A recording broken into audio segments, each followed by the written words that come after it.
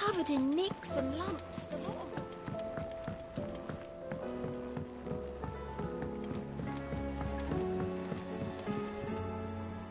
Heard the bad news then, did you? What bad news? About Dravost. Blackthorn's old haunt. With the forge and all that. Well, anyway, the mines just down the road from there are spewing out ether like no one's business. And the village? Safe from the flood for now, but they've got other problems. Akashic. Every creature in the area's either turned, or on the way to turning, apparently. Zoltan and the others are living on borrowed time.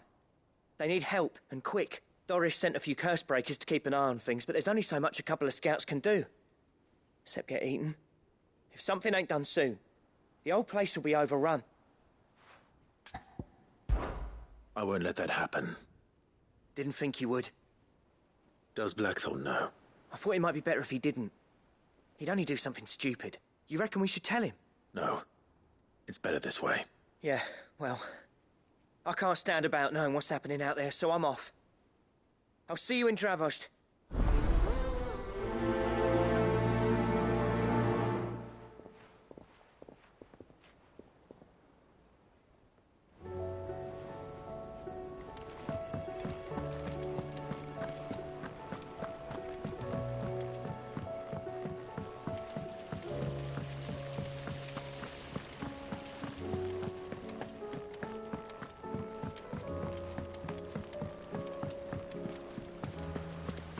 Miss, can we read Miss Editor's story for us? Canva lost?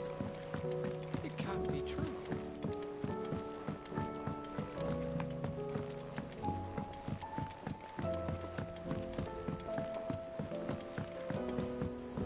Have you tried Molly's lemon tarts? Lady Karen's.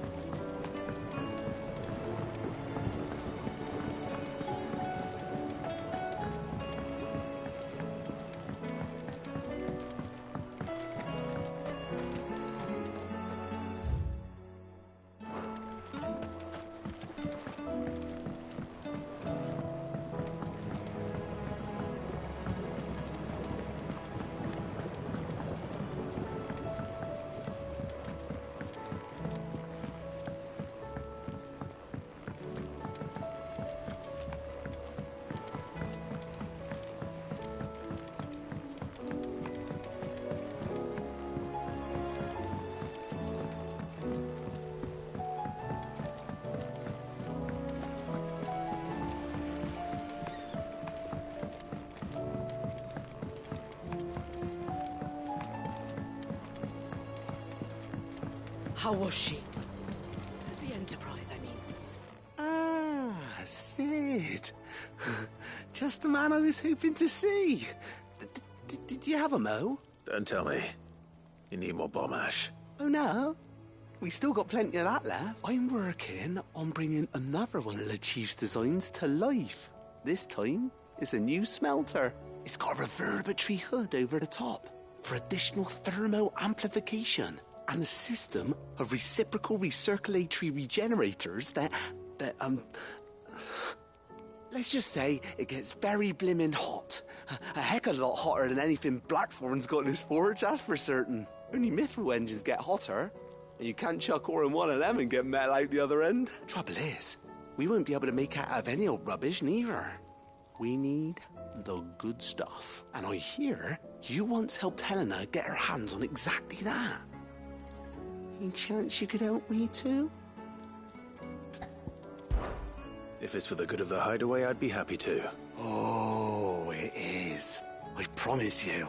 So, what exactly is this good stuff you need me to find? We've got a couple of examples here. Spherical echoes, we call them. More fallen materials.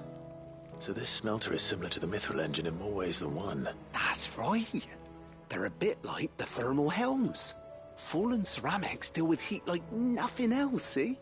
And what's more, they're directional, transferring heat from the inside to the outside. But these things, they're all outside. If we line the hood with them, they'll reflect the heat right back into the furnace. We've collected as many as we can, and I know where we can get the rest. Trouble is, they're all watched over by their bigger, uglier cousins. So you want me to visit some ruins, destroy some echoes, and bring back the spheres they're guarding. That's it in a nutshell. Yeah, we're only 3 short, mind. And we know exactly where they are. There's one up Amber Way, in that ruin that they call Lost Plume, and another in the Silent South, over in Dalmekia. Last one is in the ruins of Advent, which is in the Empire. All right then. Wish me luck. Will do. I'll be keeping all my fingers and toes crossed.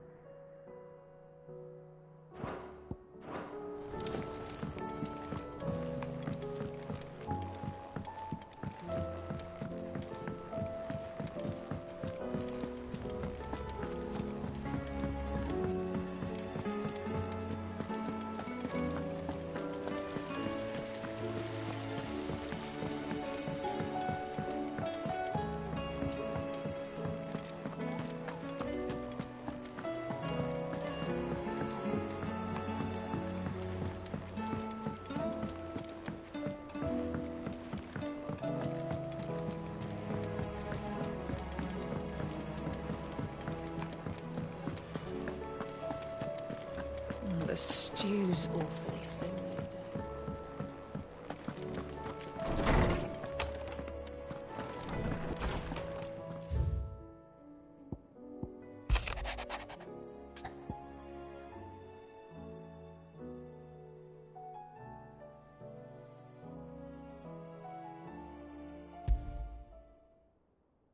There's no way of knowing if Doris will confide in me, but I can speak to her at least.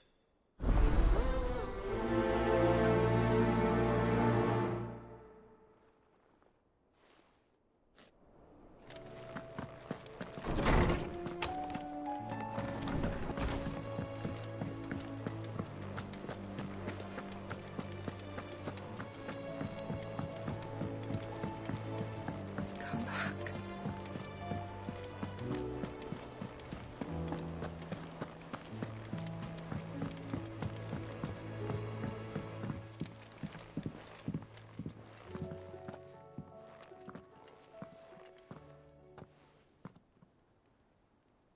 Where are you? Can I help you, Sid?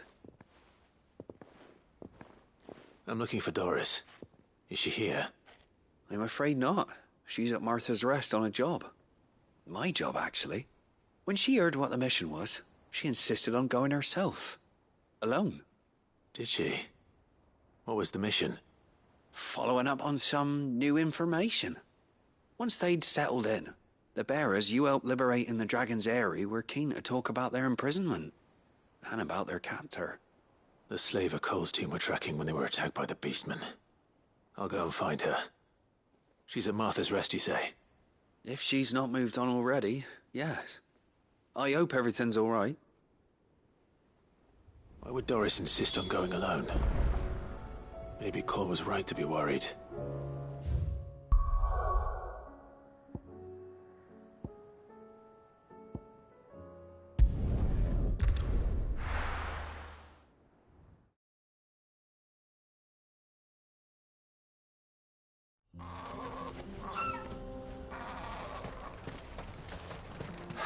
So Dravost is still standing. For now, at least.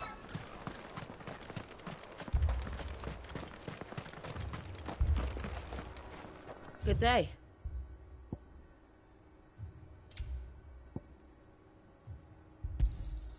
Here you are. Farewell, traveller. Clive! You're here! And the Akashic? Mostly off to the north still. But I spoke to Doris's scouts and it turns out things are worse than I thought. There's swarms of them out there. Told old Snotty to be ready to seal the north gate. That should buy us some time if we need it. Enough for the villagers to barricade themselves inside their homes at least. Well done. Welcome back, Sid. I'd never have guessed, you know. Not if August hadn't let slip. Who'd have thought that the savior of Dravost would turn out to be the realm's most infamous outlaw, Keen to help us out again? I am. Thought you could sneak off without me, did ya? Blackthorn. Oh, what are you doing here? One of the scouts couldn't keep his voice down. Unlike my best mate who didn't think I deserved to know. Zoltan, how long's it been? Long enough for us two to turn into a pair of old codgers, I see. That your idea of an apology? Prick. Don't listen to him. You only did what you thought was best. For the village and that. I did, yeah. But that ain't the whole of it. Vulcan, our master, didn't leave the chiefdom to the two of us. He left it to me. The best blacksmith in Dravost, barring himself, of course. Bloody stupid tradition, in my opinion. If someone's got talent, you should let them practice their craft, not ask them to settle petty feuds and barter for grain. Our master wasted half his life that way. I wasn't about to let that happen to me. So you wasted half of mine instead. You're what Dravost needed. Under me and my precious ideals, this place wouldn't have lasted a year. So I left to devote myself to the work and spare you lot the consequences. I may be a selfish prick, but I only did what I felt I had to. What you had to do was your duty! Even if it meant we all starved? Enough. This is no time for bickering. You can finish beating each other up once Dravost is safe. Fine. I've said my piece anyway. Yeah, so have I. Sorry, Clive. I shouldn't have stuck my nose in. We're short enough on time as it is. Still, give us a mo, would you? I need to get my head straight before any of them Akashic try to bite it off.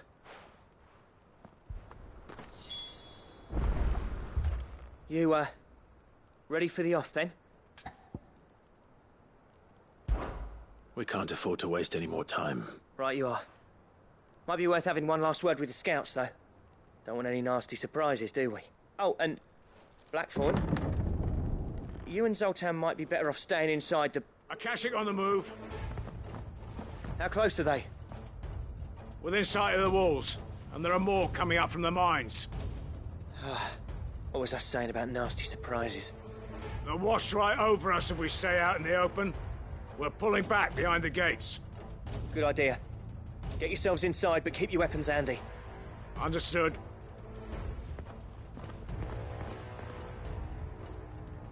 I'm prepared to fight if I have to. Well, let's hope you don't. That's our job.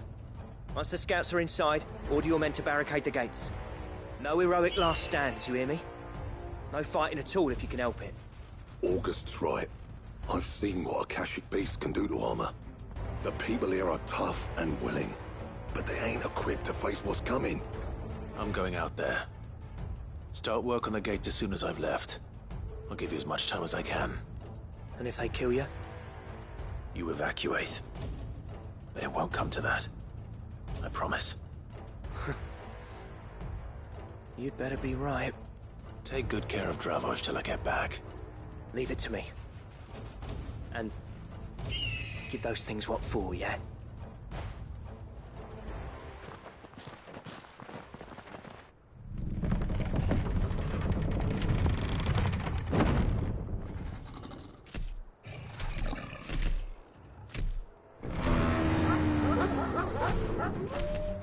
All right. Which one of you's first?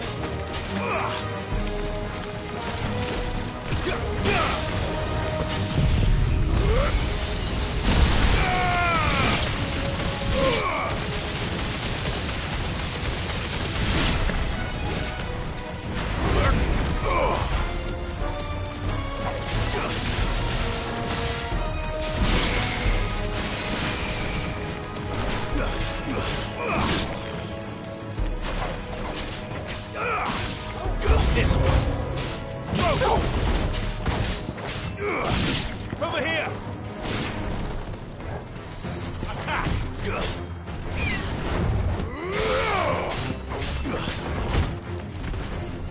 Vogel, kill!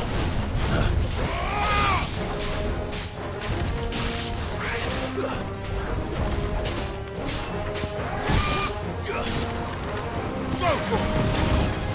Now, Vogel! Nice try.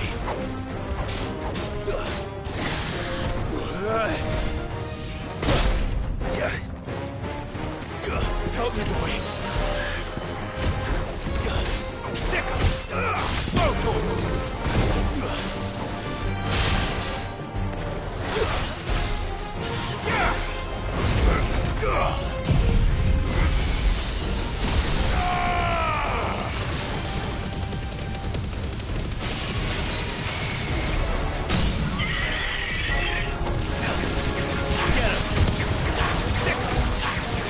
This one. Over here! Attack! Go, Vogel!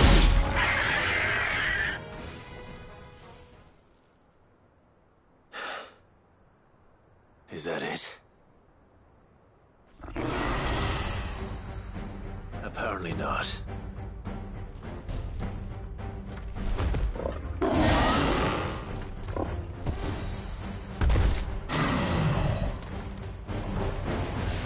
They're not getting past me.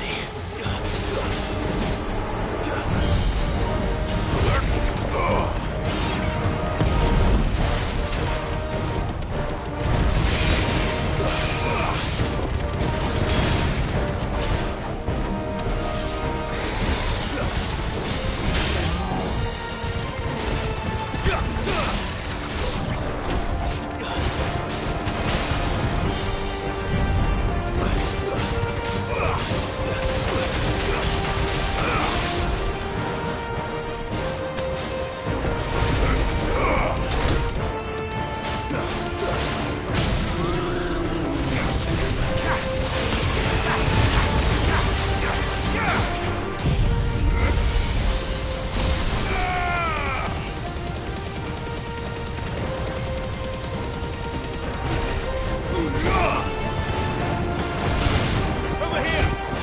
This one. Sick him!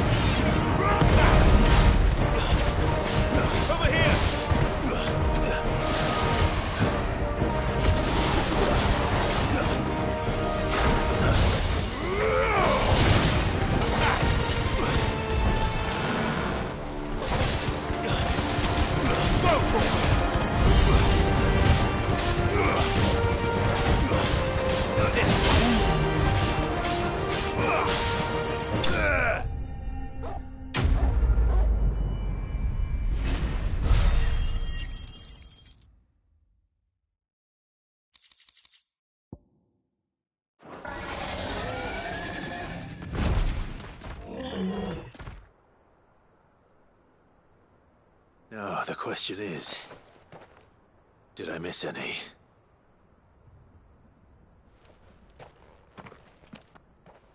Man alive! You're still in one piece! I slew as many as I could. As many as I could, he says. The old bleeding lot, more like it. Well, almost. Only almost. Yeah, one or two did try to sneak over the wall. But we got the bastards, don't you worry. Good. Though you do know, more will come in time. In time, yeah. But we can think about them later. Let's get you back inside.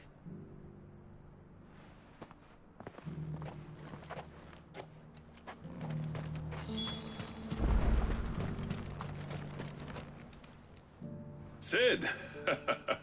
You're even more fearsome than your reputation. Enough to give those Akashic monsters nightmares. I almost felt sorry for the wretched things. But mostly, I felt grateful. Dravoged won't forget what you did today. I'm afraid I've only delayed the inevitable. There's no getting rid of that ether flood. Meaning that any living thing which stumbles into those mines will end up clawing at your walls again. And that's if the flood don't spread. If it does, well, I hate to say it, but the village's days are numbered. That may be, but we're staying just the same. With ether floods springing up all over, it's no less safe than anywhere, and more importantly, it's our home. We'll fortify the gates to the north, and I'll see that they're guarded day and night. All right. Then we'll give you a hand shoring up those defenses. As for you, Blackthorn, that's twice you've turned up when Dravos needed you. So, thanks. I shouldn't have stayed away so long. And I shouldn't have left without talking it over with you first. Too bloody right you shouldn't. Though I doubt I'd have listened. I always envied you. How you made everything look so easy when, for me, it was anything but. You leaving gave me the perfect excuse to hate you. And from that day on, I never once stopped to wonder what it would have been like if you'd stayed. But what you said earlier, it was true. You'd have been the death of this place. Finally, something we can agree on. We hope you see the sense of it eventually. You kept this place alive. Alive, perhaps. Wealthy even, but Dravoged isn't what it once was. Our work used to be the pride of Dhalmekia. Now, we churn out the same rubbish day after day because it's easy and turns a profit. It's not about the craft anymore. I wouldn't send my sons to war wearing the shit most of our smiths are making. I've kept working, honing my skills, trying to lead by example, but no one sees the point. The average castle apprentice has as much passion for the craft as our current lot. Come back to us, Blackthorn. Remind Dravoged what a true master blacksmith looks like. I'll even man those bellows of yours if it means we can work at the same forge again. That's a kind offer. Kinder than I deserve. And I wish I could accept, but I'm needed elsewhere. There's people who trust their lives to my steel, and I daren't let them down. Fair enough. But that doesn't mean I couldn't visit from time to time. Let's see if we can't rekindle this town's passion for the craft, shall we? I'd like that. Just be sure to tell Snotty to let me in the next time I come calling, yeah? Knowing him, he'd let you in anyway. Blackthorn. The Master Smith turned outlaw. Back in my good graces. I never thought I'd see the day.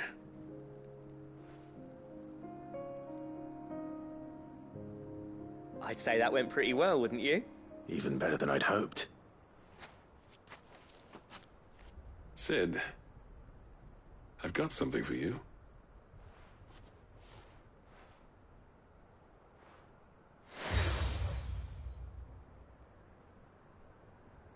And this is? A token of our lasting gratitude. But I'm of a mind to make you a far grander gift. Designs for a certain sword have been passed down from chief to chief for generations. Now hold on, Zoltan. There's a reason no one's made that blade in centuries. There's not been a craftsman equal to the task. I'll admit your cinders make impressive steel, and I've learned to hone an edge Odin will be proud of. But the engravings on that thing are enough to make a jeweler cry. And they're not just for show, either. Have you forgotten what brought you back to Dravojd in the first place? A certain ring? I knew I'd never surpass you with a hammer and tongs. So I turned my hand to a different kind of metalwork between the two of us. I'd say we're the equal of any master craftsman ever to have graced a forge.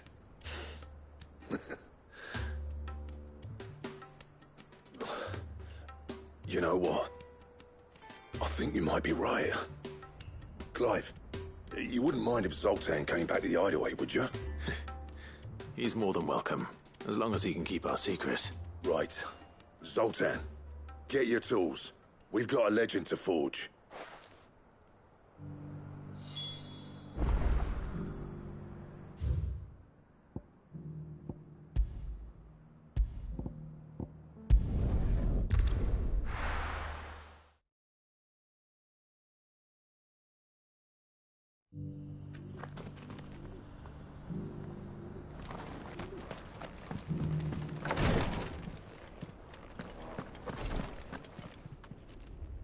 Lord Rosfield, is there aught the Undying might assist you with this day? Perhaps. My brother said that your order was helping him with his quest to uncover Ultima's origins. Have you learned anything of note since last we spoke? Little and less, I regret to report. I see. Be assured, however, that we will not rest until the truth is known. Even now, our archaeologians scour ruins in every corner of the realm for traces of Ultima's touch. Fallen ruins, I take it. Dating back as far as Phoenix Gate. Indeed. Ultima's thralls are oft sighted among the remnants of the fallen civilization, as if protecting the secrets concealed within. Secrets we'd see unearthed. Should our methods be of interest, my lord, mayhap it would please you to observe some of our number at work. Would that be possible? Of course. A survey is being conducted not far from here. Perchance you are familiar with Kretov, a small hamlet built around a fallen airship. I was due to visit my colleagues there to collect their preliminary findings, but if you would consent to do so in my stead, I'm sure that they would be honored to relate any discoveries they have made to you directly. All right. I'll go and meet with them. They will be most gratified, I am sure.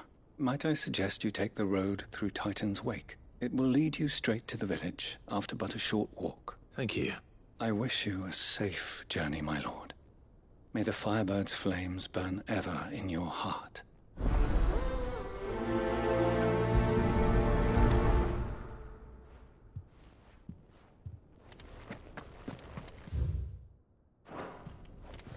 A village built around an airship. Sounds like another lost wing. I hope the inhabitants...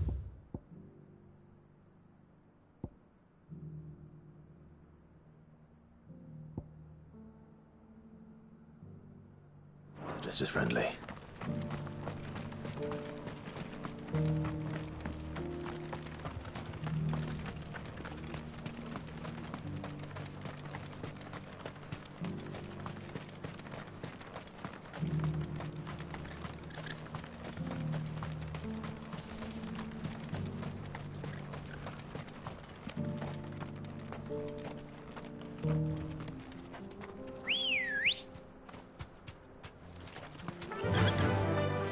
Run like the wind.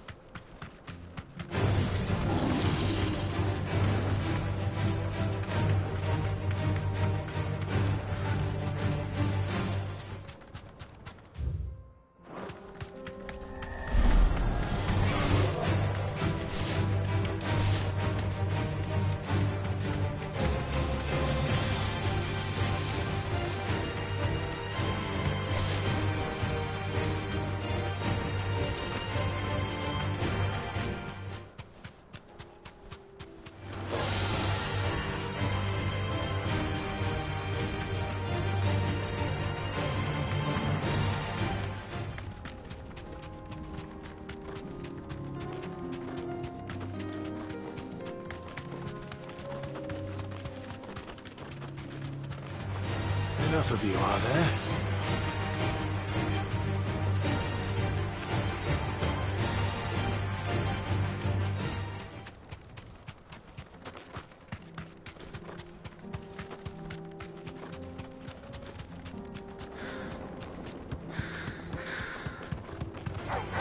All right.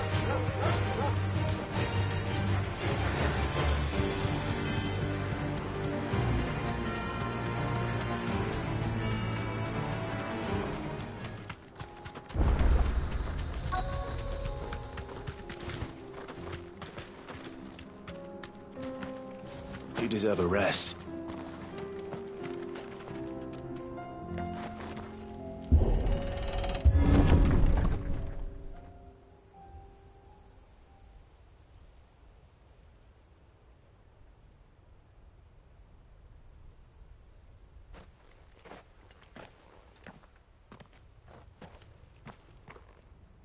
Oh no.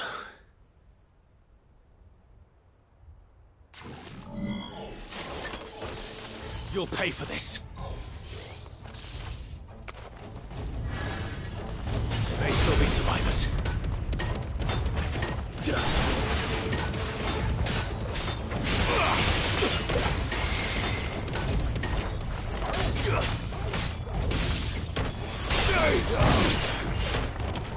Garuda!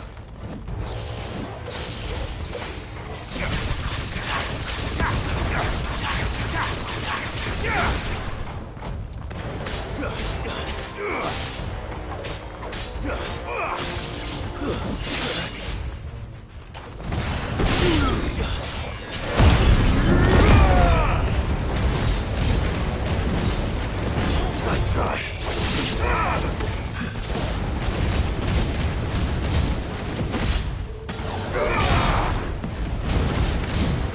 Help me, boy.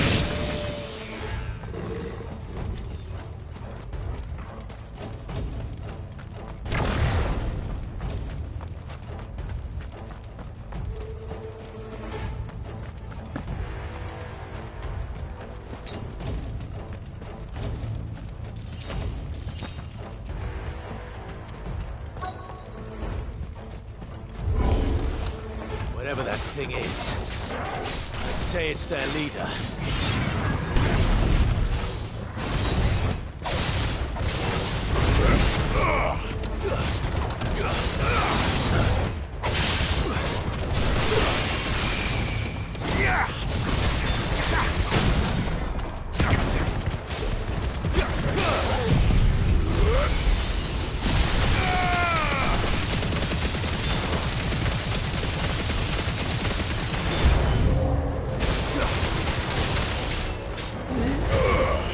This one. Nice try. Too slow. Nice try.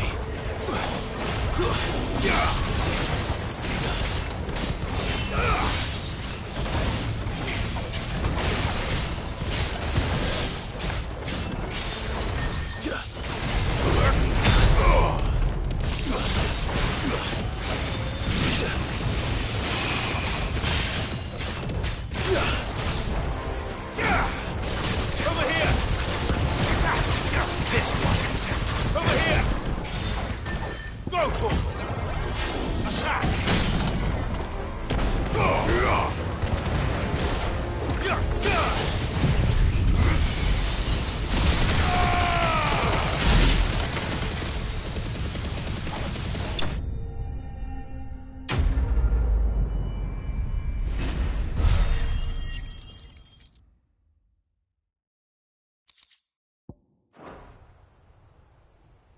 Should have stayed in the past. These must be Cyril's colleagues. You have our thanks, stranger. Who are you? Ah, forgive me, my lord. I did not recognize you. You are Lord Rosfield, are you not? We are archaeologians tasked with surveying this site. When the echoes appeared, our brothers here occupied their attentions. Thanks to them, and to you, we were, for a mercy, able to see our duty to its conclusion. You call that a mercy? Your brothers might still be alive if you put their safety before your duty. Surely this survey wasn't worth dying for. We are charged with uncovering Ultima's origins, a duty of the highest import, as I'm sure you will agree. And you think your dead brothers would agree with you too? I know they would. They gave their lives for the cause, an honor to which all Undying aspire. Now, to what do we owe the honor of your presence, Lord Marquis? Cyril told me of your work here, and I agreed to collect your findings in his stead. I see. That is most kind. Pray, take them then, with our humble thanks. May the Firebird's flame burn ever in your heart, as it does in ours.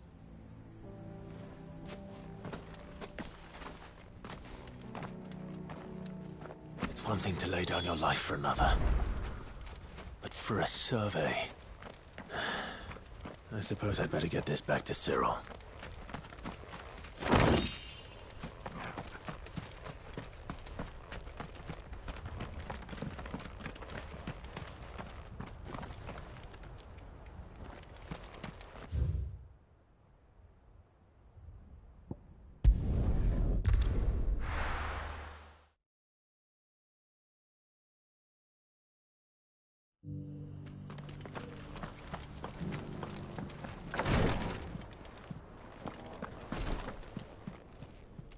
Ah, you are returned, my lord.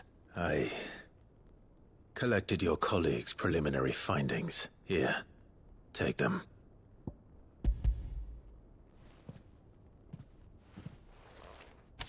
My thanks. I shall study them, and inform you forthwith if I discover aught that might aid you in your fight against Ultima. Cyril, your survey party suffered several losses in Kretov. Losses which could have been avoided, had the others not chosen to complete their work, instead of saving their friends. Were these your orders? No. This was their choice. Every Undying devotes his life to the service of the Phoenix. It is our sole duty, and should we die in discharging it, so be it. Even when death is avoidable.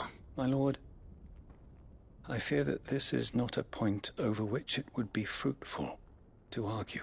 The Undying have served the Phoenix for countless generations, and your opinion of our methods, however earnest, is not like to change them.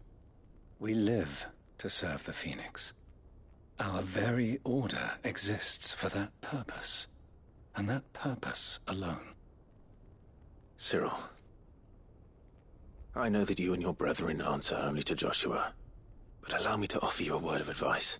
It does not further the cause of the Phoenix to have his loyal followers surrender their lives without good reason. Provide your survey parties with an escort, that they might live to do their duty for years to come.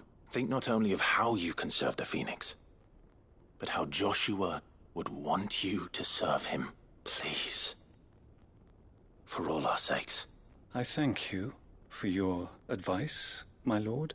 If you will permit me to respond. Our faith in his grace, Joshua Rosfield, is absolute, and we of the Undying will do what we believe is right to fulfill our duty unto him as first shield to the Phoenix. I am sure you understand what it means to do one's duty. I do. Then we are of the same mind, and it is my hope that we may continue to do our duty together.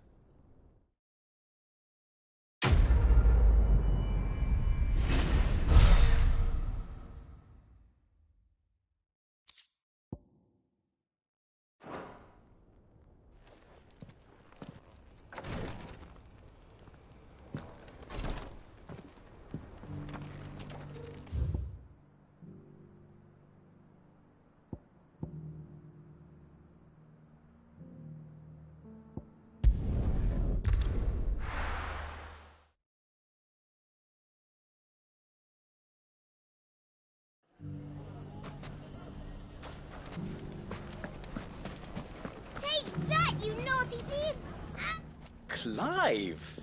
To what do I owe the pleasure? I just wanted to see how the town's been faring since you brought everyone together. Since we brought everyone together, all is absolutely wonderful. Conrad and Natalie's hands remain safely away from each other's throats and firmly at the helm. Our stores are full, and the bandits still too disorganized to raid them, just as the good Lady Jane and Lord Underhill intended. Are you a lord? Lubor's going to be one too. They're going to make him the Lord of Dalimil, because of how he stopped all the grown-ups from fighting. It's the mayor of Dalimil, dear child, and the vote hasn't taken place just yet. But if the people wish me to lead them, I shall. And my first act will be to build a school so that menaces like you two learn not to interrupt your elders. Speaking of menaces, there may be a rather worrying one just over the horizon. May there indeed.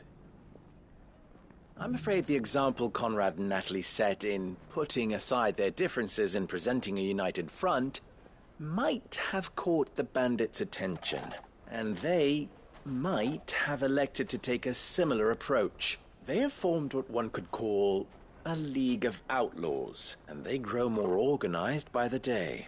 We'll fight them all off just like last time, no matter how many of them there are. Won't we, Lubor? Of course we will.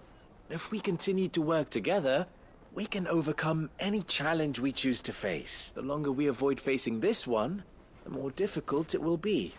Until the only way to overcome it might be to run for the hills. Our best hope is to nip these efforts at organization in the bud by finding those ne'er-do-wells who have yet to join the cause and ensuring that they never do. Perhaps a certain Lord Underhill might be willing to lend us his aid once more? How could I refuse? Thank you, my lord. Victor will fill you in on the particulars. I have him stationed by the desert gate, receiving and collating reports from my scouts. Such an amenable soul. He reminds me of you. I'll go and speak with him.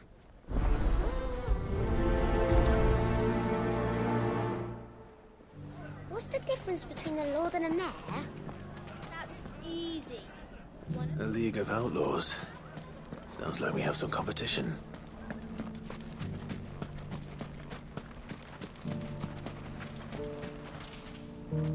Still in Dalimil, Victor? Ah, Sid. I thought you'd have returned to Cosnis by now. I did. Then I came back. I've developed something of a fondness for the place, and having worked so hard to see it saved from one fate, it would seem remiss to abandon it to another. A sentiment Master Lubor certainly isn't shy about exploiting. Hence my doing his bidding yet again. You're not the only one. What does he want you to do? He asked for my aid in putting down the bandits, and he said that you might be able to help me find them. Then you've come at just the right time. I was on my way to speak with Conrad about how to organize our forces. There are more camps in the vicinity than we can safely strike at once. But we must strike together, and we must strike soon, at as many camps as we can. We can't give this league of theirs time to rally its forces. All right. Which camp shall I take? There's one upriver. Just out there, across the dunes. Leave it with me.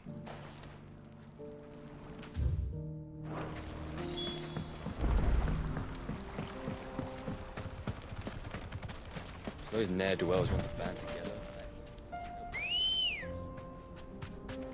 Come on. Yeah!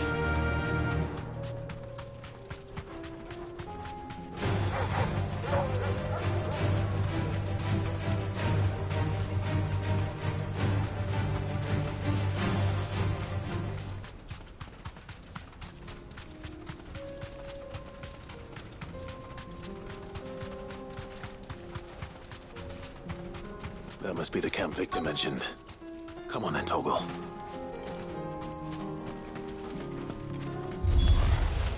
That's him! The one who killed Locke and Fingers! Take his head off!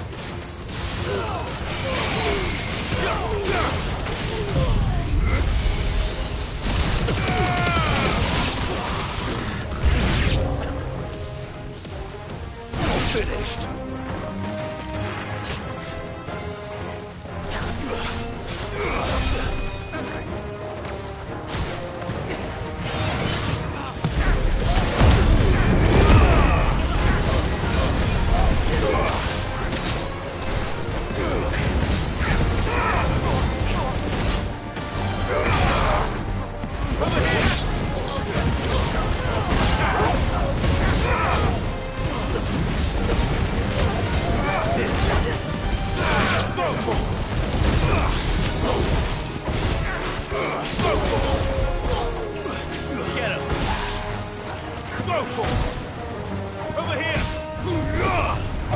This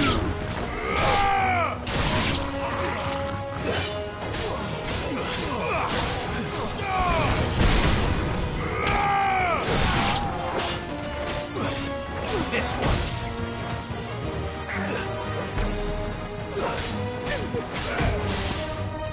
All yours, Tog.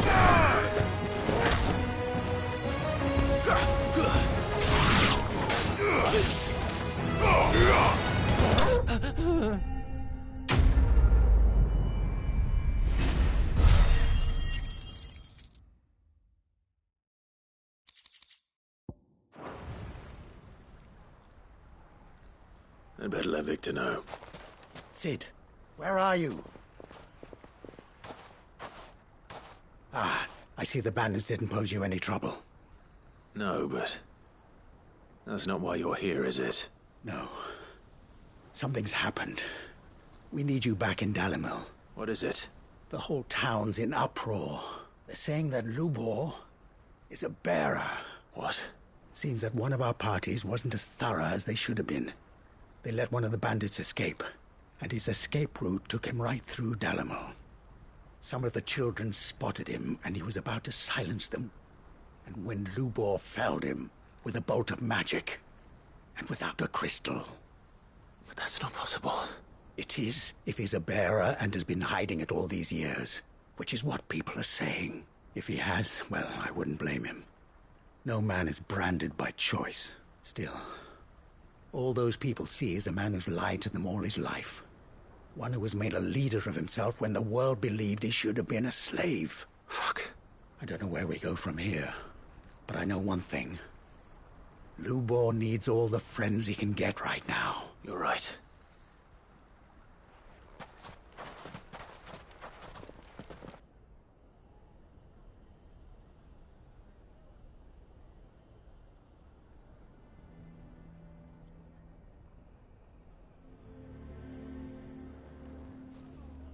And now everyone knows.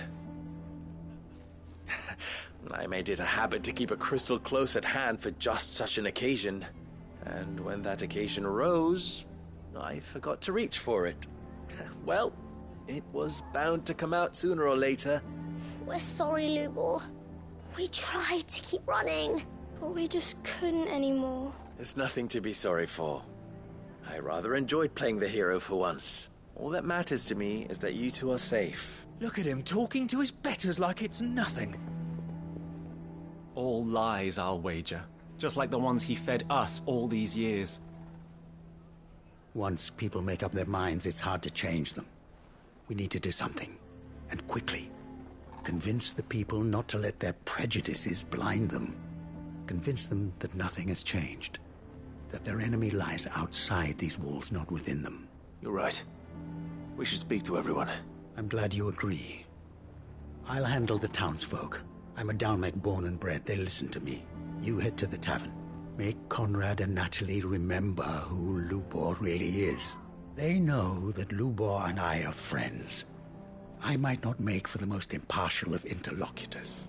Lord Underhill of Randalar's League of Merchants, however, is a trusted and impartial mediator of note. I'll do what I can.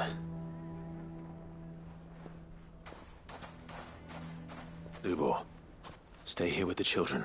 I can't promise anything, but we'll try. And that is all I can ask of you.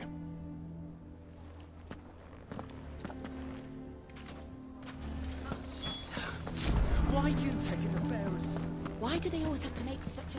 I knew all along that he was playing us for fools. And we fell for it. We followed him. A bearer.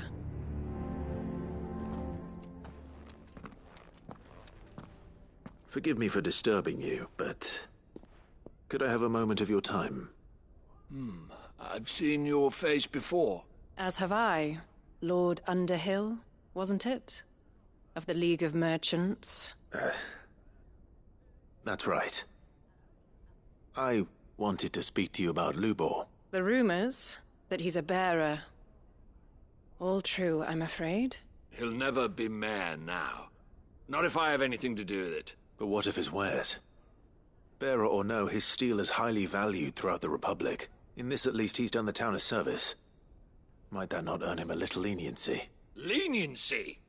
He pretended to be one of us when he was laughing behind our backs all the while. I'm sorry, my lord, but he lied to us. He lied to you. He cannot be trusted. So what do you propose? Will you drive him from his home? Close his forge? Perhaps. That is a question for the people of Dalimil, and they will thank you not to get involved.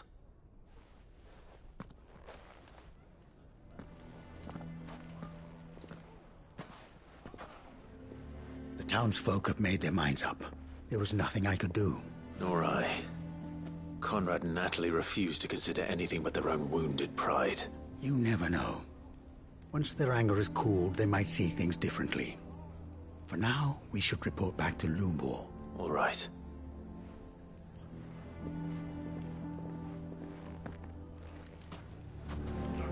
Why the hell would Victor take the bearer's side? I assume the situation is hopeless? There's still hope.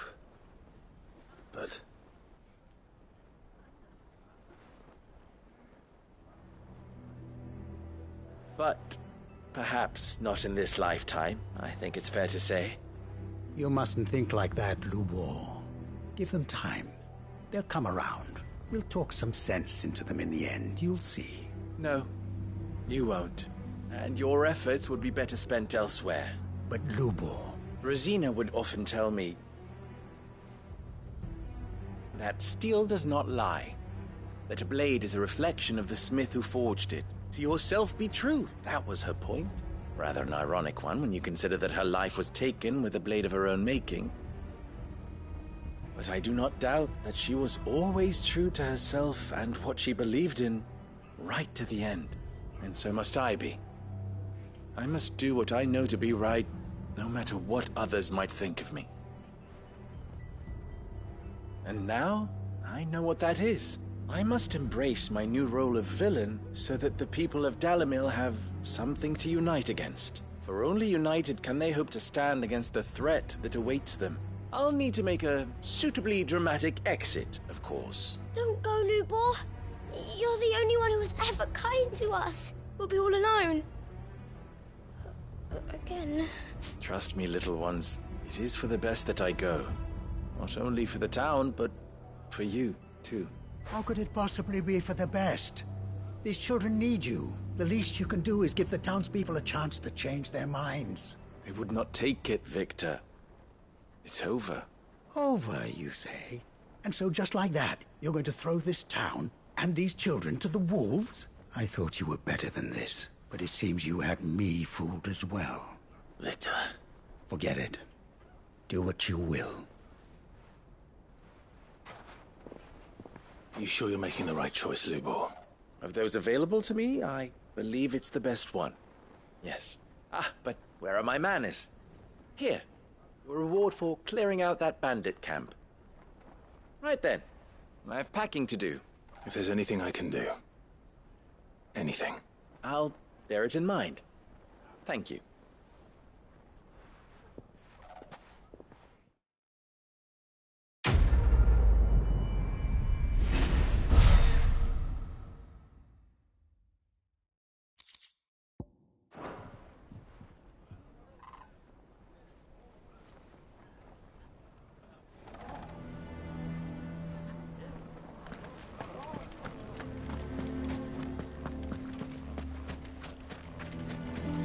None of the stalls were plundered this time, thanks be to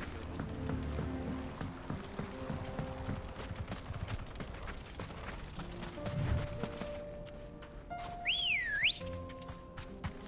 Ready, go? Fly, Ambrosia!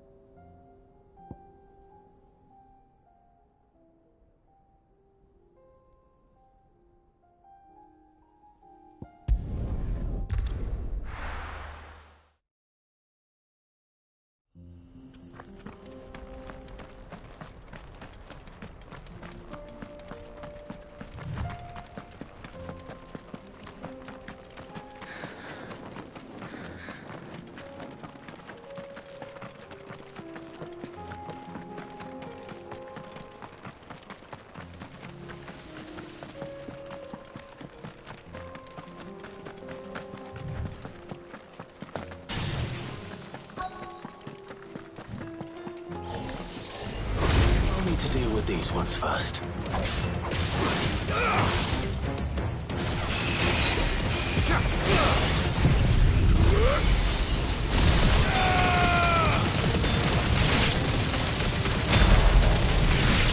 It's over.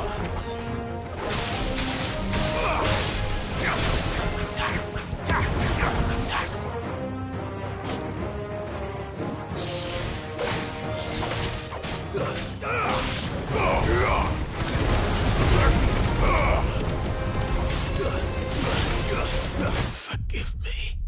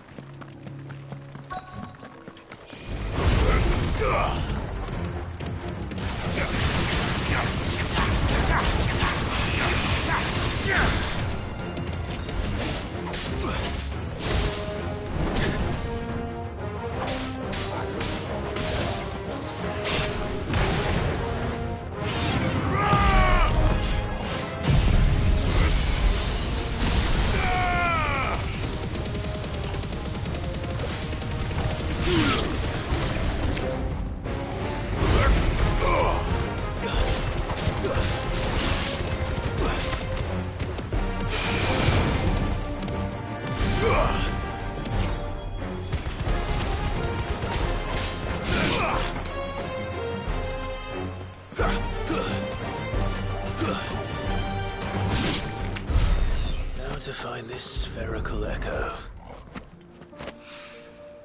This is it.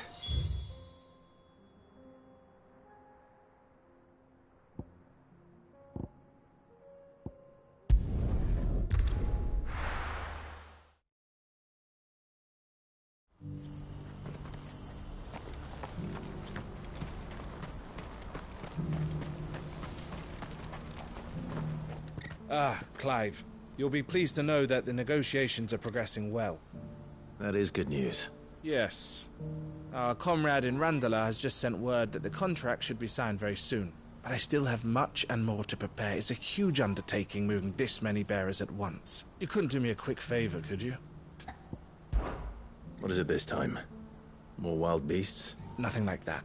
I just need you to go over to the caravans and ask El how long we have until the bearers arrive. Find out exactly how much faster I need to get all these supplies moved. All right. I'll go and ask. Thanks, Clive. I owe you one.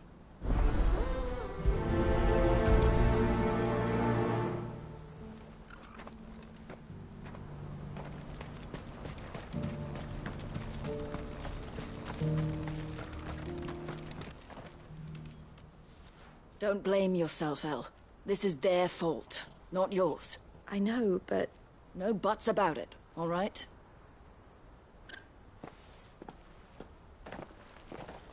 Is something wrong? Vonnie came to give me a message from our intermediary. The talks with the Republican army have fallen through. They've reached an agreement with the Silver Peak Consortium instead.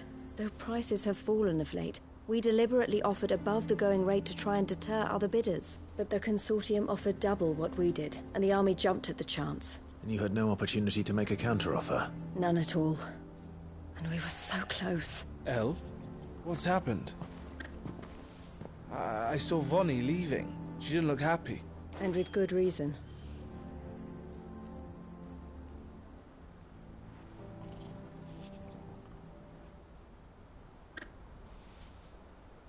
But I thought we were the only ones the Fist were speaking to about the bearers. How did the Consortium even find out about this? It's not so surprising.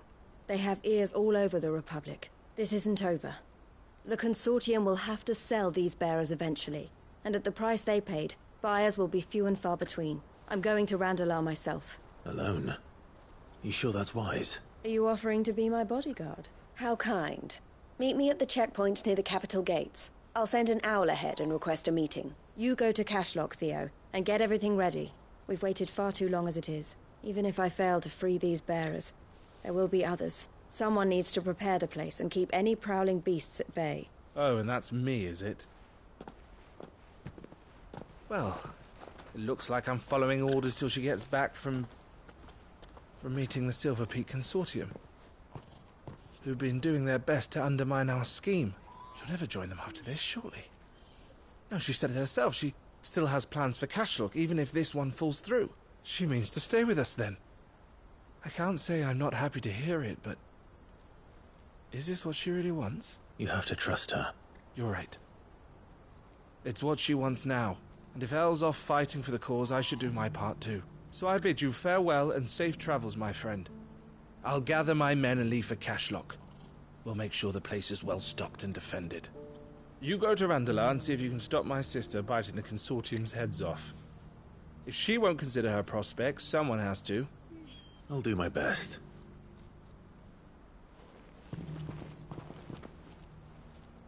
All right. To Randalar, then.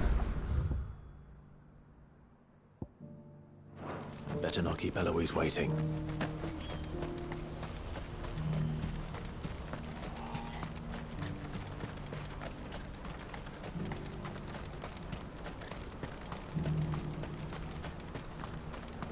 I wouldn't give. Looks like this is the end of the road for us. When are they gonna let us through?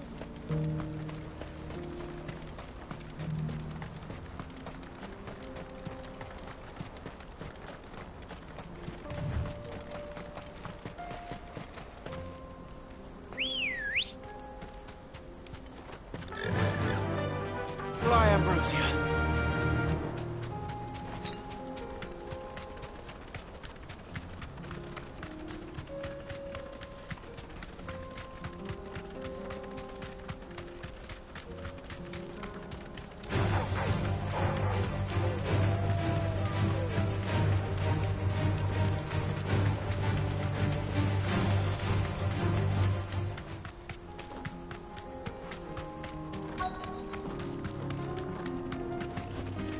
Straight home now. I hope I didn't keep you waiting. Did you arrange to speak with the Consortium? Here they are now. You wish to consult with me? I did. It's about the bearers you recently purchased from the Fist. We had all but finished making arrangements to buy them ourselves, and then you stepped into the fray. You misunderstand. The Consortium had an interest in purchasing them from the very first. It was only our regard for you that kept us from bidding. But your hesitancy in accepting our offer to you suggested that the regard was not mutual. And so we resumed our business. I did not hesitate. I am simply not inclined to make such decisions without first giving them due consideration. But what is done is done. Come then. How much do you want for them? Alas, you are too late yet again. We rarely take on such unconventional merchandise without a purchaser in mind. The bearers belong to him now. Who is your buyer? A trader from across the water. A most demanding fellow, if it's any consolation. He insisted the bearers be fed, dressed, even given their own bunks for the voyage over. That's what you get when you deal with continental types. I wouldn't know. Oh yes, the culture on the continent is quite different to ours. They pay good money for bearers not fit for the knacker's yard, and treat them like kings. But as long as they pay... That does sound unusual. No matter then. If they've already left our shores, there's little that can be done. Allow me to withdraw my interest. And with it, my interest in joining your organization. My associates will be sorry to hear that.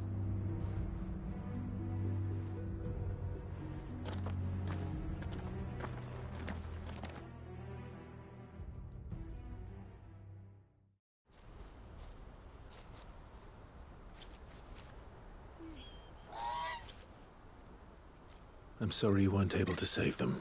As am I. But I only have myself to blame. He was right, you see. The Silver Peak Consortium did intend to buy those bearers before I did. Their representative hinted at a possible purchase when he came to recruit me. I feigned interest in joining them in the hope he might be encouraged to tell me more.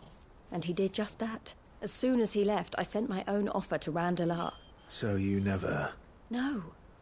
I entertained the Consortium's proposal solely so I could learn more about those bearers. But I was a fool to think they wouldn't find out. I knew exactly who I was dealing with. You tried? I did.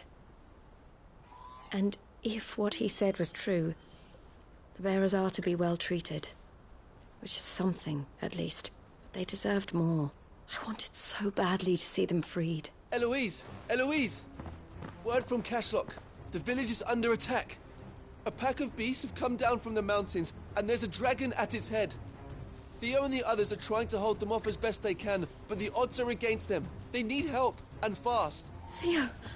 I'll go on ahead. Thank you, Clive. I'll gather some men and join you there. Just... make sure he's safe.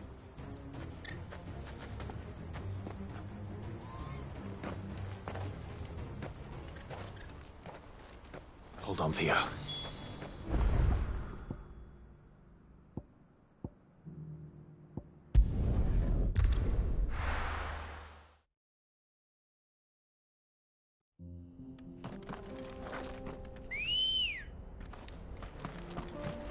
Ready, go? Yeah!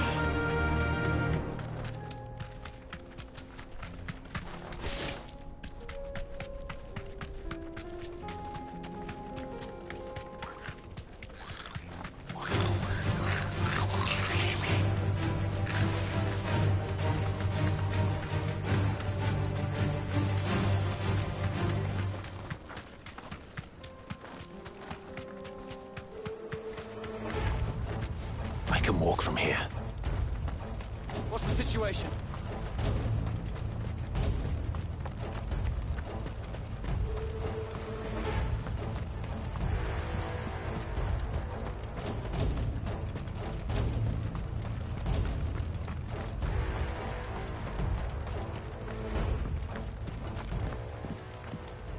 Where's Theodore?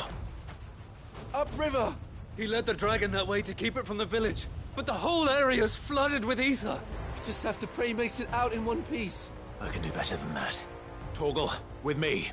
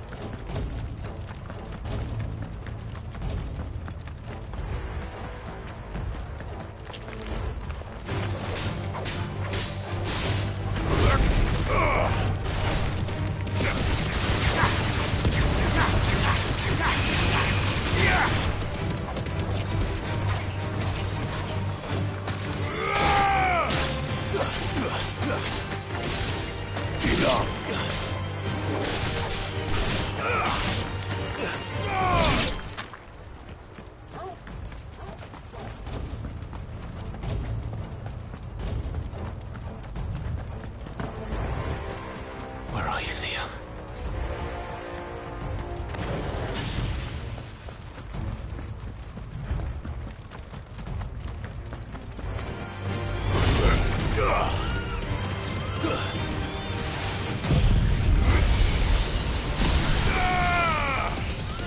It's over!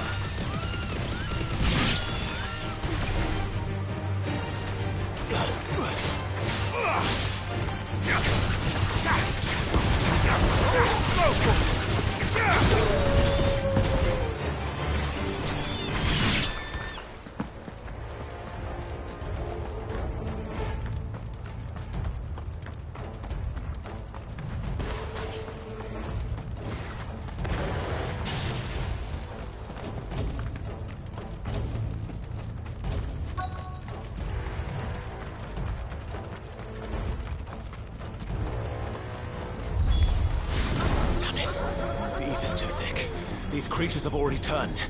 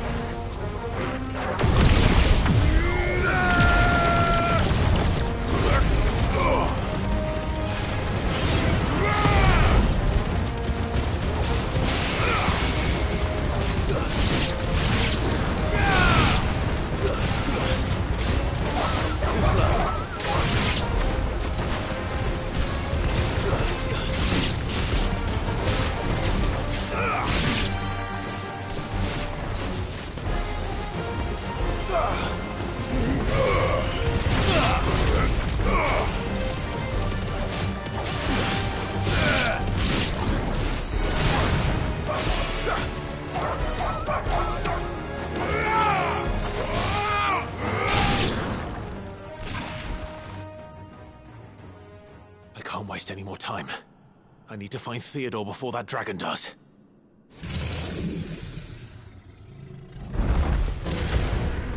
Looks like it's found me.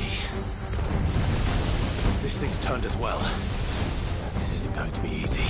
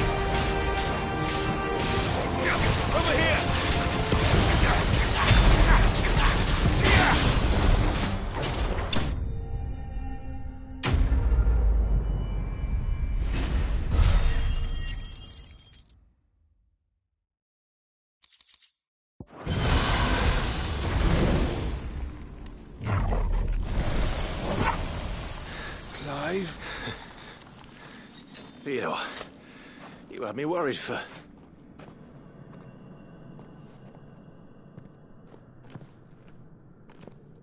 We have to get you out of here.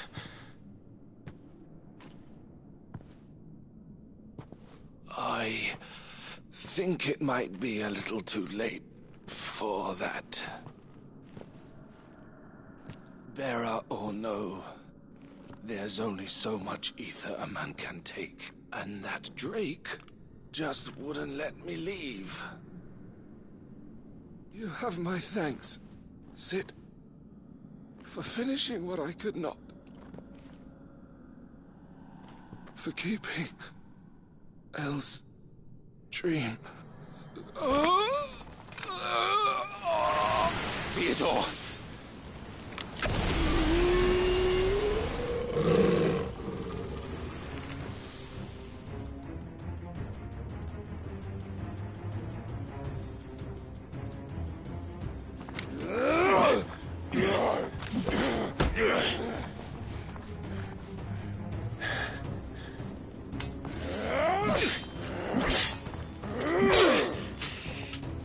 Don't make me do this.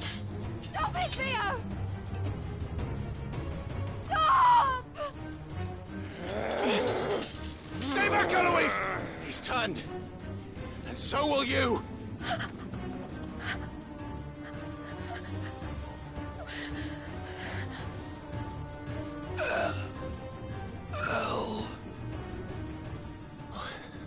Theodore.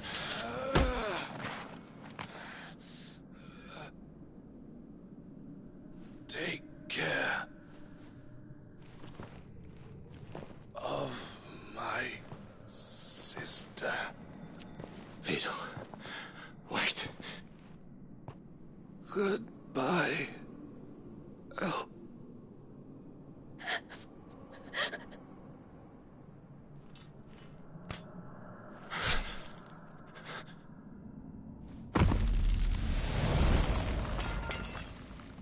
No! Theo! Theo!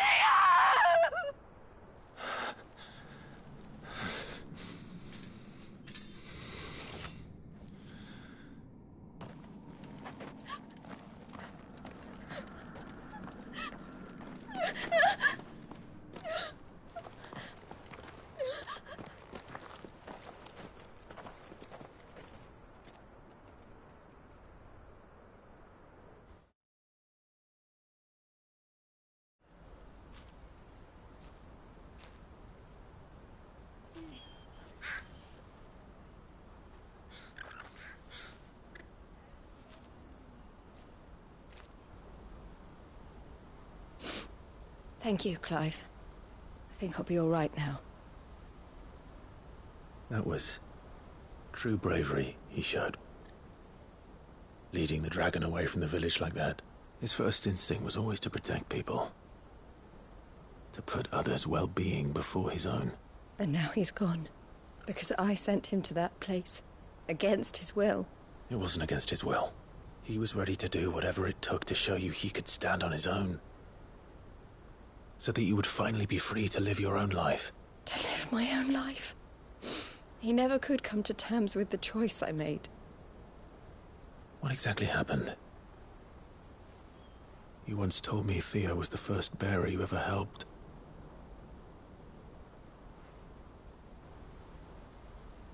We grew up in Canva. We were born to one of the great trading houses. And I was chosen to inherit the family business. I had my father's head for figures, you see. Theo did not. While I studied the art of commerce, he played at soldiers instead. A late bloomer. In more ways than one.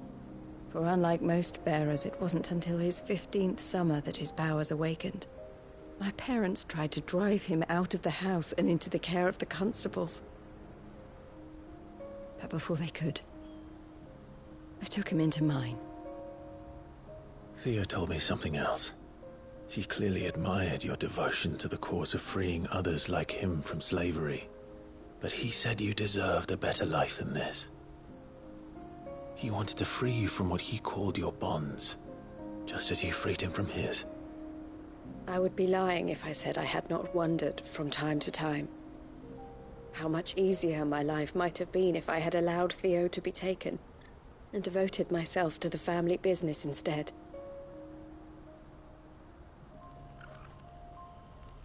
But I have never regretted the decision I made. Being with my brother meant more to me than tradition or reputation.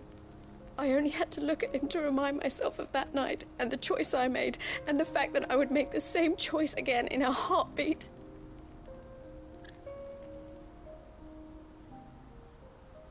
He was never a burden. How could he even think that? If anything, I was the one who weighed him down. You weren't, Eloise.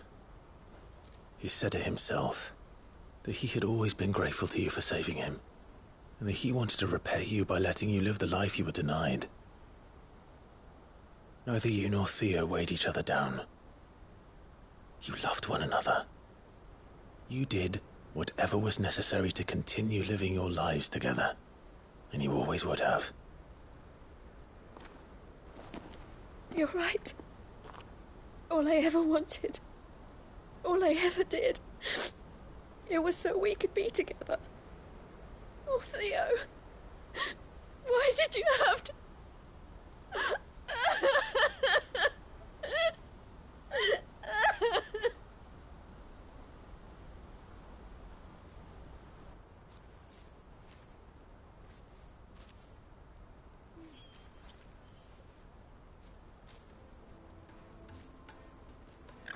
I know Theo wanted me to move on, but I'm staying here at the Crimson Caravans to continue our work.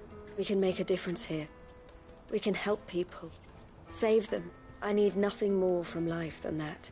So I'll carry on doing what we do, ensuring that goods, people, bearers get where they need to be, bringing smiles to people's faces, just like we always have. And to Theo's, wherever he is.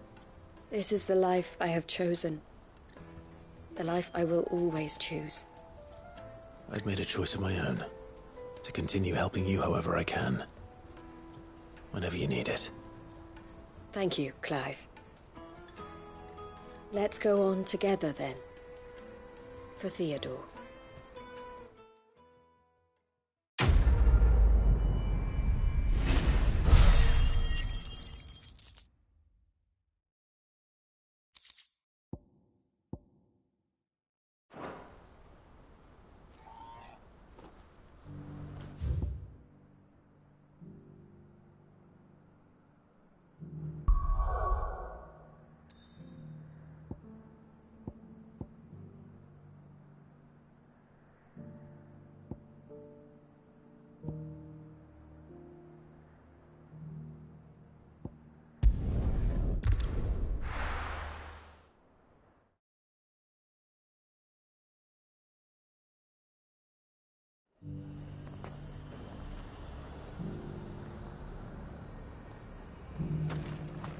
Nothing like a little unrest.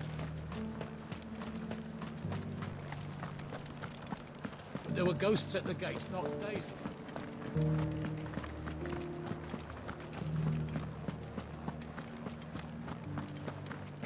Those things I said before.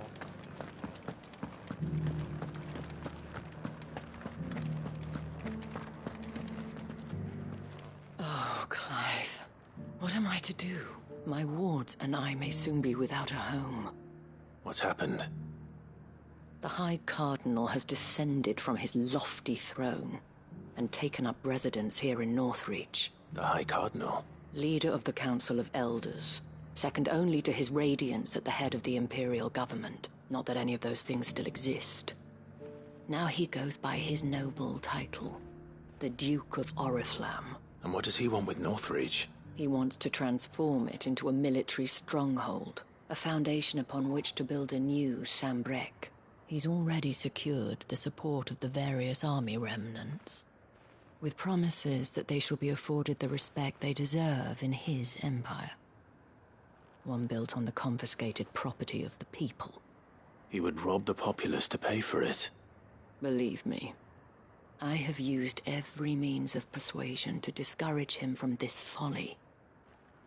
But for whatever reason, he will not listen to me. What does Captain Philippe make of this? When the town was under attack, it was him the soldiers rallied around. Couldn't he use that influence again? How? By speaking out against one of the most powerful men in Sambrec. A man whose stated aim is to revive the empire Philippe's comrades swore to serve, and to improve the soldiers' lot within it. The captain can offer them a regular supply of gruel, and an occasional trip to the Vale to help them forget the terrors they face each day. The Duke offers them a vision of strength and safety. No. Any attempt to incite mutiny would cost Philippe the support of his men. If it did not cost him his life. But given the mood around town, mutiny may yet be unavoidable. The people have little appetite for further deprivation. Least of all when it serves only to elevate others. Who could blame them? Clive, would you appeal to the Duke on my behalf for your services to Northreach? You have the respect of the soldiers, and they will take you to His Eminence if you ask them. And unlike Philippe, no bonds of loyalty prevent you from speaking your mind to the man. Well, will you try? You could hardly fare any worse than I did. I'll see what I can do. Thank you, Clive. Tell me then, where will I find this Duke of Oriflamme? In the garrison? Overseeing the troops, yes. All right. Wish me luck.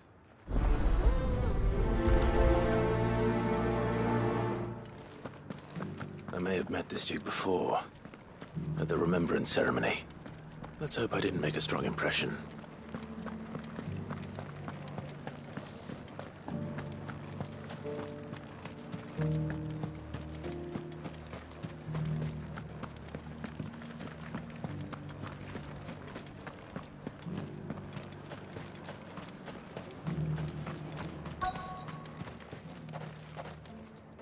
Halt!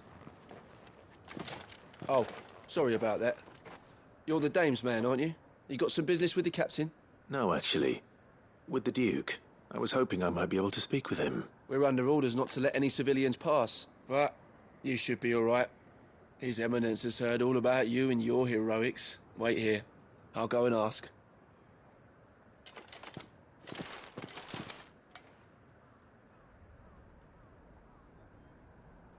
So, you are the sellsword who lent his aid to the garrison. The Empire owes you a debt, and I shall see it repaid. But tell me, is it wealth that you seek, or favor? Neither, Your Eminence. I thought only to inquire about your plan to turn Northreach into a stronghold. Ah, I see. You are worried the expanded garrison will render your services redundant. Yet you needn't be. A proud fighting man like yourself shall always have a place here. Pride of place, in fact. For too long has the contribution of the noble soldier been under-reckoned. But no more. For it is they who shall see the Holy Empire rebuilt, beginning right here in Northreach. Why here, Your Eminence? The town has been fortunate enough to escape largely unscathed from the recent troubles. Her defenses are sound, and her garrison well prepared. Which is more than can be said for Oriflamme or Twinside. The Empire wants for a capital, and I believe Northreach to be the perfect place. With Caer Norvent as her citadel. Once we have seen to the refortification of both the town and the castle, we need only build a wall around both to create a city that would be the envy of the twins. Plans are already underway for the construction. Soon enough, these thralls shall learn that they are no match for the might of Sanbreque. I fear you underestimate how dangerous these creatures are, Your Eminence. Should they return in force, you will need all the people of Northreach to come together in defense of the town. Something they may be loath to do if they've been deprived of their worldly goods. The people will do as their leaders command. If Sanbreque is to be rebuilt, she will require a functioning government. One whose authority is beyond question. That is why this levy is necessary, so that any man who wishes to join the army might do so and be fed, outfitted, and paid as befits a defender of the Empire. And yet there are those who persist in peddling the treasonous lie that I seek to steal from the people and drive them from their homes. I suspect they're afraid of losing what little they have left. Precisely. The common folk have little and less, and you mean to deprive them of even that. You would sow the seeds of your new empire in your own salted earth. Sabine, we have discussed this. Yes, and I told you then how putting the empire before her citizens would lead only to revolt. Without an empire, there are no citizens. And in yours, there will be only beggars. Is that what Griga wills for her people? Do not take her name in vain, Sabine. I'll come back later. The citizens revolt. I wonder what the people really think of the Duke's plan. It wouldn't hurt to ask them, I suppose. Let's begin with those on the other side of the wall.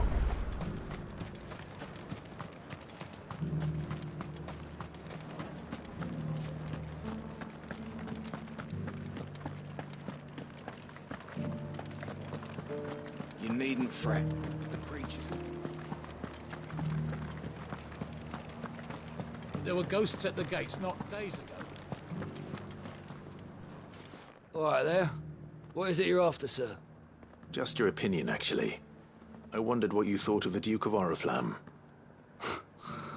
Oh, him. Not much. None of us traders do. It's thanks to nobles like him that we had to set up shop this side of the wall in the first place. Couldn't have the rabble getting any closer to the holy capital, could they? And now he's trying to drive us out completely, threatening to take everything we got from us if we don't clear off. If the dame said she wanted him run out of town, I'd be straight through that checkpoint, tar bucket in hand.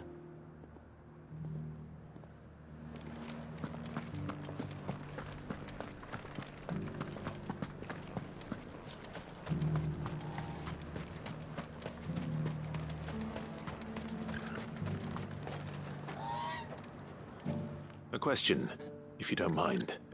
What do you think of the Duke of Oriflamme? Don't get me started. You build a life for yourself somewhere, earning for some noble to turn up and tell you got to hand it all over to him. If he thinks his name and his chains give him the right to empty our purses, he's in for a rude awakening. We'll do whatever it takes to keep what's ours. Whatever it takes.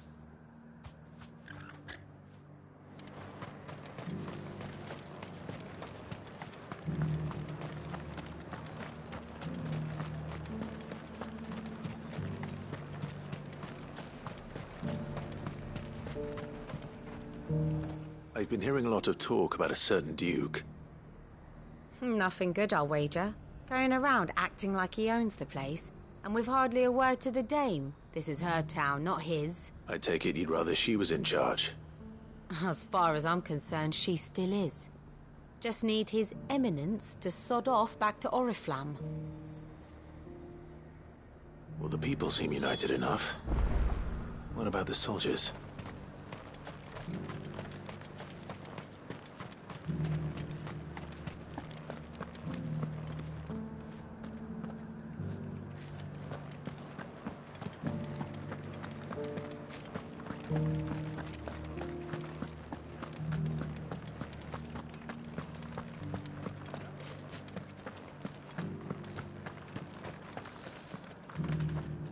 Excuse me, do you have a moment? I wondered if you'd mind sharing your thoughts on the Duke of Oriflamme. Well, he's made a lot of enemies coming in the way he did. I mean, look around us. You can see the state the realm's in. The traders might not like having the screws put on them, but if they volunteered a few more of their hard-earned gil before things got bad, maybe they wouldn't have to. I think the Duke's got a point when he says rebuilding the Empire's the best way of making sure we're all protected. And if that means people who don't know one end of a sword from another have to make way for those who do, well, that's just how it goes.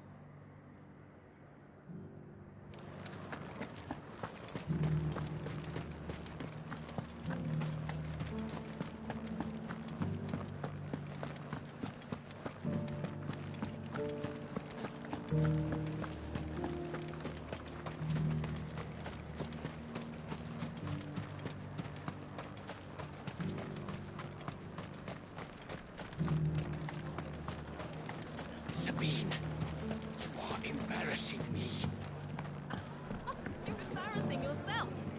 I hear the Duke of Oriflamme plans to turn this town into some sort of fortress. Do you think that's a good idea? It's not for me to say. All I know is that unless the Emperor orders me otherwise, His Eminence's word is law. Look, no one likes all these taxes and tariffs, but empires don't come for free. Once Sanbreque is back on her feet, we'll all reap the benefits.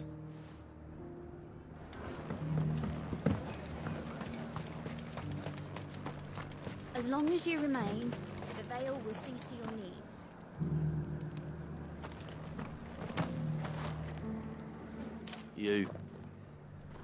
You're the one who was talking to His Eminence. On the Dame's behalf, yes.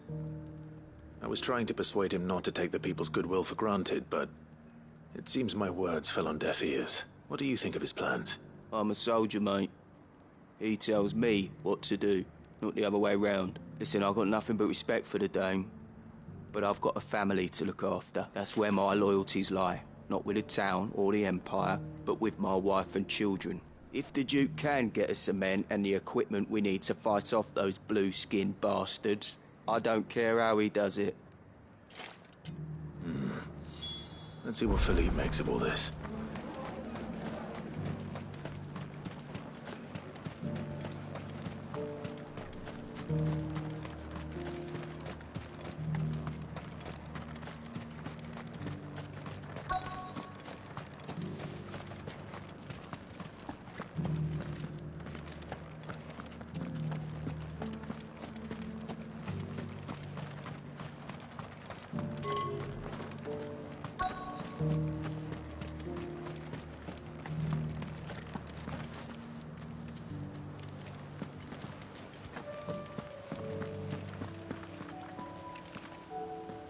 Captain, do you have a moment? For you? Certainly. Clive, wasn't it? Thank you for last time. How can I help you? I wanted to ask you about the Duke of Oriflamme. Do you intend to go along with his plan? But to tell you the truth, I'm in two minds. It's my sworn duty as a captain of the Imperial Army to obey his orders. But I can't say I agree with him. Philippe, I remember you saying that you became a soldier to protect the people you loved.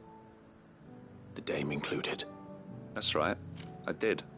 Well, she doesn't agree with the Duke's orders either. She thinks they could tear Northreach apart.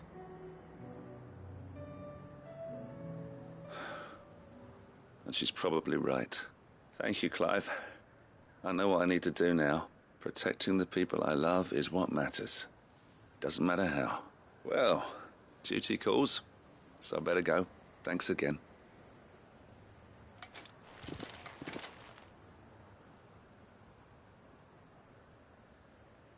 It seems Philippe wants to do the right thing at least.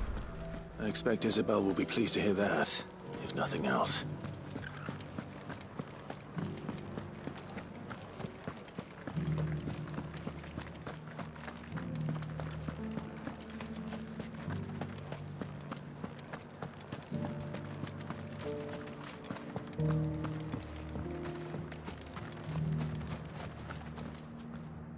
Ah, Clive.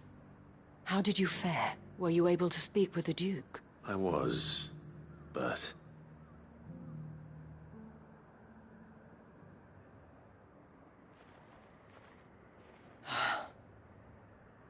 So Northreach is to be a fortress after all. Well, it will certainly help to hold back the thralls. There's no denying that. Though I doubt it will come as much consolation to the townspeople whose worldly goods are confiscated to pay for it. They deserve to be heard, Clive. To have a say in this new empire the Duke means to build. Sadly, His Eminence values their obedience more than their opinions, and hopes to reassert the authority of the state. I fear he sees the people as mere pawns on his chessboard to be sacrificed for the greater good. Needless to say, they themselves are of a different opinion, and would rather their destinies were in your hands. The soldiers, meanwhile, are content to follow their orders, and not just because of the Duke's rank, but because of his vision. I thought as much. Had I sworn to protect Sanbreque, I dare say I too would want nothing more than to see it rise from the ashes. Thank you for trying. But the battle is lost. I don't know about that. What happened to your uniform? I handed it in, along with my resignation. Told the lads I wished them well, but that I owe it to those I love to call it a day. But why? Because I realize what really matters to me. Not following some nobleman's orders for the sake of it, but protecting what I care about. Protecting Northreach. I honestly don't know when those monsters will return, but I'm certain they're not finished with us yet. And when they do come back, we need to be ready for them. We need to stand together. All of us. And with you to lead us, milady, I reckon we can do it. It was you who finally convinced me, Clive. There's no point following orders if they go against everything you believe. Indeed. All of us, standing together. That has always been Northreach's best hope. And one which still lies within our grasp. We have only to turn our attentions to the true enemy. Thank you, Philippe, for showing me what I must do. Anything for you, milady. Speaking of standing together, would you mind if I borrowed a few of the lads from the Vale to help keep watch around the town? I fear His Eminence has loftier tasks in mind for the guard. Not at all. Be my guest. Wouldn't be the first time.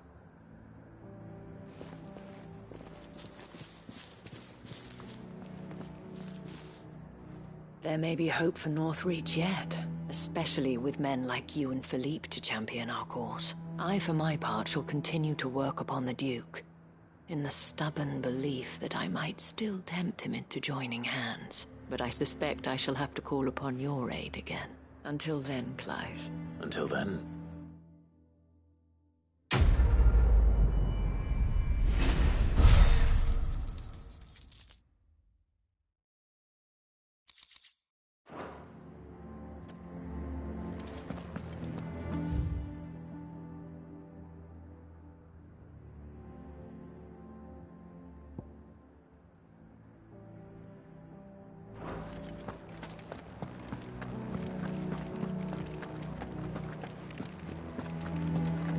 Those things I said before about not being able to fight. You didn't mean them. I know. That's not the man you are. The man I love. You needn't fret. The creatures have been dealt with. Yeah, but what if they come back? Is there anything we can do to help?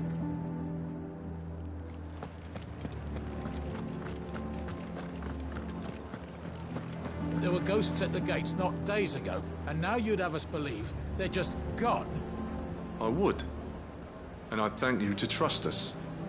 Unless you fancy picking up a sword yourself. With hearts in heart.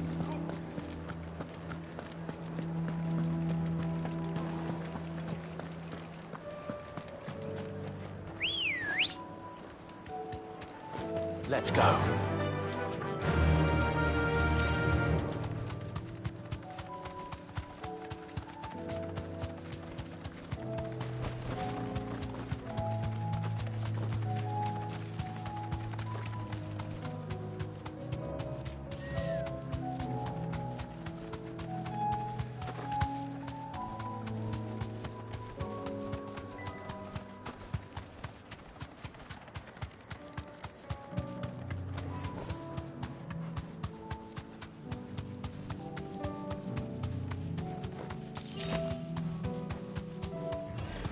Don't get surrounded.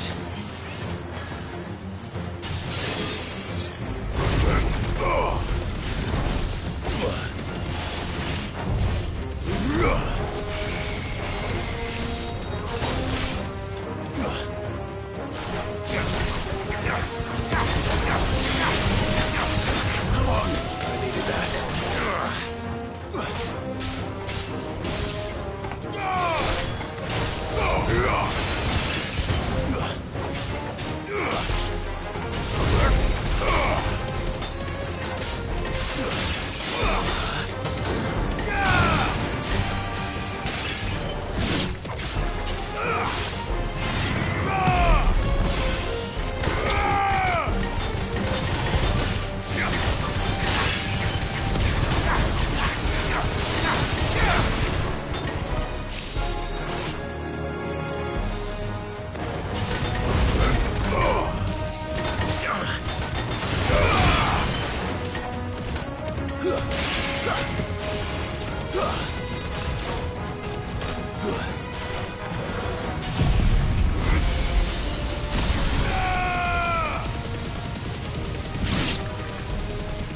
finished. It's over.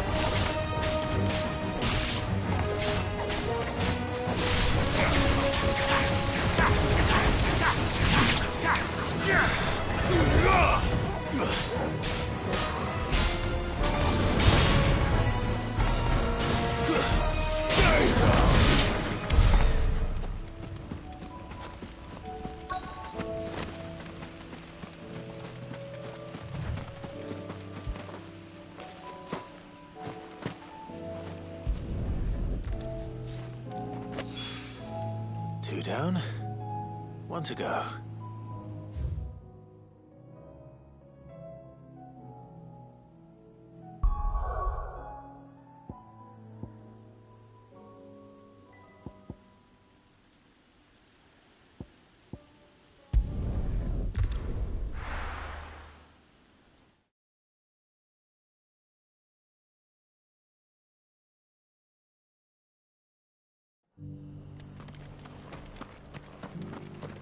Doris should be somewhere nearby.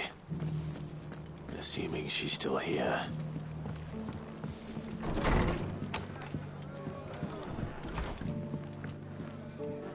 Ah, Clive. I was just about to send for you. I'd like you to take something to Sir Wade up in Eastpool. Seeds for planting. Thought it was about time they started growing their own food. I'll keep providing them with whatever they need in the meantime, of course. But if Eastpool's going to survive, it's got to be able to fend for itself. As have those poor bearers. They've lived their whole lives in servitude, but now they're their own masters. Small wonder they ain't got the foggiest how to provide for themselves. So it's up to us to teach them. And if you're wondering why you, well, the Wagoneers taking supplies up that way have been coming back with more and more reports of Akashic around the village of late. Sir Wade's putting a brave face on it, but I think even he's starting to worry. And if he's likely to share those concerns with anyone, it's you. All right. Thanks. Wouldn't ask if I didn't have to. There. That should be enough to keep him in Gazal Greens for a few years at least. Gazal Greens? Not the most mouth-watering crop, I'll admit.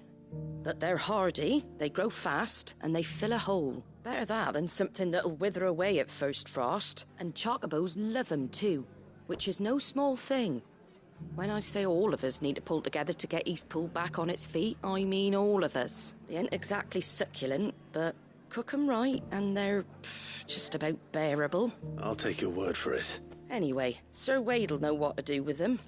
And if he don't, well, I'll go up there and show him myself. I'm sure you will.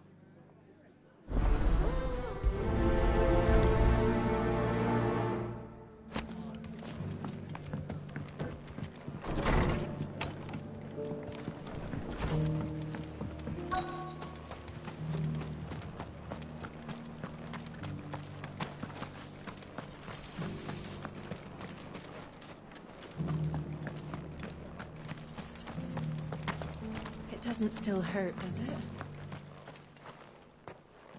It's been a pleasure, Doris. Just like old times. I'll give your offer some thought, my lady. How goes the investigation? Sid, what brings you to Martha's Rest? You. I heard you were out here on your own, tracking our slaver. I trust you're being careful. Of course. And it had to be me. The bearers from the Dragon's Eyrie confirmed a long-held suspicion of mine that the slaver we've been tracking is an old acquaintance. She's no fool. If we'd come in force, she would have spotted us straight away, and then vanished without a trace. That was her just now, wasn't it? So, was it a fruitful reunion? I'd say so. She tried to recruit me. Seems her time in Rosaria is coming to an end. She's abducted bearers from across the region and is looking to smuggle them back into Sanbreque. After her brush with those beastmen on the road to Northreach, she hired herself an Imperial escort, which she wants me to join. She's dangerous, Sid, but I think I can stop her. Then I'm going with you. I'll take care of the escort. You can see the bearers to safety. Where are they? The Baum Archers, soon to break camp. You go on ahead. I'll follow once I've sent word back to the hideaway.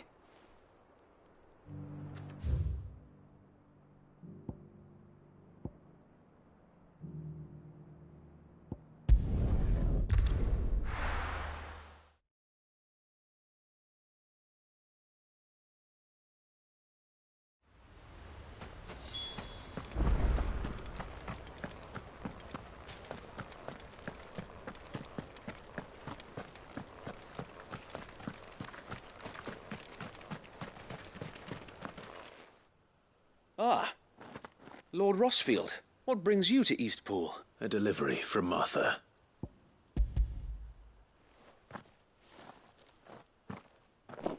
These are Gizal green seeds. Martha's keen to cut the apron strings then, is she? I jest, of course. You see, I had thought we might be able to revive the old wheat fields, but they'd long since gone to seed. Only without the seeds. Martha was hoping you might be able to show the bearers how to plant and tend these, so that they'll be able to fend for themselves. That's not a bad idea. These bearers had only recently escaped their bonds before we brought them here. They know little of freedom, of providing for themselves and their loved ones. Unless we teach them how to live like free men, I fear that all we have achieved in bringing them here is to exchange one master for another. Not that myself and the Guardians have been the best example to them so far, subsisting almost entirely on Martha's charity as we do. It's about time we all started to provide for ourselves, bearers and Guardians alike. Unfortunately, we've been a little too busy of late to focus on much besides bolstering our defenses. There have been alarming reports of... The Horde is closing in. They're coming, Sir Wade, all of them. Damn it all, I thought we'd have more time. Gather the men in the square. Send to the rest for reinforcements. Yes, Sir Wade. The Horde. A Kashek, a veritable legion of them. They've been seen prowling around the northern reaches for a while now. We don't have the numbers to hold back a swarm that size. I had hoped to build a perimeter wall so that myself and the Guardians might be able to defend the village, but... Now you're out of time. Precisely. If reinforcements from the rest arrive before they do, we may just scrape through, but I fear that's rather an enormous if. What if you could call on reinforcements from Eastpool? You mean the bearers? We brought them here so they might live, not die, fighting for their lives. So wait. You said you lacked men to defend the village. Are the bearers not men? Do they not wish to see Eastpool saved, though they may not be trained soldiers like your Guardians?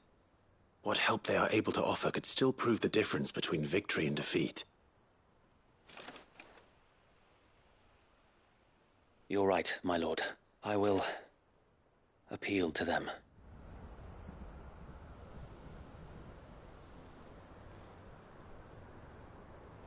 My friends, I humbly beg your aid. We Guardians are few and our enemies many. But I swear we can defeat them with you at our side. You would send us to the slaughter, to serve as bait for those fiends so that you and your men might be spared. And to think we trusted you. Say what you will. A home is not worth dying for. But it is worth fighting for. Sir Wade fights to give you lot a chance. Just like I do. Just like Sid does. We all wanted to give you a home where you could be free. And you got one, didn't you? This place, Eastpool. This is your village. Your home. And if you don't fight to protect what's yours, you'll lose it. You know I'm right. This world wants to take everything from you. Everything. Your homes, your freedom, your very lives. So then, are you going to stand by and let that happen to you? Are you going to accept fate like good little Bran did and die, having never stood up for yourselves? Or will you fight like free men and women?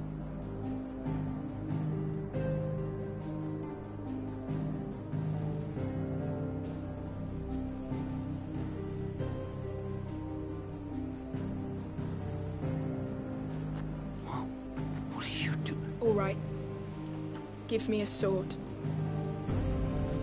I never dreamt I'd have a home of my own. And now that I have, I don't want to lose it. I will protect what's mine, or die trying. We all will. Free men and women, fighting together.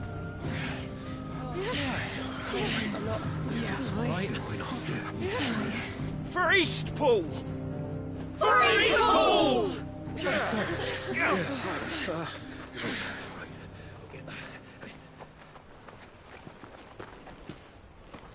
Thank you, Martha. Don't mention it. Just promise me one thing. That you'll show them how freeborn fight. Gladly.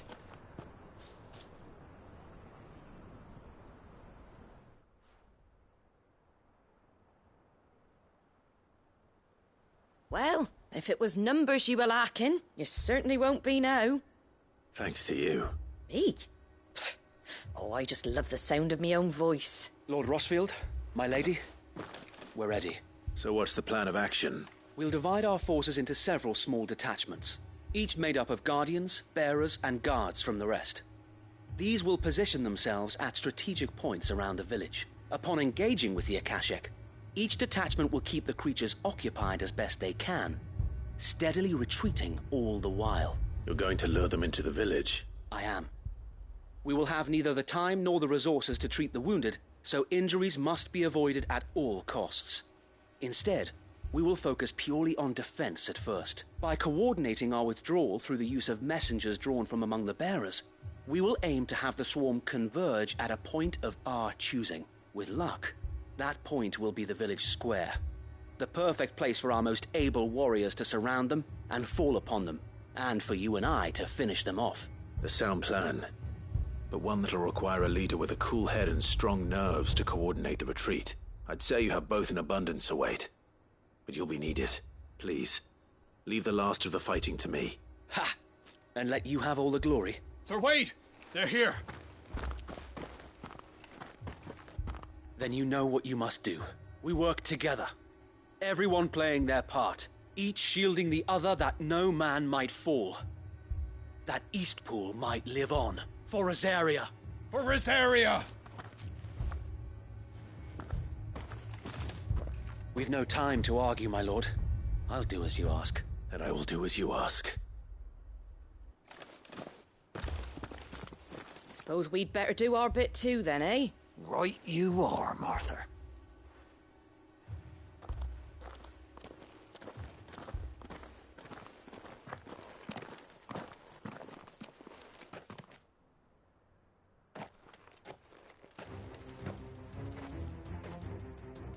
The calm before the storm.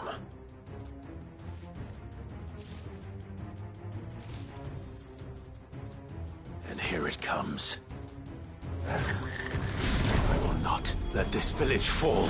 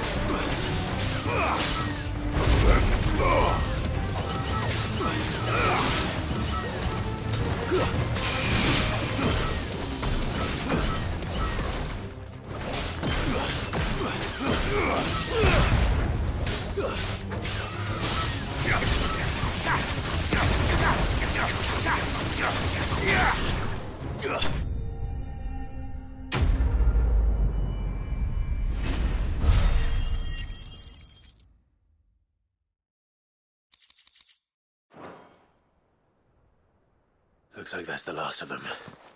Lord Rosfield! Change of plan! What is it? Owl from the rest. An Akashic Curl's been sighted on Rhiannon's Ride and is headed in their direction. Well, the better half of her guard is here. So Wade, how many Akashic remain in Eastpool? Hard to say.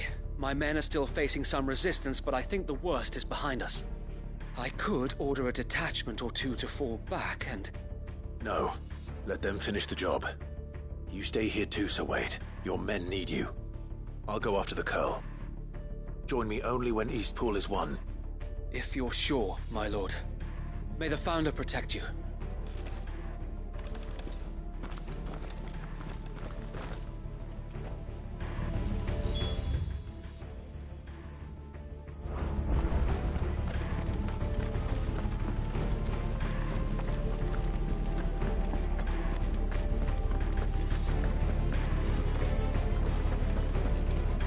Next one's mine. I might...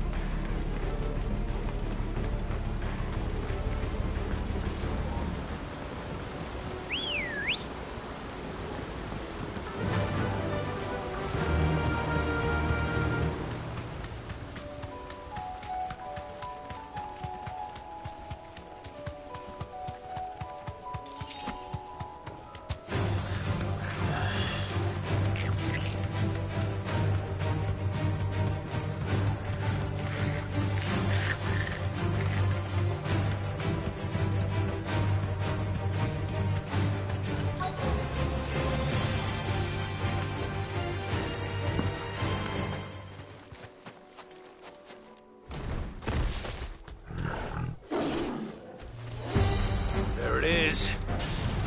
With me, Torgal.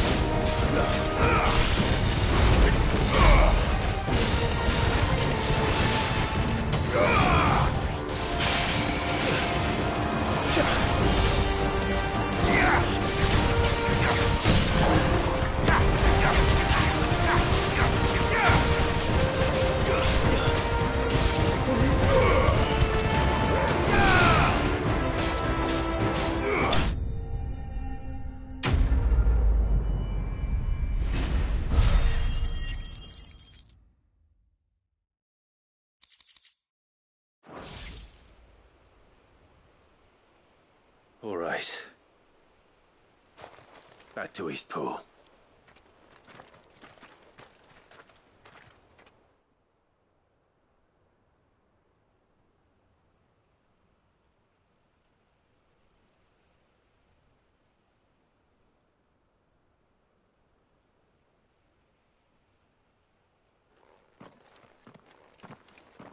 Lord Rosfield, the Curl, is it?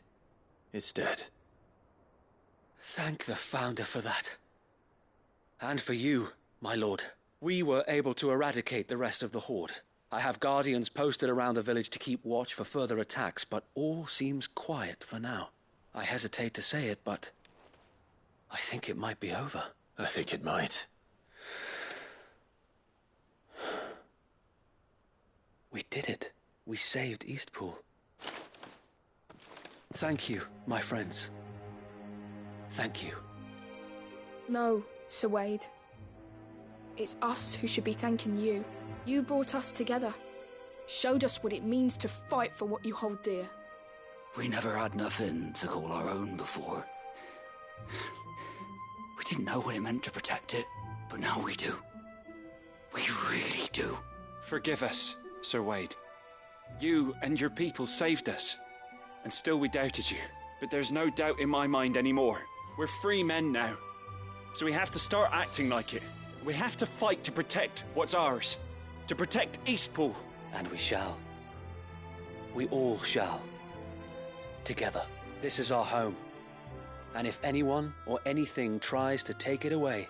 they'll have us to answer to. Come on then. Let's get to work. This village isn't going to rebuild itself.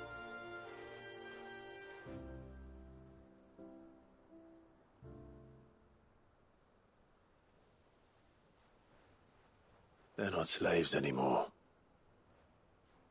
No. They're Rosarians. Your father took pity on the bearer's plight, and I believe if he were still with us today, this is what he would have wanted. I believe you might be right. I shall remain here, my lord, and do what I can to help rebuild the village. After all, this is my home now too. And I could hardly call myself an East Poolian if I didn't pull my weight. I think you'll find it's East Pudlian, Sir Wade. But you should be proud all the same. I'll have to pull my weight too. Can't have the rest getting outclassed. Speaking of which, I ought to be getting back. Can we continue to count on your support, Martha? Of course. And I'll be counting on yours too. Us Rosarians have got to stick together, haven't we? Indeed we have. And Clive, come by the Golden Stables when you get the chance.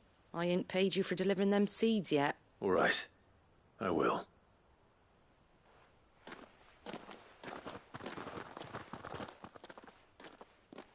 Lord Rossfield, do you remember our very first mission together, clearing the goblins from the Stillwind marshes? How could I forget? There's one sight that I shall never forget. You, facing off against that giant Morble. Not a trace of fear on your face. Since that day, there have been more than a few times when I felt like giving up. When the odds seemed so stacked in the enemy's favor, I thought I may as well just lay down my sword and surrender. But every time, I would think back to the look in your eyes that day and remember what it means to be a shield. Know that whatever trials Eastpool may face, I shall never lose courage. Thanks to you. Sir Wade, you have always been a true shield. I know that Eastpool, and indeed all of Rosaria, will be safe in your hands. Thank you, my lord. I know the rest of the world will be safe in yours. I'll do my best.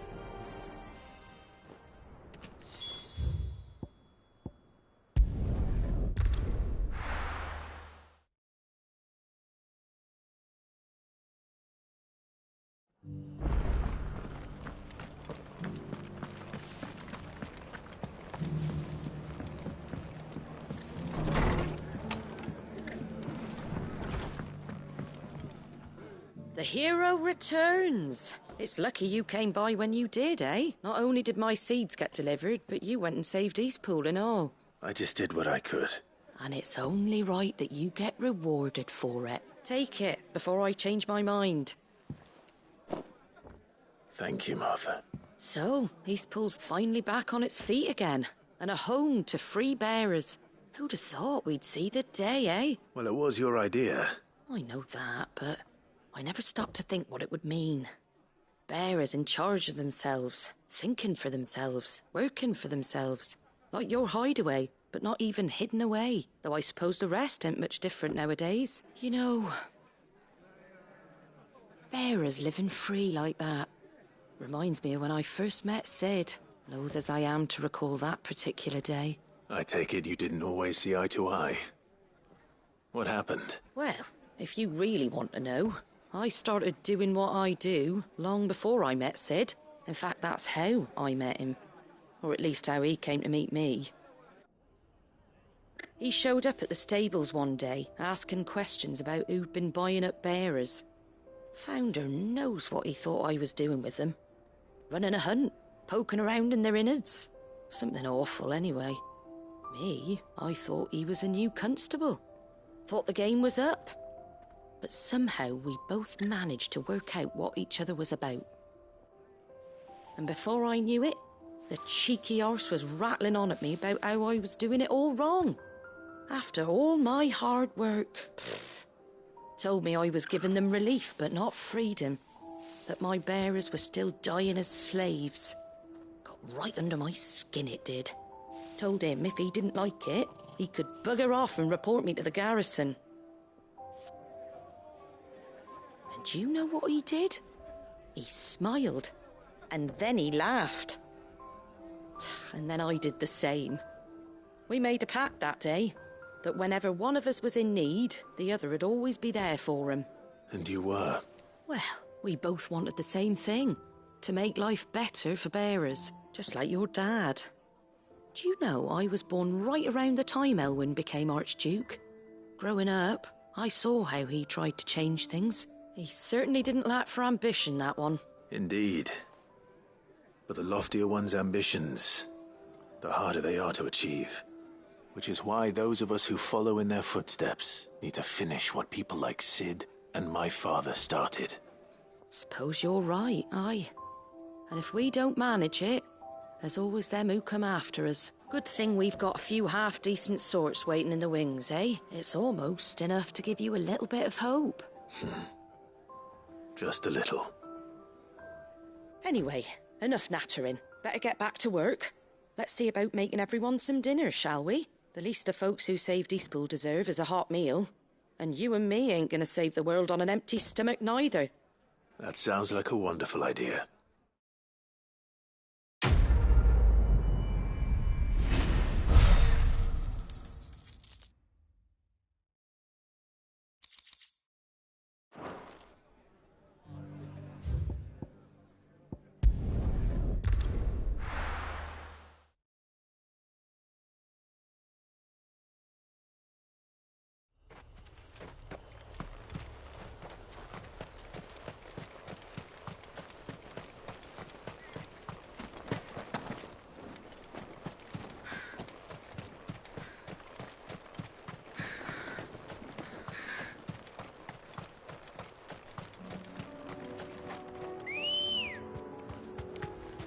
Ready, girl? Yeah!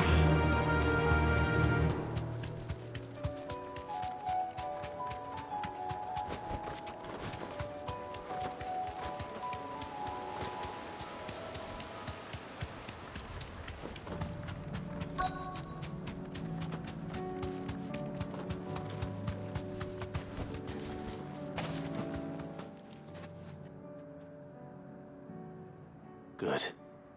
They haven't broken camp yet. How did Doris come to know a slaver, I wonder?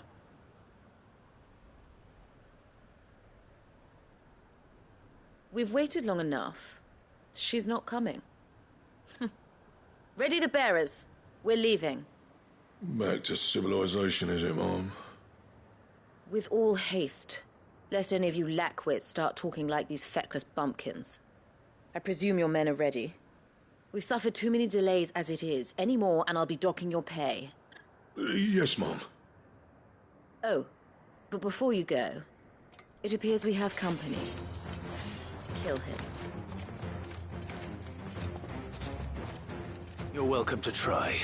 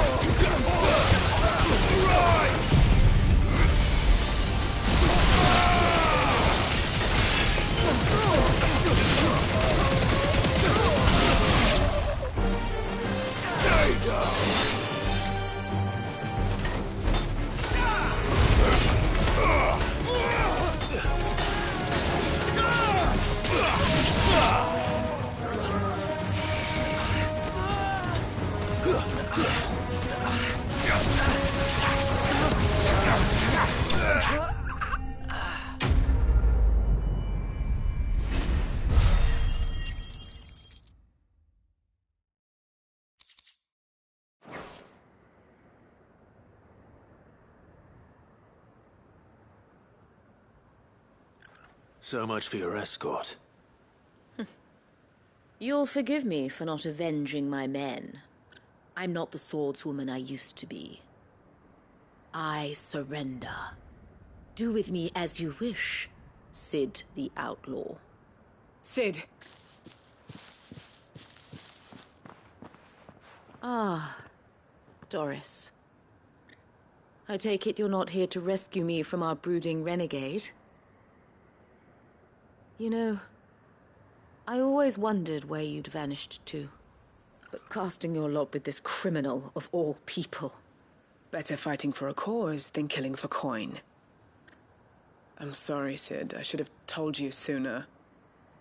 This woman, my former master, once trained bearer children to be weapons in service of the highest bidder. She raised me like a daughter, and I did terrible things to earn her favor. It wasn't all terrible, surely.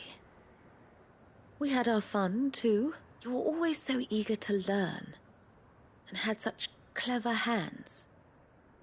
All my other children took either to the blade or to the books.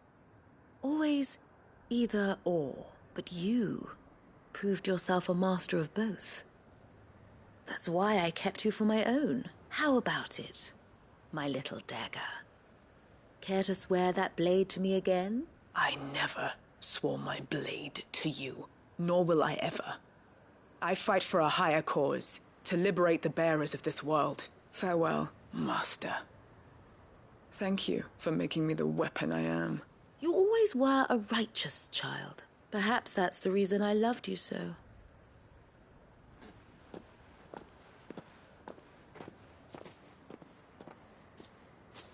What do you want to do with her? I am not the killer she wanted me to be. Not anymore, and she no longer has friends in high places. The Dame does, though. Her connections at the Imperial Court will see that justice is done. All right. If you're certain. I am. And thank you for everything. Now, I better let these bearers know that they're safe.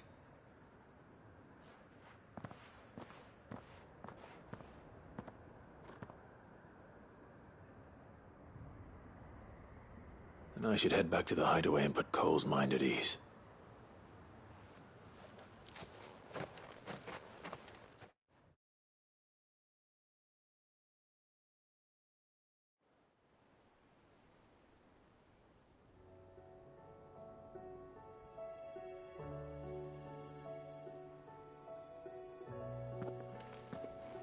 Welcome back, Cid. Doris's message just arrived.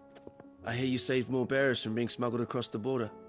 With any luck, they'll be joining us in the hideaway shortly. Oh, and your letter. You don't need to worry about Doris anymore. I'd been hoping as much. She mentioned one or two things in her report. So the slaver we'd been chasing all these months was her former master. Wish I'd known. She's been arrested, by the way, over in Sanbreque. Went quietly, or so we're told, and she won't be getting off lightly. The Empire may have no love for bearers, but it's none too fond of black market traders either. Can't have been easy for Doris. I'm sure it wasn't. But don't worry. She'll be all right. I hope so. Suppose you should know, eh? You had quite the past yourself before you came here, or so I understand. Anyway, thanks again, Cid. The Cursebreakers would be lost without Doris. And you, of course. Keep up the good work, Cole.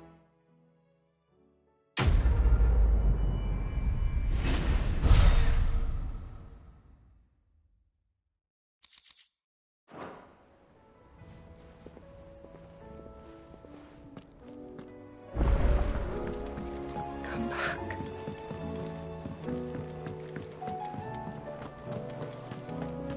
Oh, don't tell me we've run out of papillon nuts.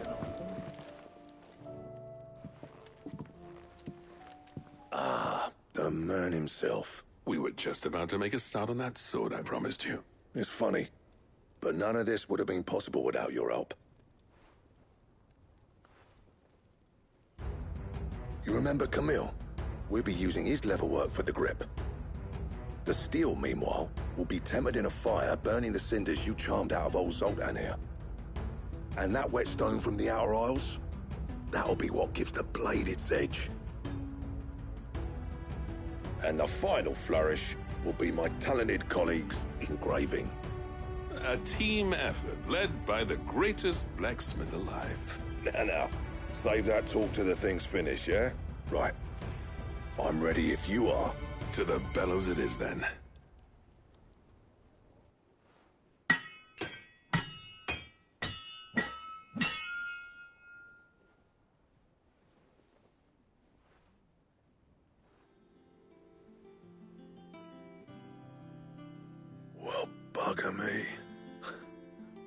actually did it.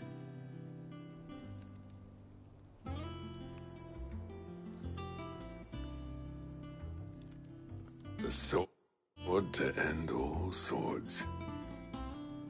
Ragnarok. It's quite something. I trust you'll take good care of it. Thank you. Both of you. So, does this make you pair the greatest craftsman alive, then? This? Nah. This was just following the footsteps of the greats of old. It'll take more than that to earn us our place in history, but we're up for the challenge. Here. A list of materials. Zoltan and I got talking on the long road back from Dravozd. We reckon with those items there, we could craft something even better than the Ragnarok. Something worthy of a legendary outlaw like yourself. That's a weapon I'd like to see. You leave this list with me. I was hoping you'd say that. One legend at a time, eh, lads? Before you start on the next, who fancies raising a cup to friendship reforged? Good idea. No more drinking to forget my past. It's about time I had something to celebrate. Then tap the kegs! Vulcan's boys are on their way!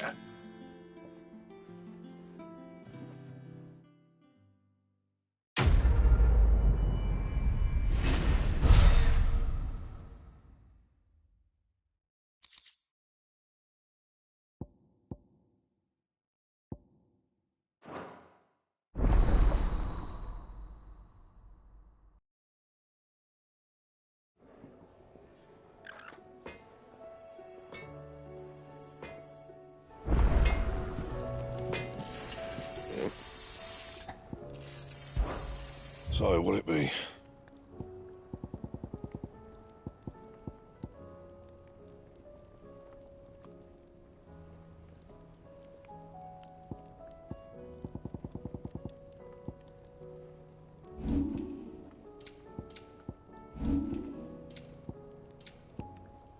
That it? Fine.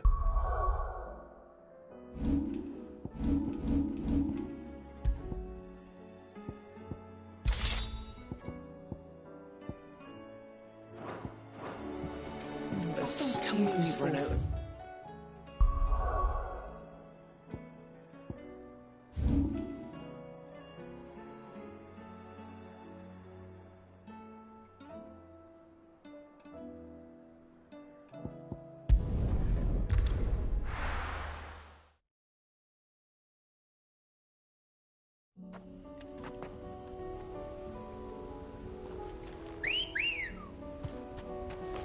Come on.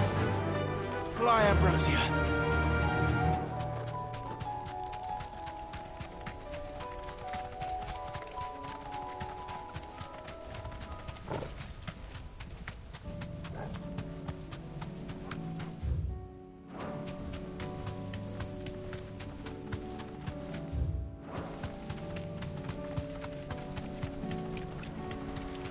Damn it. The whole village is turned. I can walk from here.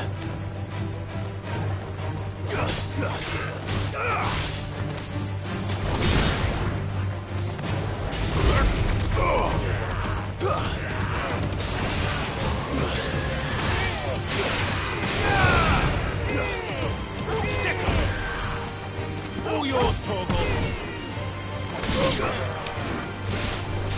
Go, Torgal. Over here.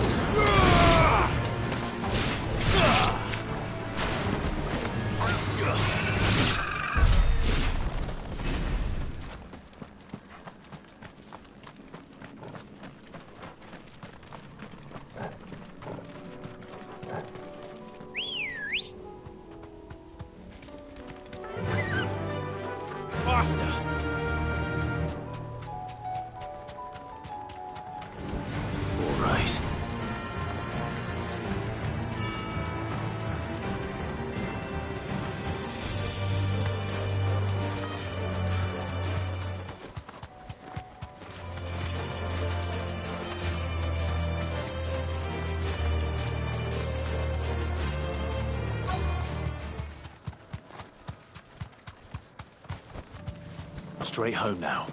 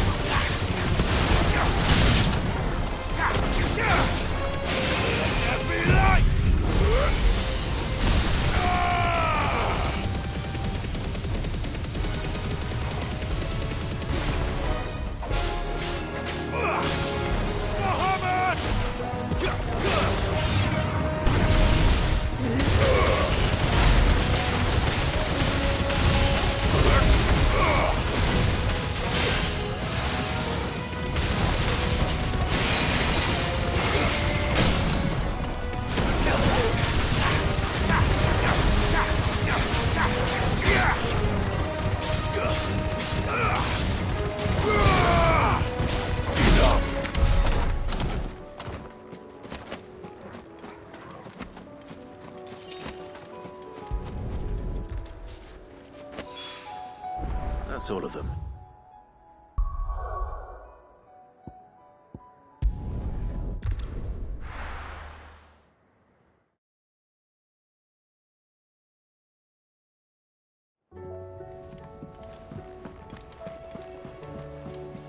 Covered in nicks and lumps.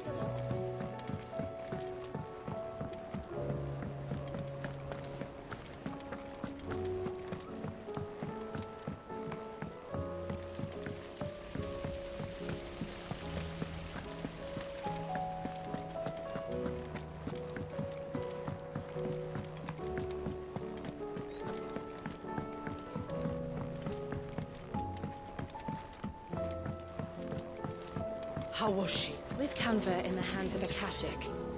Ah, Sid. Wasn't expecting you back so soon. So, is it good news or bad? Good, thankfully. Here. Ah, that's brilliant! Thanks a blimmin' million! I'll fit 'em to the smelter right away!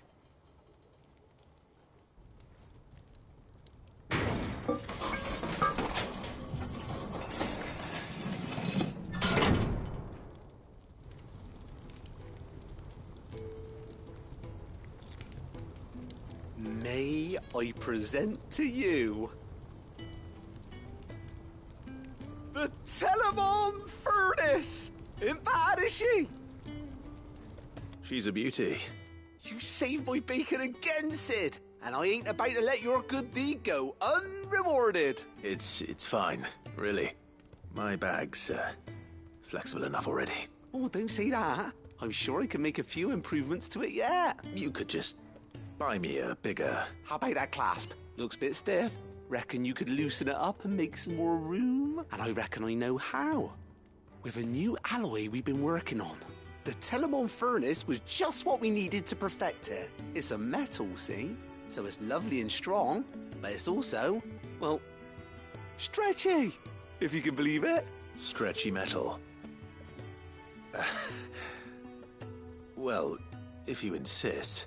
That is the spirit. You'll love it, I promise.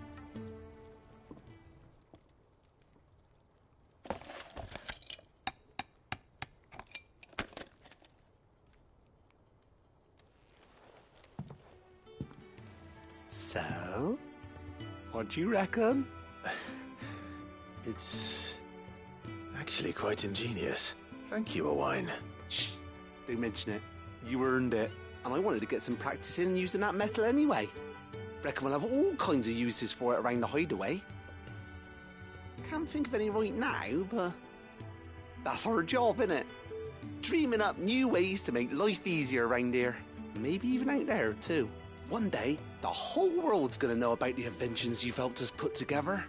That bag of yours will be the first of many. You mark my words. They'll hardly believe their eyes, I'm sure.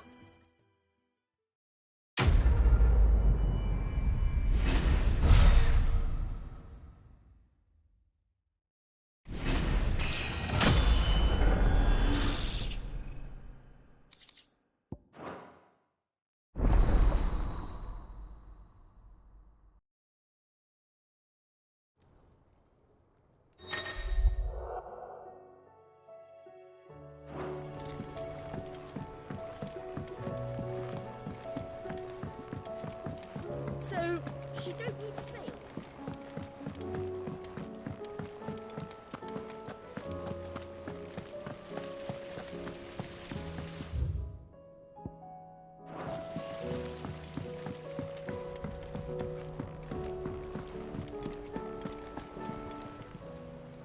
How may I help you today, Clive? Is everything we've received and everything promised? You earned this.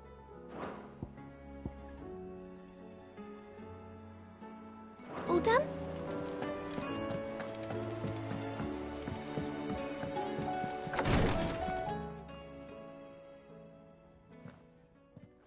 How are you feeling, Joshua?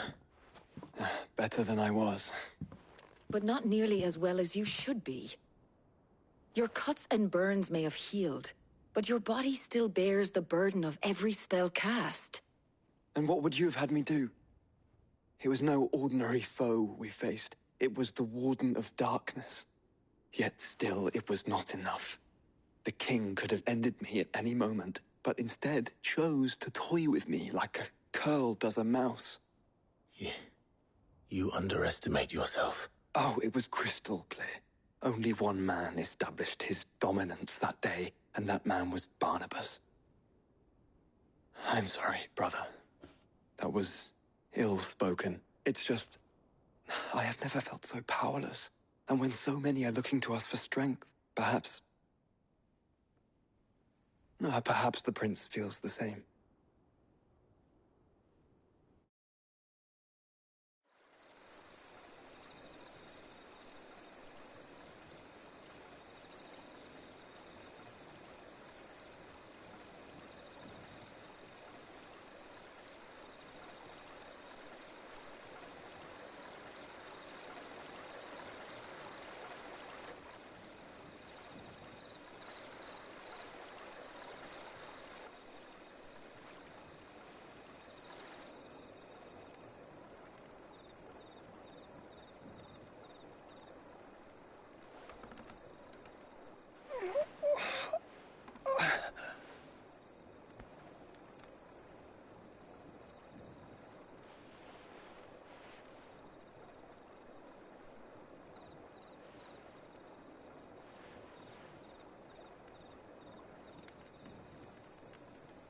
What is this place?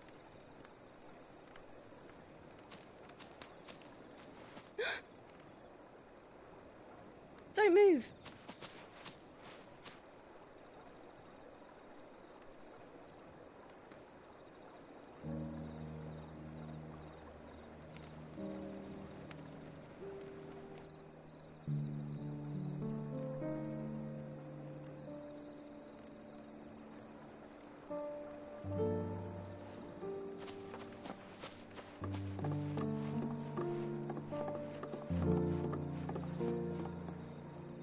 Here, it's fresh from the well.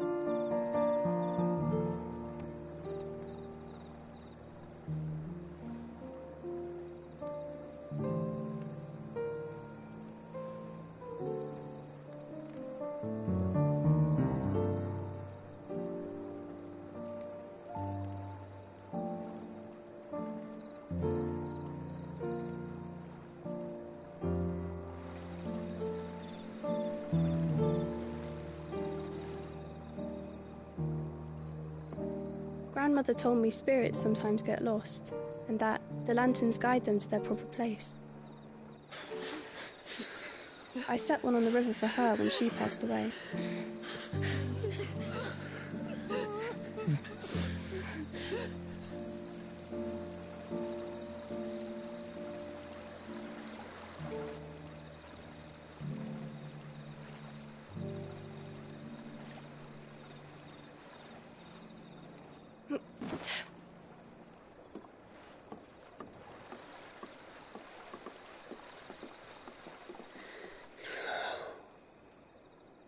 The fiend works from the shadows.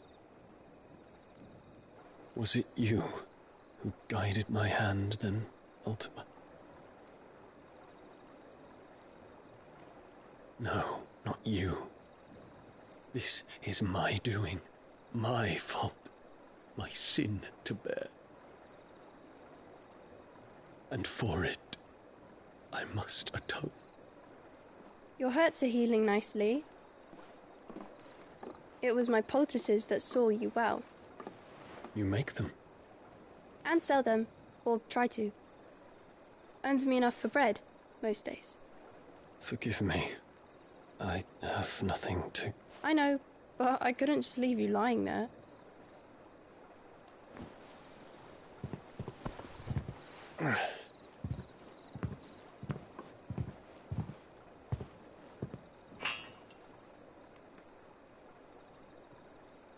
You're going then? Of course. I'm healed. Thanks to you and your poultices. Will you promise to come back and visit?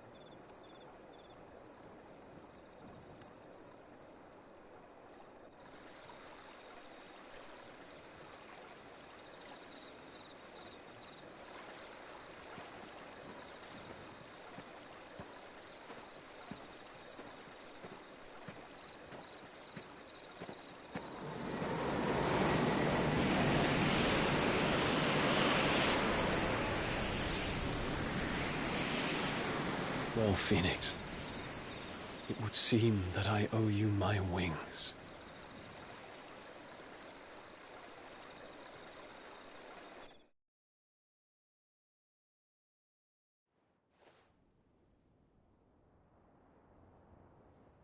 Perhaps he can find an answer. You will be returning to Waloed soon, I gather. I see no reason to wait. Then neither do I. I can think of a few, but I doubt they'll stop you. You will take your medicine. Of course, Lady Daya. Set on leaving already, are you? How long will it take us to get back to Ash? Dunno, about the same amount of time it took us to get here. Maybe less, if your uncle can find someone trustworthy to patch up the Enterprise. All depends on where we're putting into port, mind. Yes. It's not as if we can put ashore wherever we choose. We have to assume that the whole of Ash is hostile, and that we'll be attacked on sight. Then we must find a place they won't think to look. And I have an idea who might know of one. The Professor! I'll go and tell you coming. While you're plotting our course, I'll be in the shelves with your lawsman. I wish to pick his brains about Ultima. Then I'll talk to Karen about supplies for the journey. They may not be easy to come by in Ash.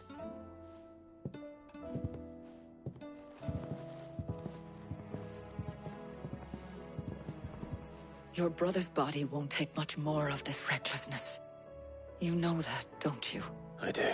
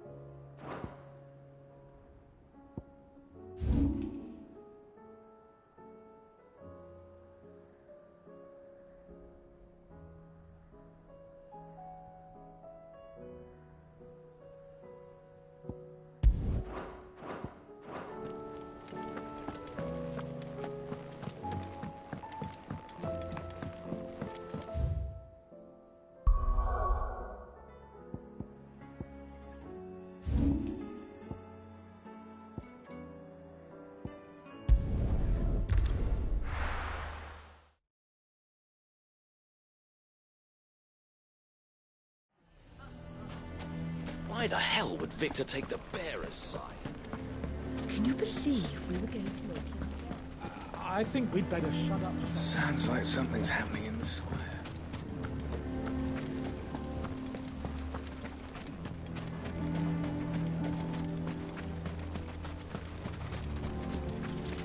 Good day, my lord.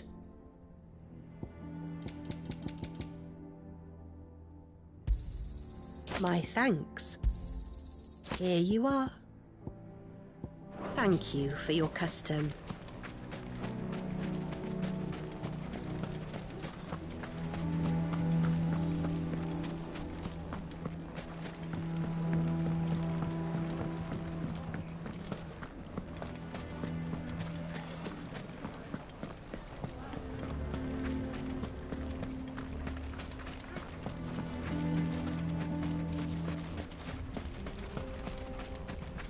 How the hell did that bastard get through the desert gate?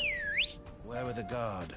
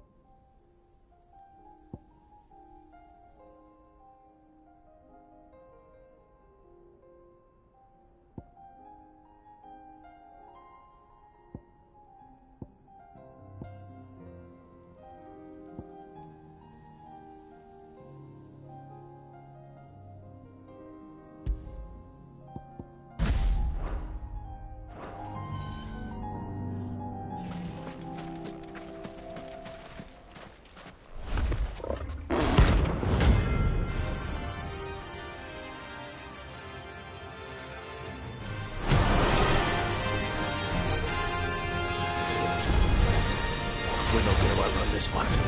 Stay close, Tormund.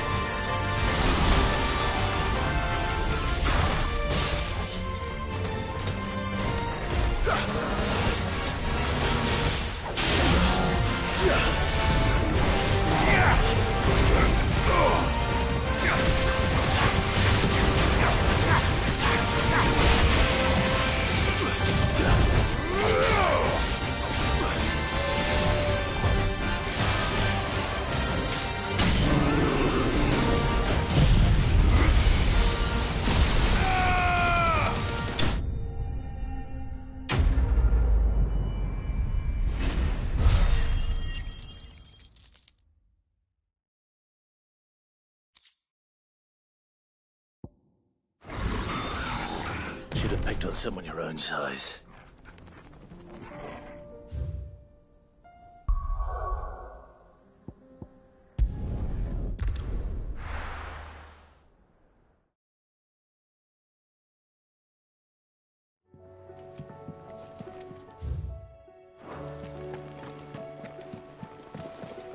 Covered in nicks and lumps.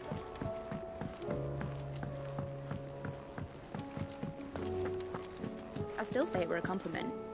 Say it all you like. It doesn't make it true. Ah, Clive. I was wondering when you'd arrive. Please tell me you've come to take our young prodigy here off my hands. I'm not here for Mid. I need information on Ash. Then why not ask Molly if you can look in one of her ovens? Go on. As soon as the Enterprise is ready, we'll be setting out for Drake's Spine, and we're going to need a safe place to land. Preferably one that won't see my ship blown to shit and splinters. If it were that easy, do you think Waloed would have resisted invasion for so long? Very little is known of Ash, and the information we do have is spotty and outdated. We have the good King Barnabas to thank for that. Waloed's borders have been closed to outsiders since the day he seized the throne. If there is anywhere safe to land, you won't find it on my map. Then tell us what we will find. I'm sure you know better than we do. But no splinters. All right. If it will get you out of my hair. But interrupt me, and it's over. Understood?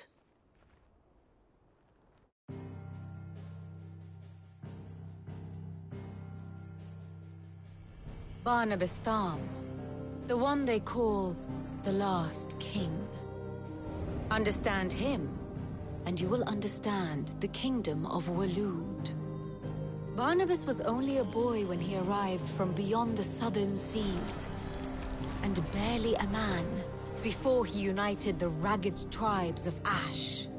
And having unleashed them upon the formidable Veldamark, he set his throne upon the ancient kingdom's ruins. The victory sent shockwaves around Valisthea, tales of Odin's might spreading through every court, parlor, and drinking hole in the realm. Note that this was in the year 843, and that the king still sits upon his throne some 40 years later, quite untouched by time. Waloed's recent inaction left many wondering if Odin had lost his appetite for war. And yet here we are. The Einherjar was committed to the fray, a bold declaration of intent. Orcs swarm around Drake's Fang, and throngs of Akashic haunt Canvas streets. Though how precisely the havoc they wreak serves Waloed remains unclear.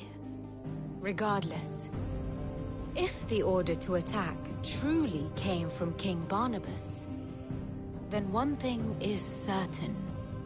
Waloed has achieved the impossible, and made bedfellows of beastmen and the ether-addled alike.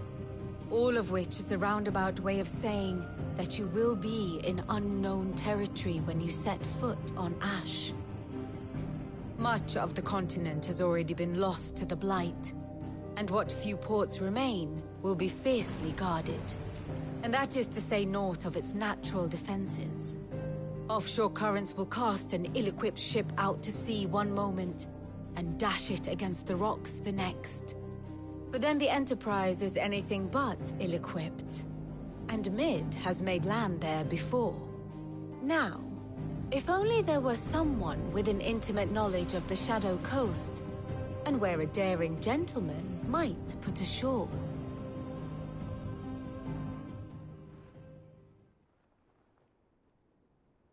You see, Clive, you had the answer all along. Do you think you can get us back to that beach, Mid? Picked you up from it, didn't I? Not that it were easy. The currents were a right bastard. But then, if it wasn't hard, it wouldn't be worth doing, would it? Well said. Thank you, Lady Vivian. If a few morsels of common knowledge and a sprinkling of tavern talk are worthy of your thanks, I wonder what genuine intelligence might earn me. Probably more visits. Mid, I need everyone in the ale hall now. I'll fetch Joshua from the shelves. Aye, aye, Captain.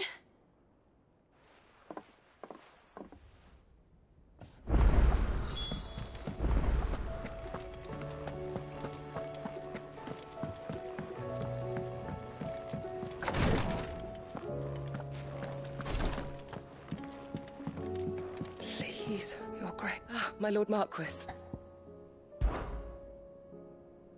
Yote, is anything the matter? You seem troubled. Perhaps I might be able to help. My lord, yes. Perhaps you might. It's your brother. His condition continues to worsen, though he does his best to hide it. The lesion on his chest pains him more with each passing day. I had feared as much. There are certain elixirs which can ease the suffering of those afflicted by the curse, but... But His Grace's case is severe. The drafts I have been able to prepare for him thus far have ceased to have any real effect. So I consulted with Tarja and certain of my comrades among the Undying about the possibility of finding something stronger, and thankfully a recipe was found. The only problem being that the critical ingredient is exceptionally hard to come by, and our supplies are almost exhausted. Unless we can secure more soon, your brother's anguish will likely become unbearable. My lord, I know that I have no right to make demands of you. But would you help? For Joshua's sake. For Joshua? Anything. Thank you, my lord. So, what is this critical ingredient? A rare herb by the name of stonerwort. It grows only where the ether is densest. The vigor it stores in its stems helps to counteract the curse. We discovered a patch near the aqueduct in Rosaria.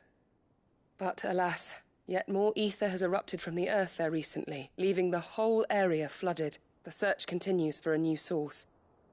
One that we might reach without being turned. So it's only that you can't reach it?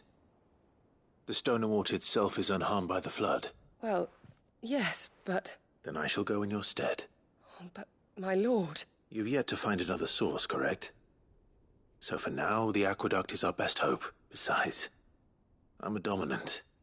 The ether can't hurt me. Well, if you're sure, my lord, stonerwort is easily identified by its blood-red blooms. Search around the aqueduct, and you're sure to find some soon enough. I shall remain here and prepare the other ingredients.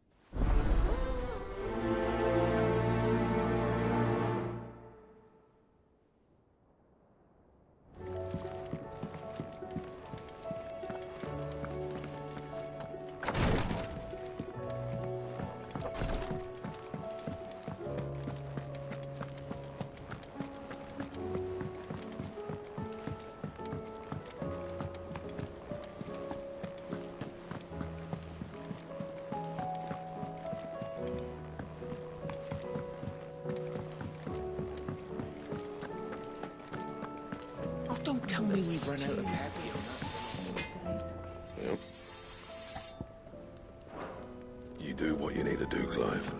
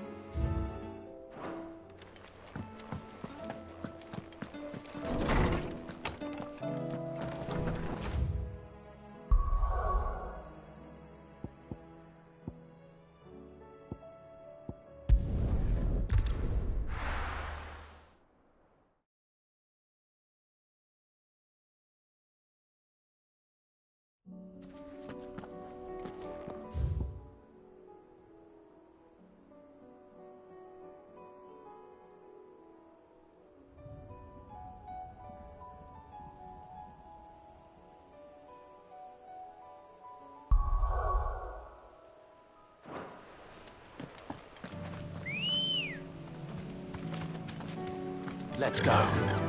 Yeah!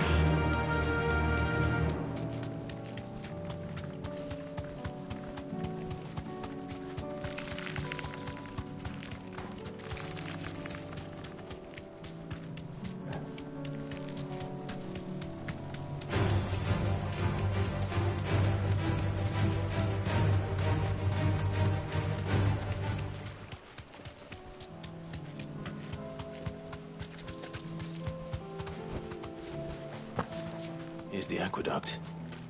Now to find our stonerwort. Yote mentioned blood-red petals.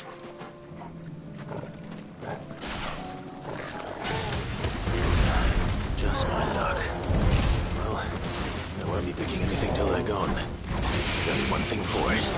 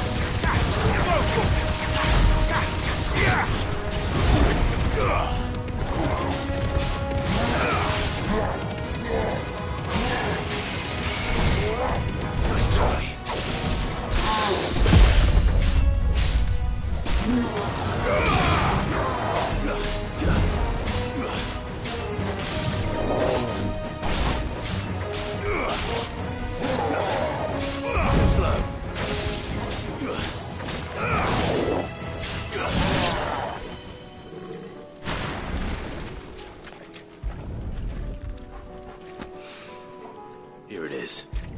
Better collect as much as I can before reinforcements arrive. All right.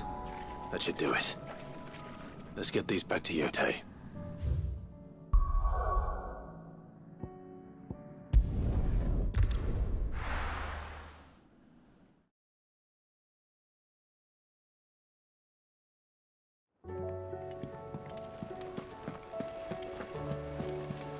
Covered in nicks and lumps.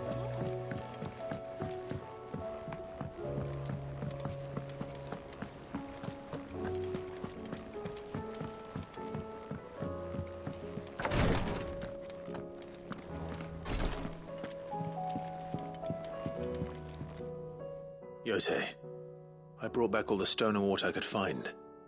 Will this be enough?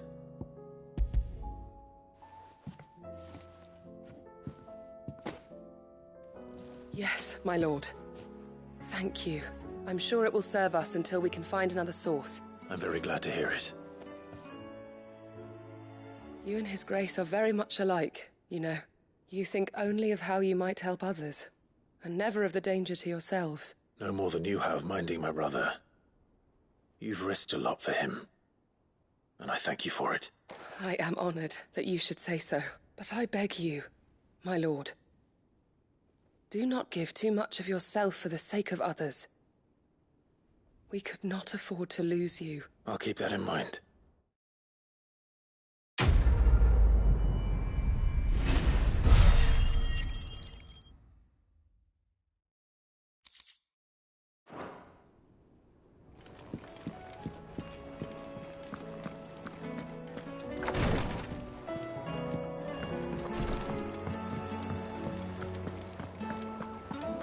How do you split the sea?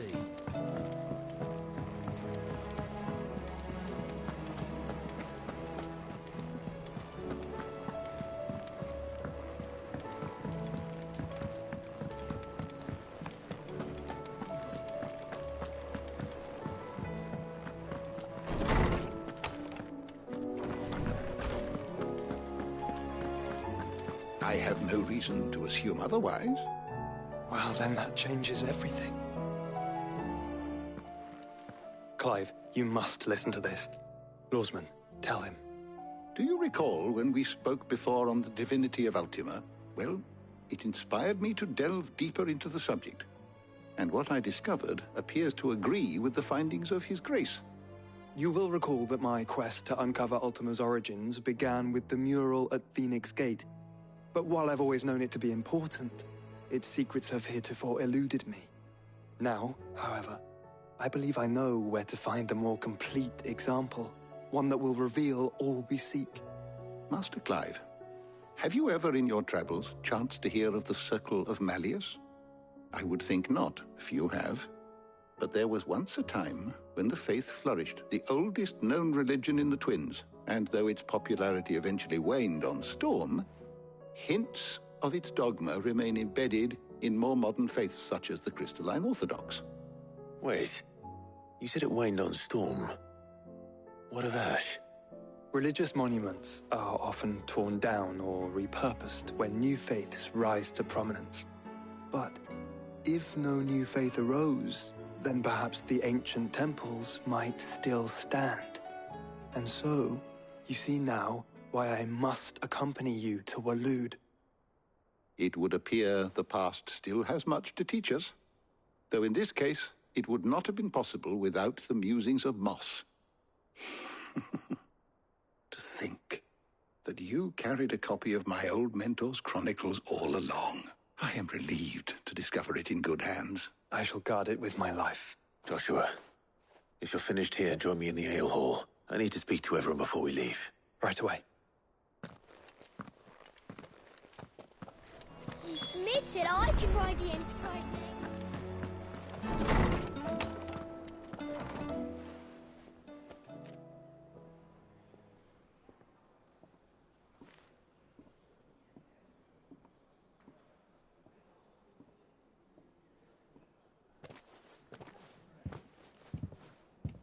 My apologies.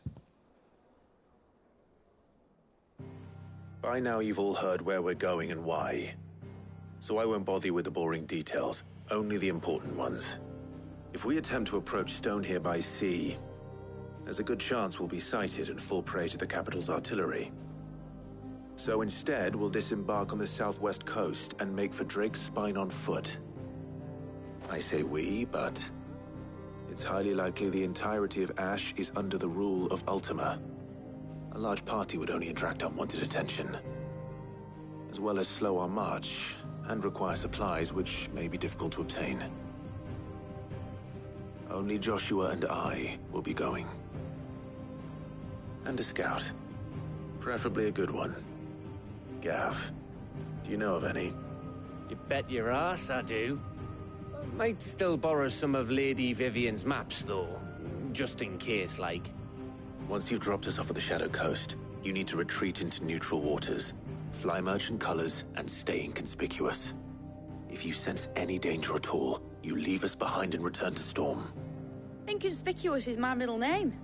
But like hell am I leaving anyone behind. The ship ain't going nowhere till your scurvy mugs are smiling on deck. Jill, the Enterprise will appear a tempting target for royalists and pirates alike. You're to stop anyone boarding. Don't worry.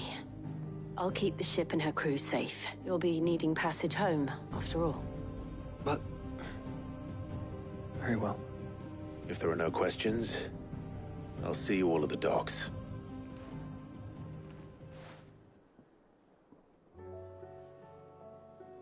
Let me know when you're leaving.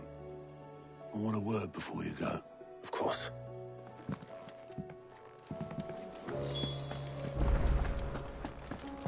Don't tell me we've run out of... Still alive, are you? Go on, then.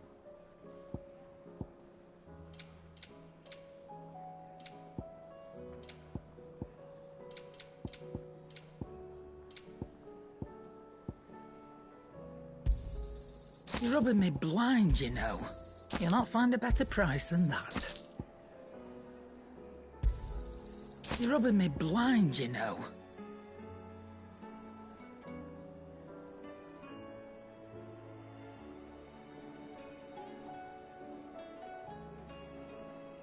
Is that all?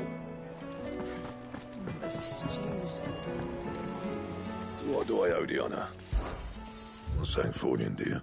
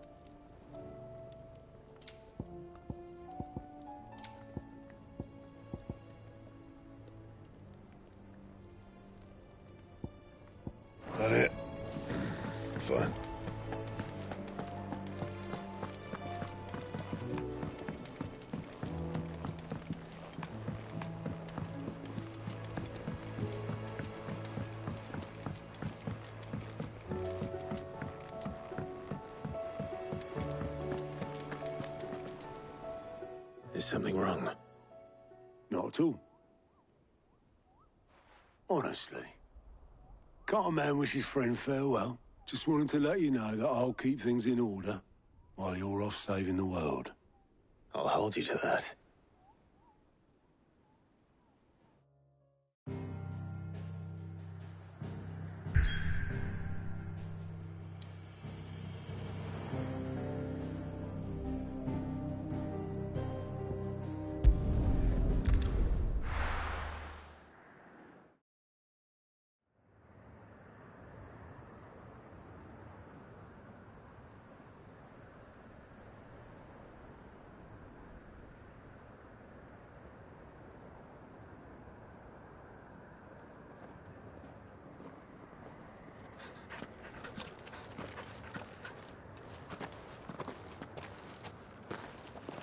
Reckon it'll be a long walk to the capital if we follow the cliffs. I'll scout ahead, see if I can't find us an inland route.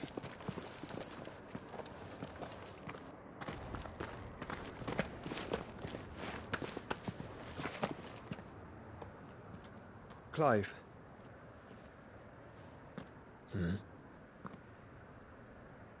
There's something I've been meaning to ask.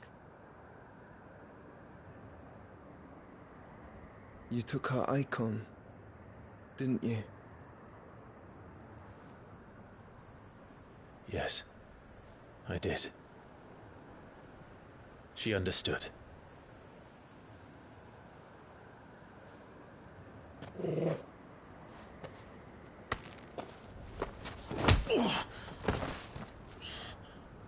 Oh, she understood. Understood that you decided to save the world all on your own, and that you'd die without her power. How dare you make her choose? You knew damn well she'd never refuse you. But I will. You can't keep pushing us away, Clive. The world is ours to save, not yours.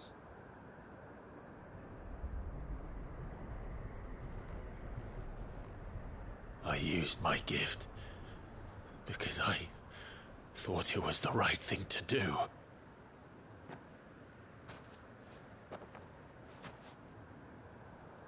And you truly believe this will save you? Will save us all? I do.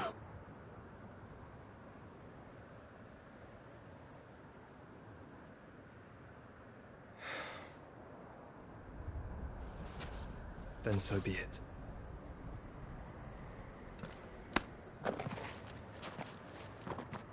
Just don't forget, you're not alone.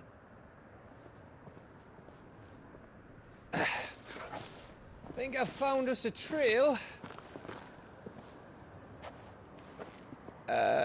Did I miss something?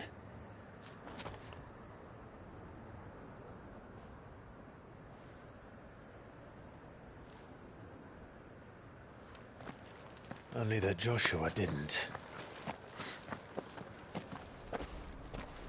I don't get it.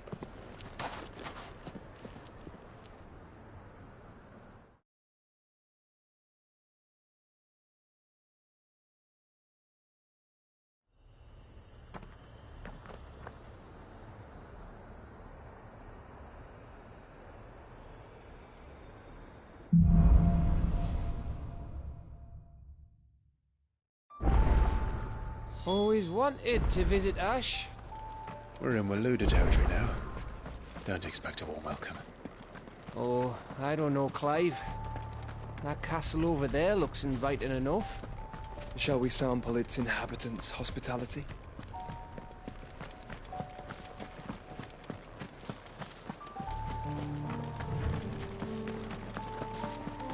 Remember what I said about warm welcomes, Gav? Oh, this place is as dead as Greagor's ghost.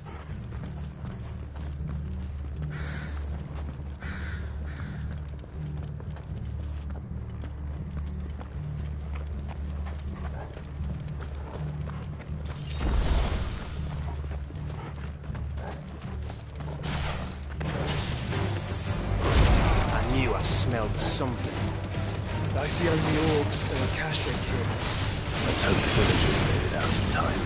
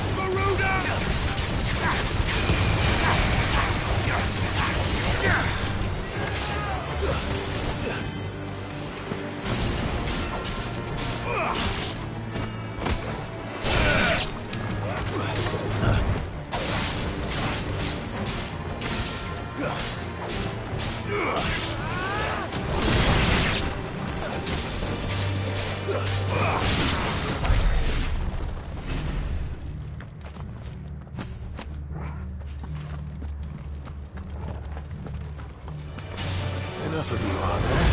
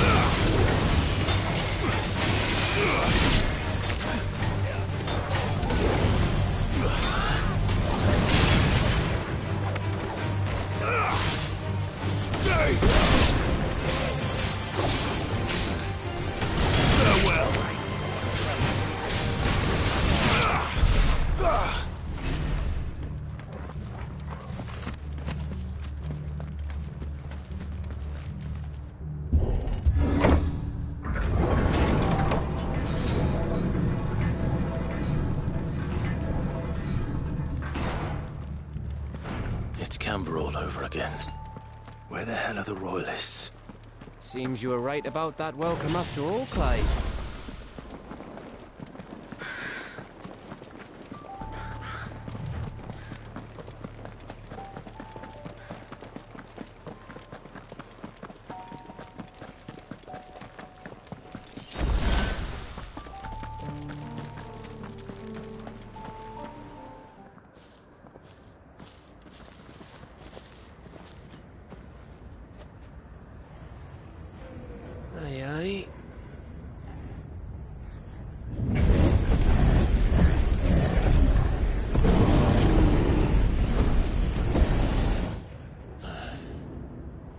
Is the whole of Ash fallen into Ultima's hands?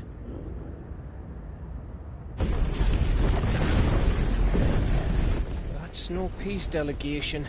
We should send a warning to the others. No. My uncle will have an eye on the coast. I trust he'll find a way to entertain any uninvited guests. Our mark is Drake's Spine, and there's a lot of road between us and it. We press on to Stonehere. Aye, you never know. It might not be a nest of slavering monsters.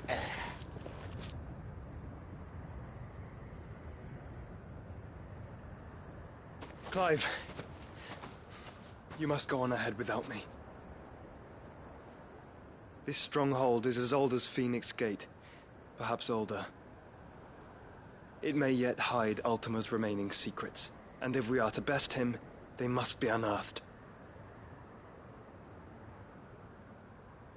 All right. Stay out of trouble. I always do. Mostly.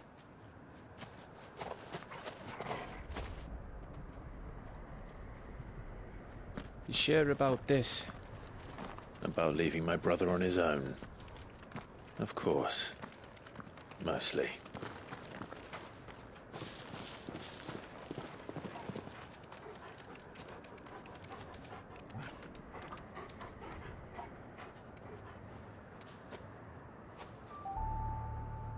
Lady Vivian's map is so old it's hard to tell which way is up.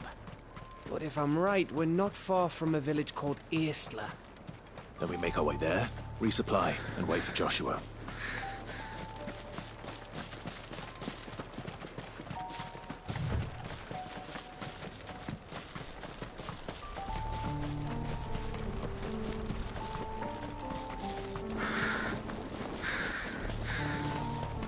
Ugh, this place reeks like a Morble's arsehole. Though I'm guessing it's not the smell that will kill us.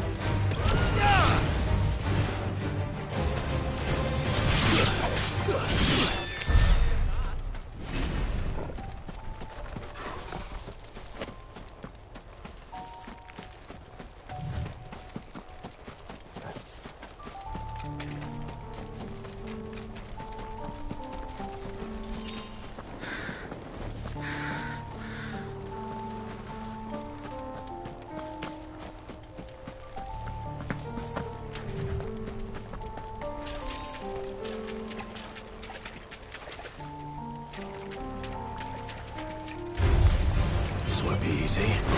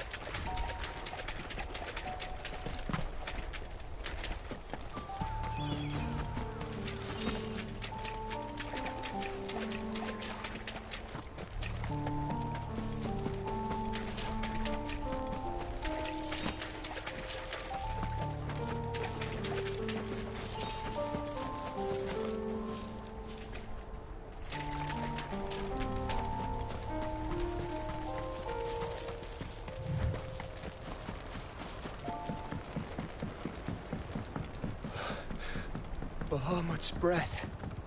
Don't look down, Torgal.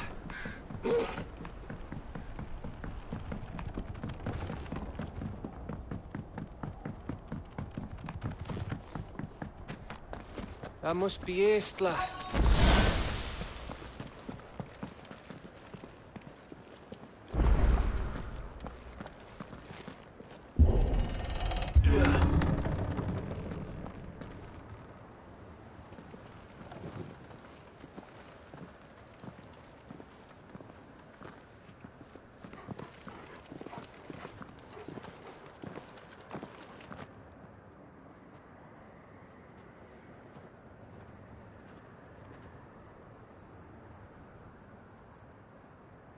What do you think, Clive?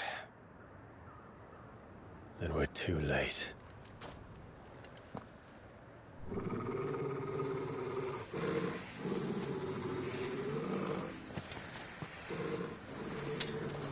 Damn it. They're all turned. There's nothing we can do. I wouldn't say nothing.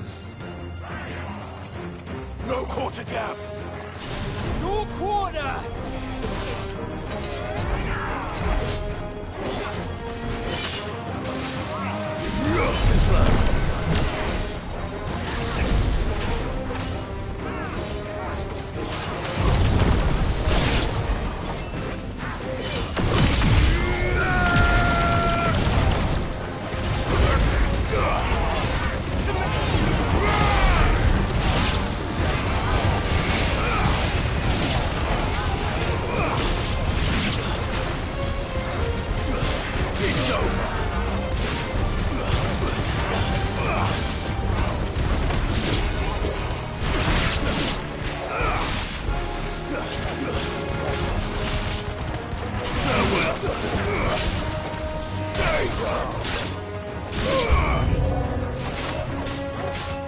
You think all the villages in Ash are like this? A question for later, Gav.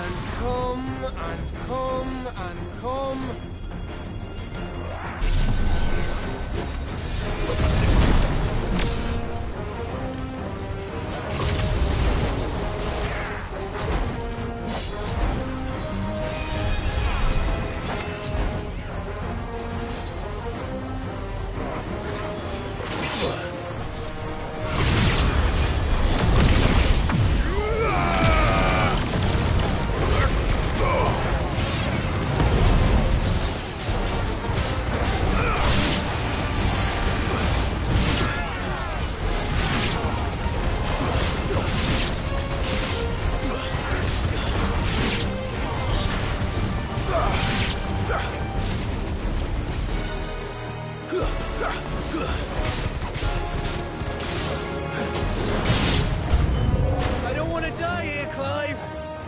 Then don't!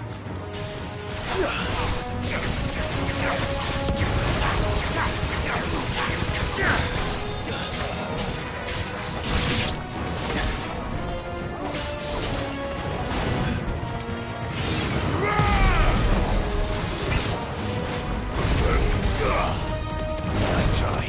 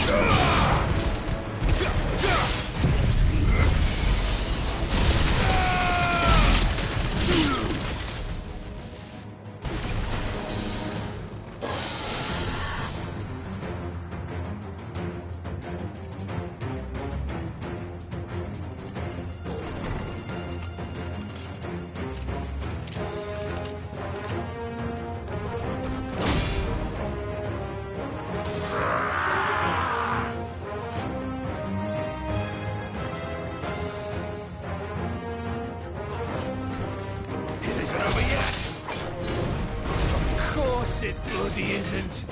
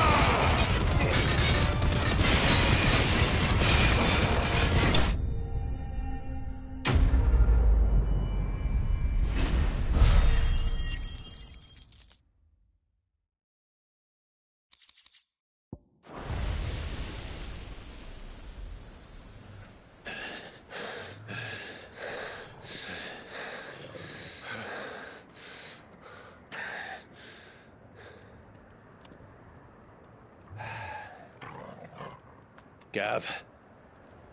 Gav! Don't tell me there's more of the bastards. Oh, fuck.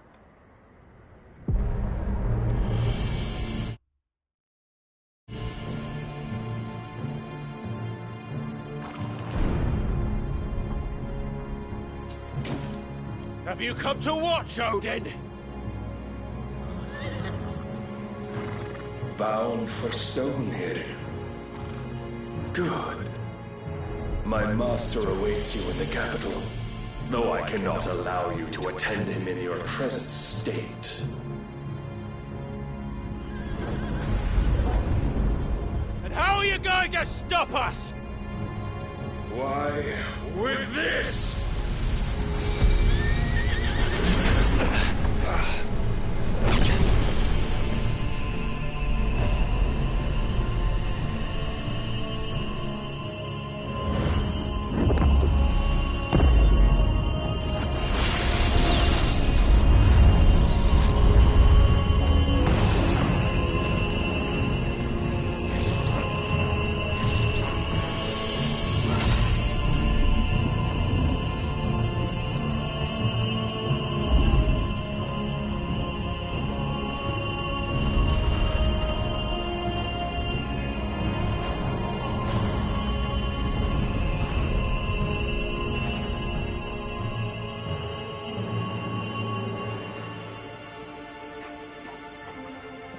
What did you do?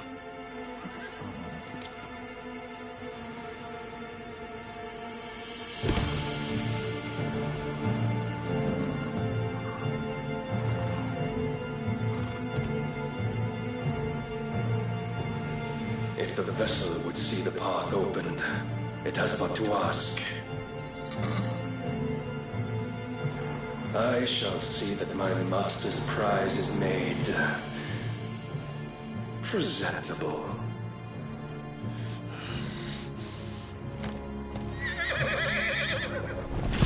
Shit! No!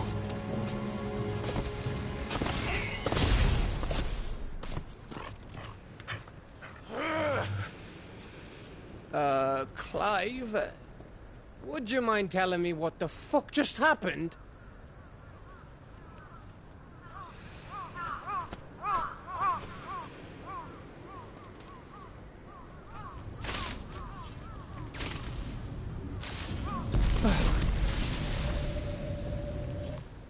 Oh, you've got to be.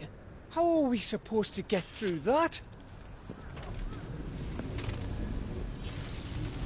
We seek an audience with the king. If His Majesty wants me to come and ask him, then that is exactly what I'll do. Before you go practicing your petition, we don't even know where the fucker went. How about we cool our heads and think this through, eh?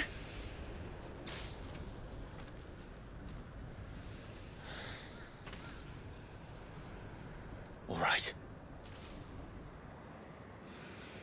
Maybe there's something here we can use.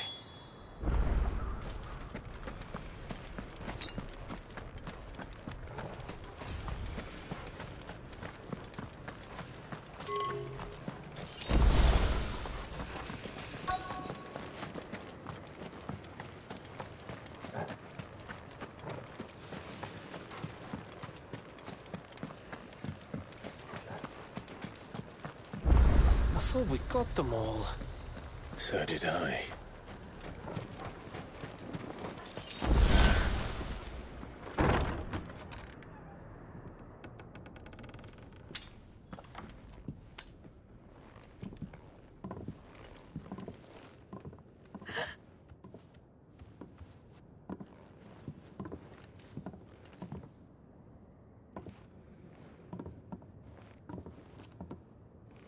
Please. Please. Please, no. Miss. Whoa. Easy. Easy. We're not turned, all right?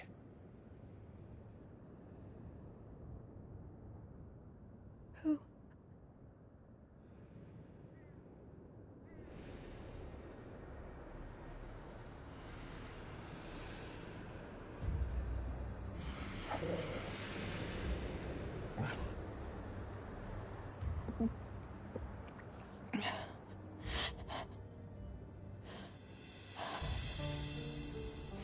My thanks, kind travelers.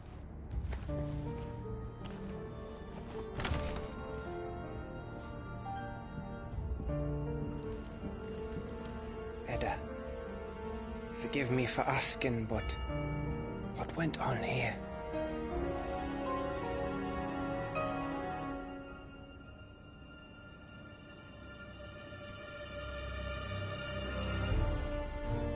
It all started when the skies changed. The elders said it was the Arche.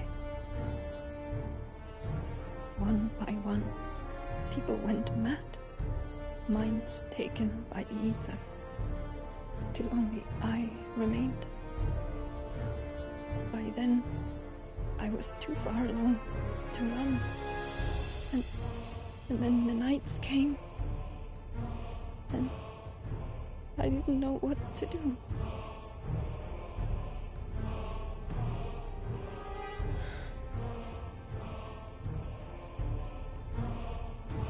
And this, Arche is... Just a story. Something our grandparents told us when we misbehaved. About how the heavens would grow dark before the land took her last breath. The end of the world. You said the others went mad. But where did they go?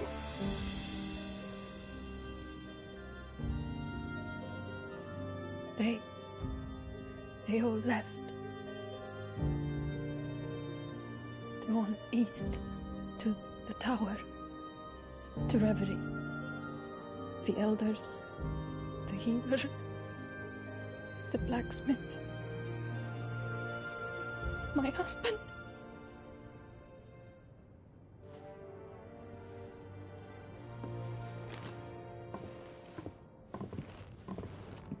You thinking he did this? Of course. Who else could it be? You were in Canva. You saw what he did to the people. But then what about her? How come her nut hasn't cracked? The baby, perhaps? Could be protecting her from the ether. I can't think of any other explanation. You mean... it's a bearer? It won't matter what it is once Ultima's magic takes hold. Time's running out.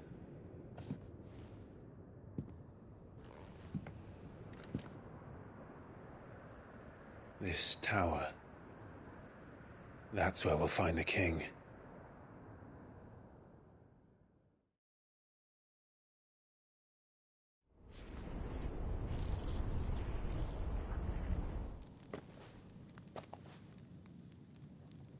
I knew it. It's the same as Phoenix Gate.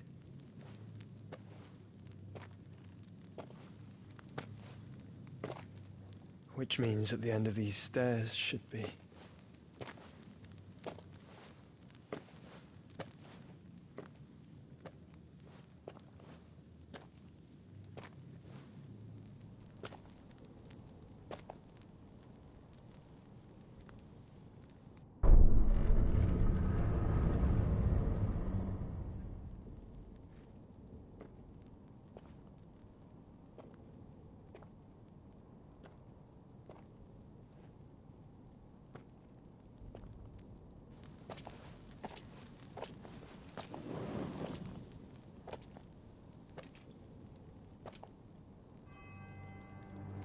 The mural is complete.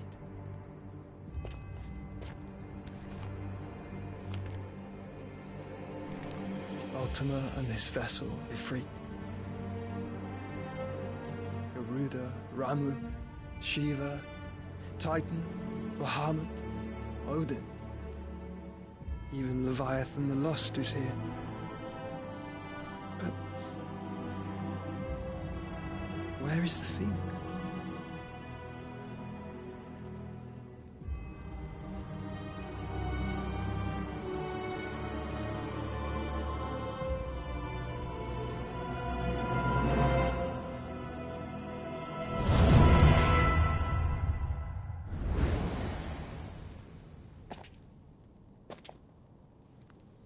By the Founder.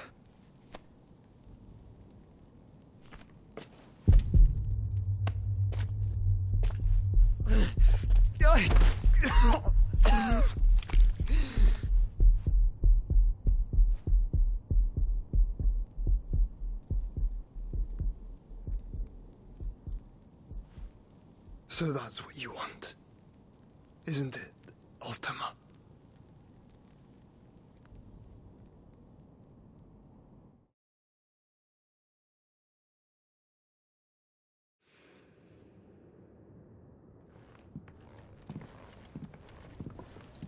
So that's how it's gonna be then?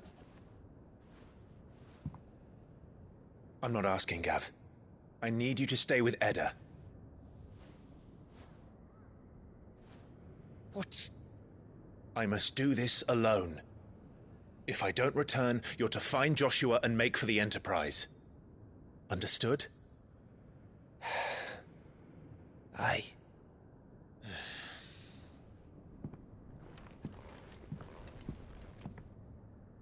Just don't you go dying on me. Sid's name suits your miserable mug better than mine. Don't worry. I haven't finished with it yet.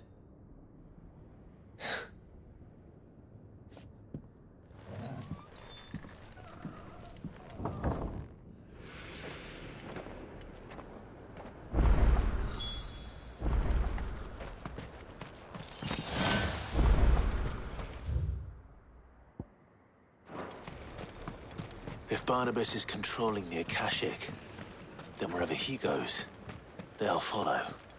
And so will I.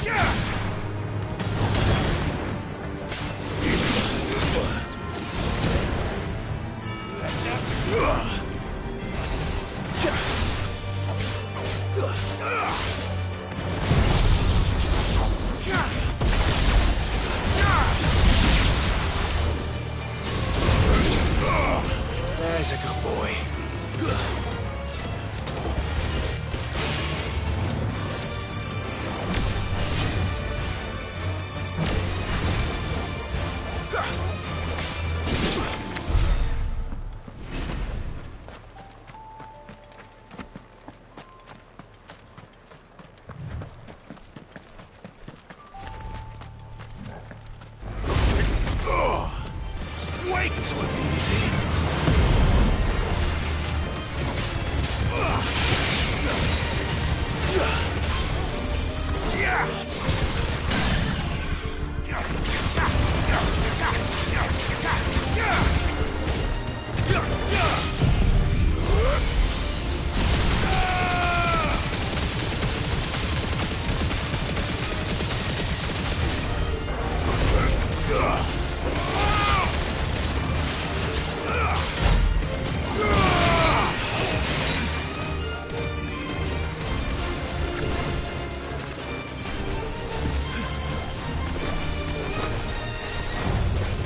Nice try.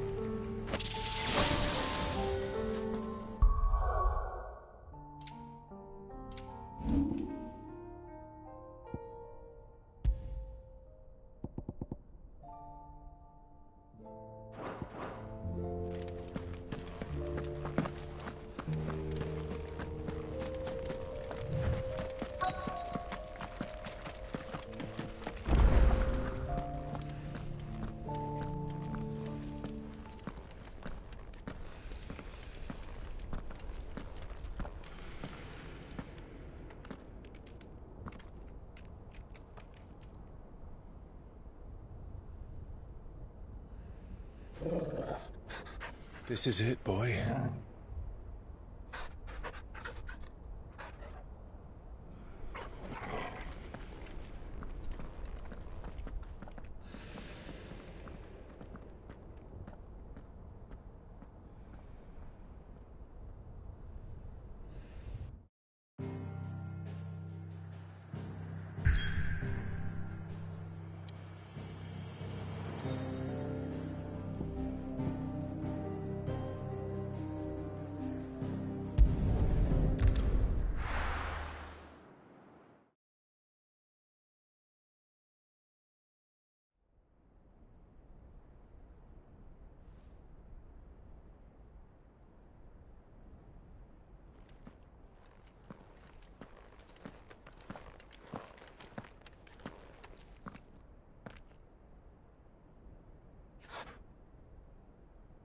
I've come for you, Barnabas.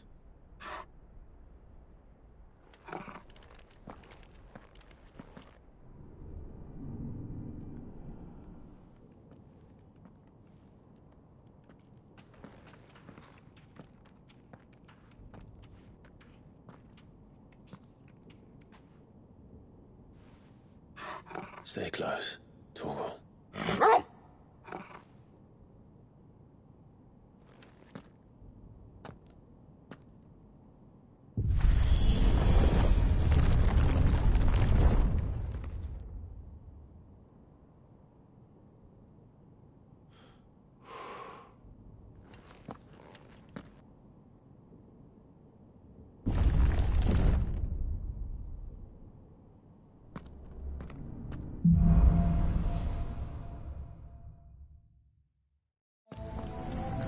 The tower.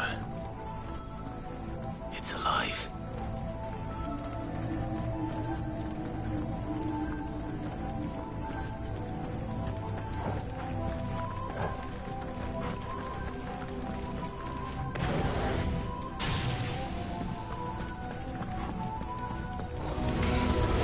More echoes of the fallen.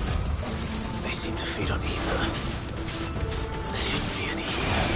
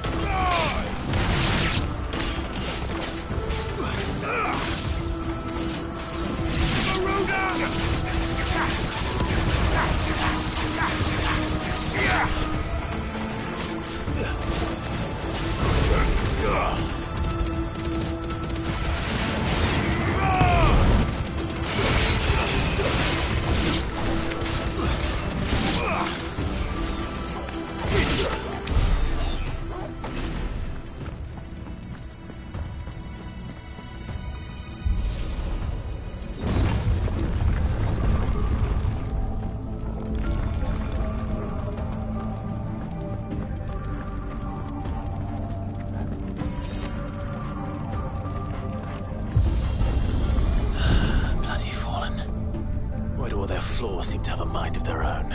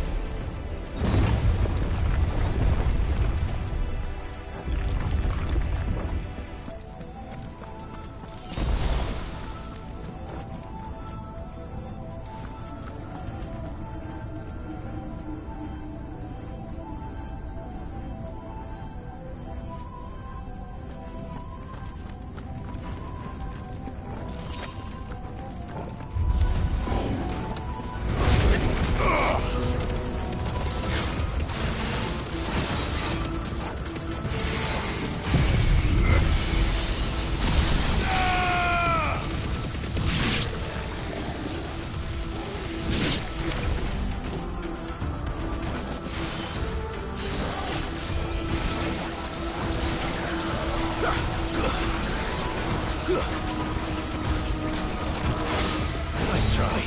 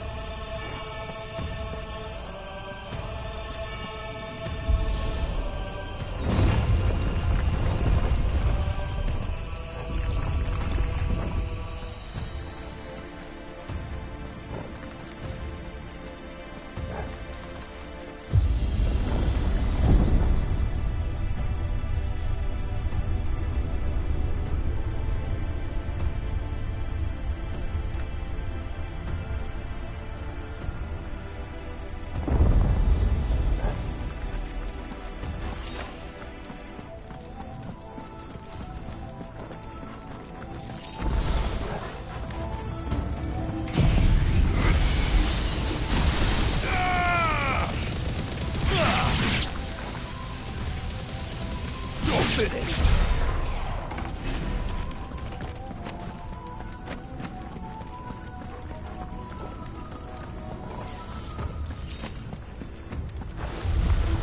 No mistakes.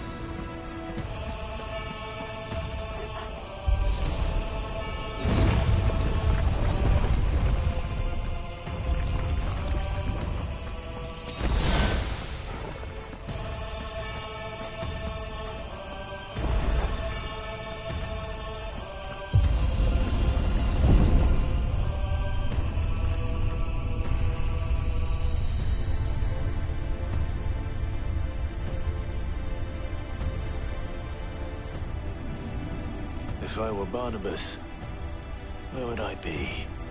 The top. So I could look down on the world. Time to fight.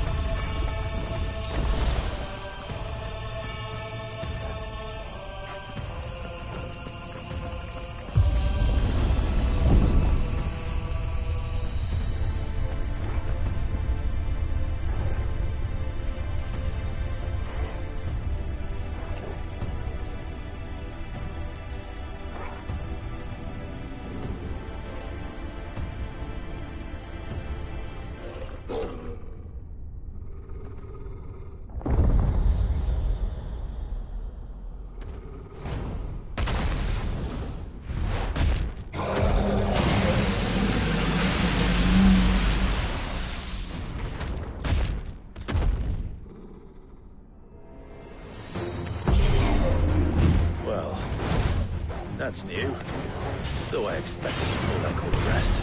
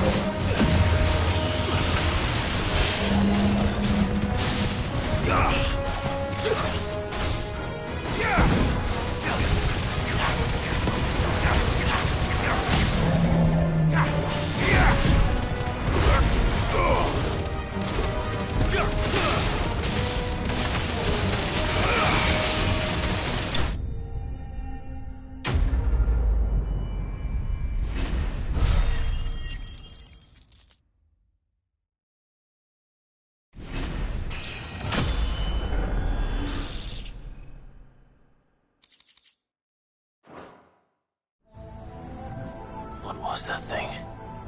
Hopefully there aren't any more.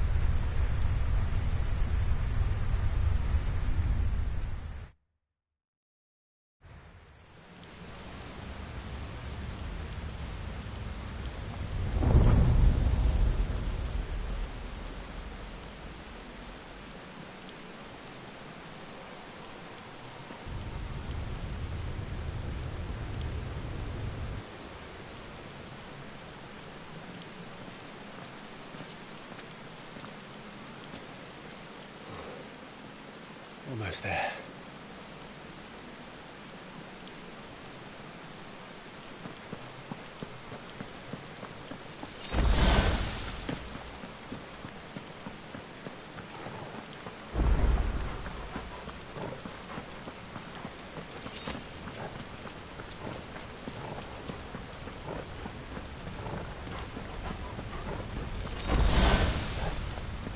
He's here. I can feel him.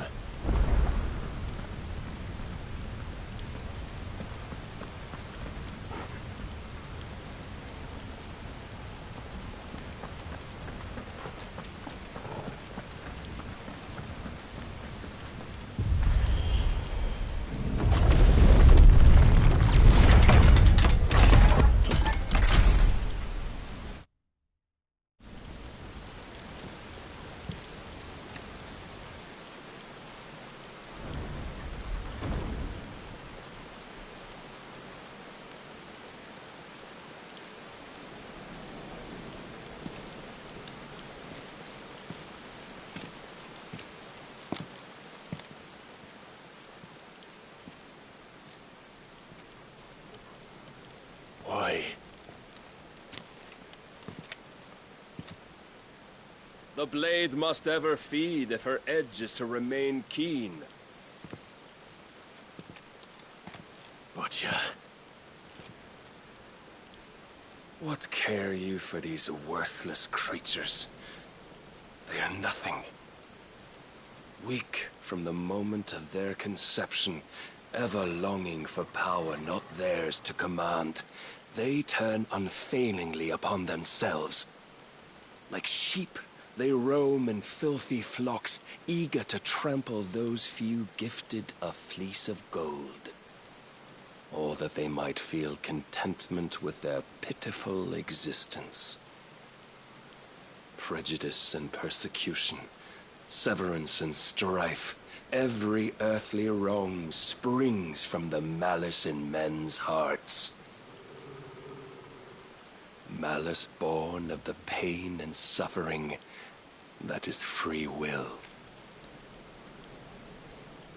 Its corruption is gnawed at your being from the very moment of your birth. You're wrong. It is no corruption. It is who I am. Every choice I make, right or wrong, gives me reason to carry on. And carry on I shall. Not as a puppet, but as a man. Which are you? There was a time I too thought those the only choices. What? Long ago, God granted man the gift of magic. And with that gift did he build great civilizations. Yet over time, man lost sight of the gift's true meaning, stepping from the path of shared prosperity to one of avarice. He abandoned his creator for sword and flame, and through his folly, beckoned the blight. Yet, there were those few who refused to turn their eyes from the heavens, and they prayed to God that he might lead them back to righteousness. And the Lord, he did answer. Before the worthy shall the gates of paradise open. And so did I spread my arms to the ether, and cast my soul upon its gentle waters. I gave myself unto him.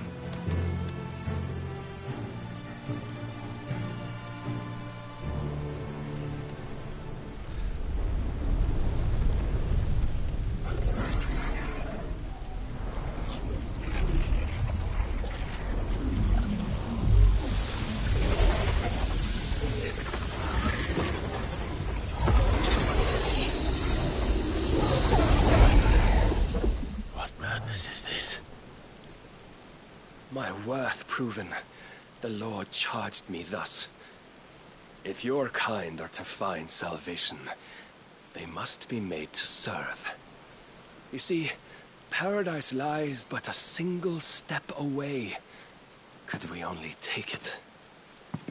Could we only leave our transgressions behind?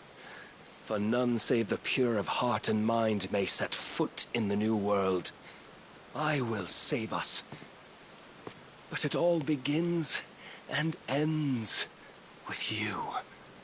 You are the key, Mythos. And with this humble offering, shall I prove my faith once more. So you forsook your kingdom. You forsook yourself to serve. Tell me, how is that living?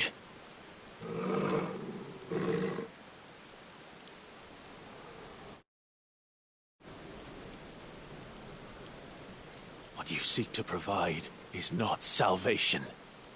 It's anything but. Life is about always having a choice. Take that away, and we might as well be dead.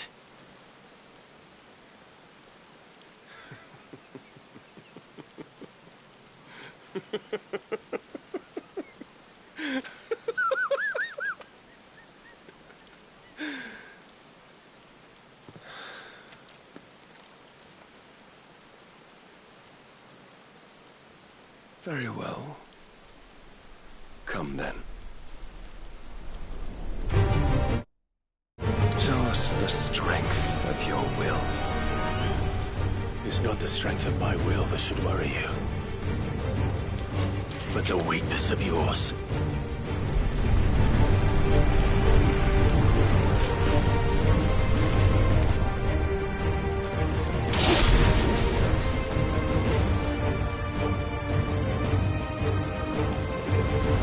If you think your will the stronger, prove it.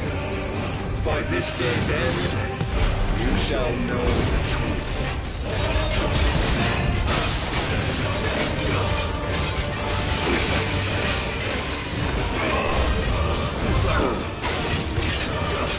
I tire of this.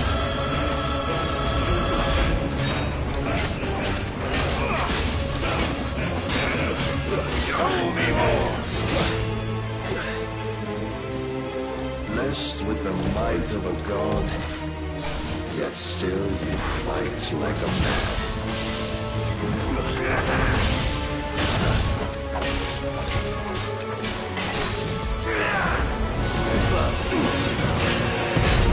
Must I show you?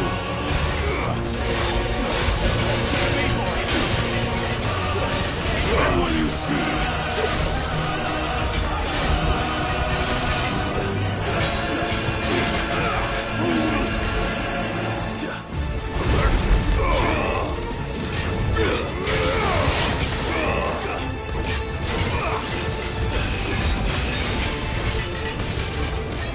Don't disappoint me.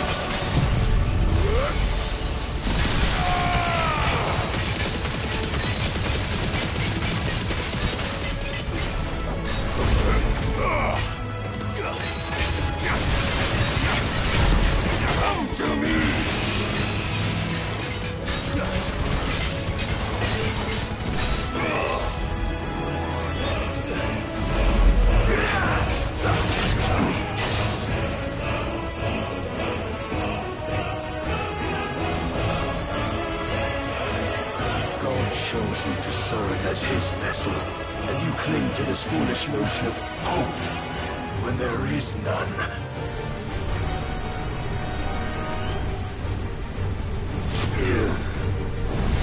Fuck!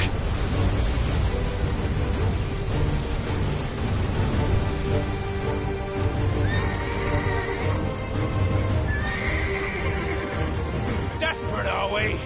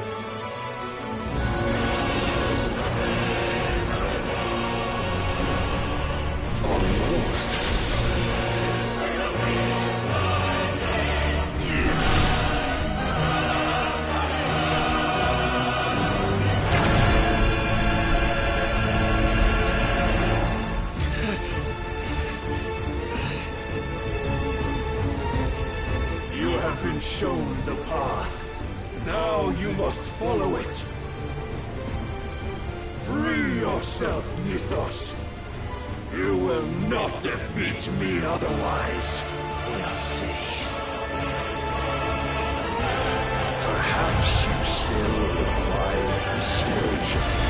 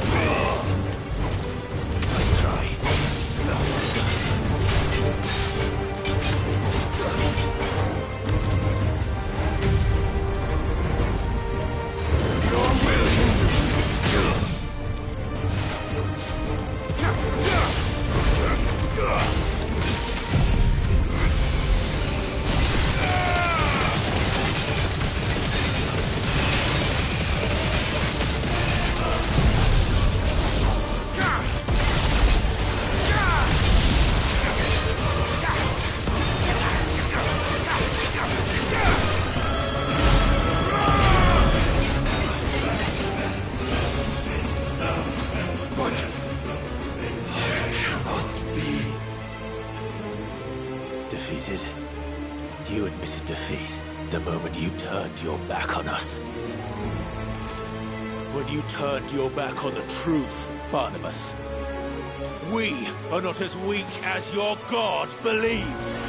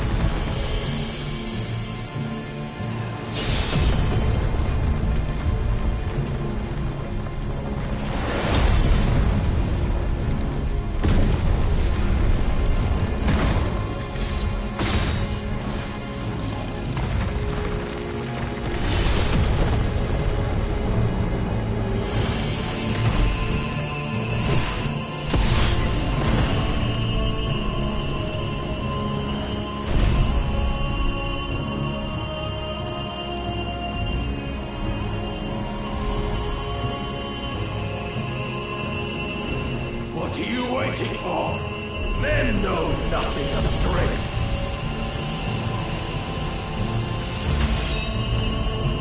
What you will.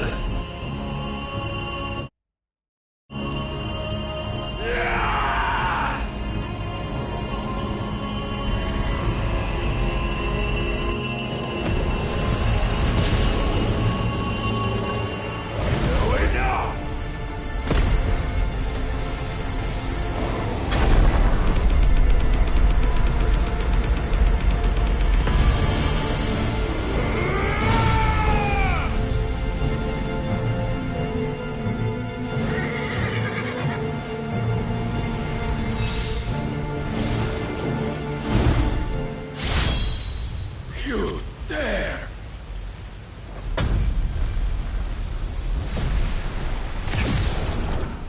Could it be you have made a weapon of your weakness? My My apologies.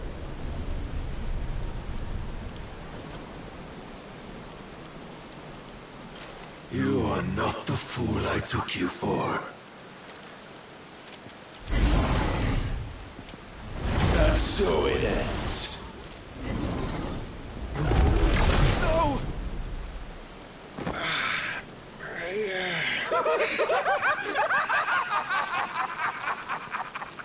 Don't tell me you are tired, Mythos! Your stubborn defiance has stirred my long-becalmed heart, filling it with a joy that I have not known for generations! I had thought the tantalizing kiss of self-indulgence a dream forever out of reach. And now that its sweet ruin courses through my veins, I shall not be quick to relinquish it. Show me your work, Mythos, that I might revel in it!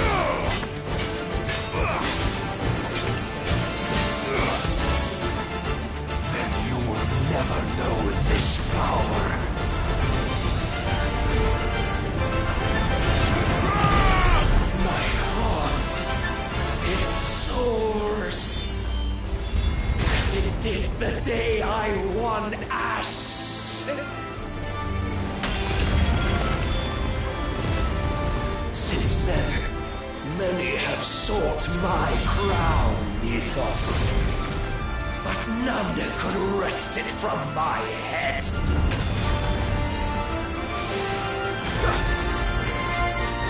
Come! Have you the strength? Have you the will?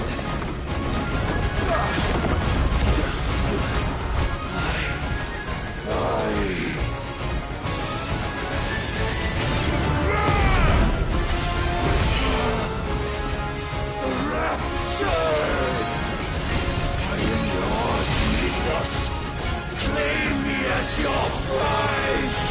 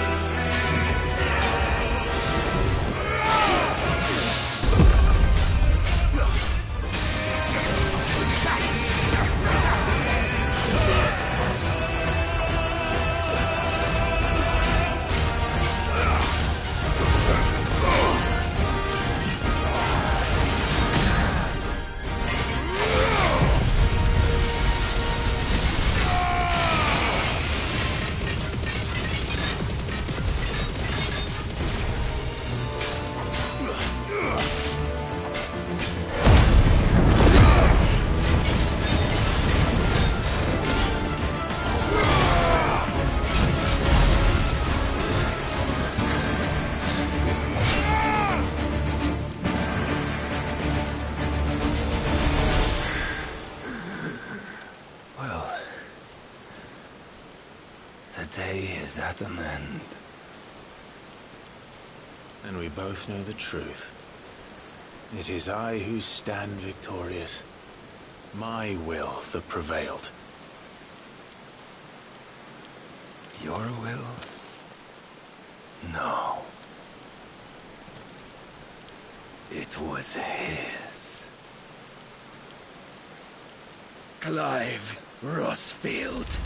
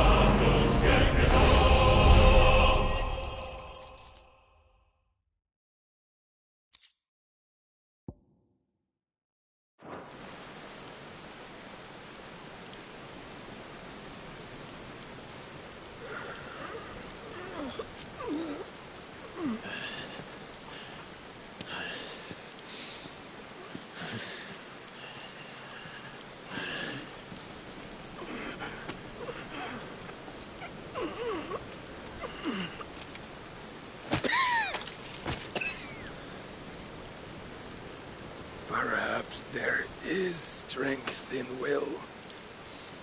Would that I had not relinquished my own.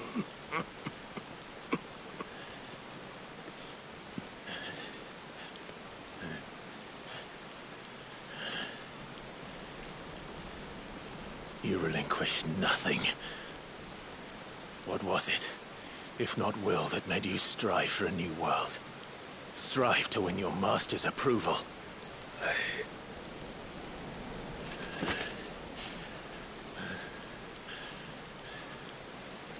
You were shown a fantasy, and you chose to believe it. But you were wrong.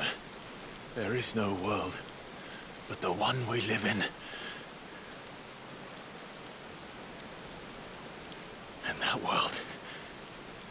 that world is worth saving, even if it means killing a god.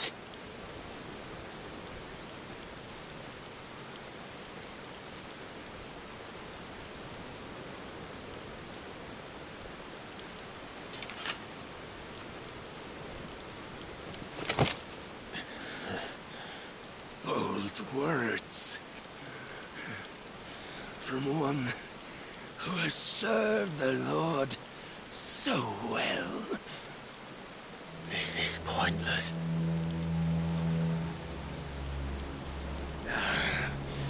But I almost forgot. I promised that I would make you presentable. Did I not?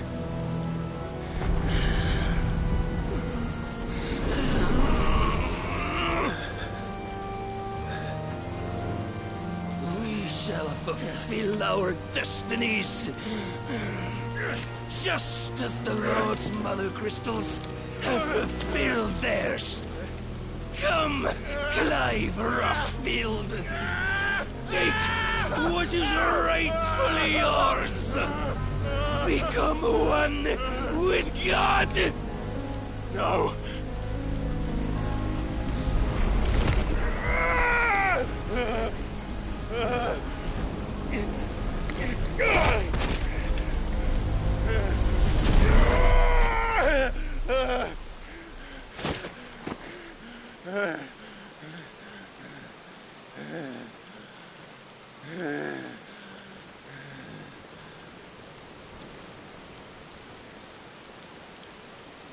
At long last, salvation. I'm coming home. Mother.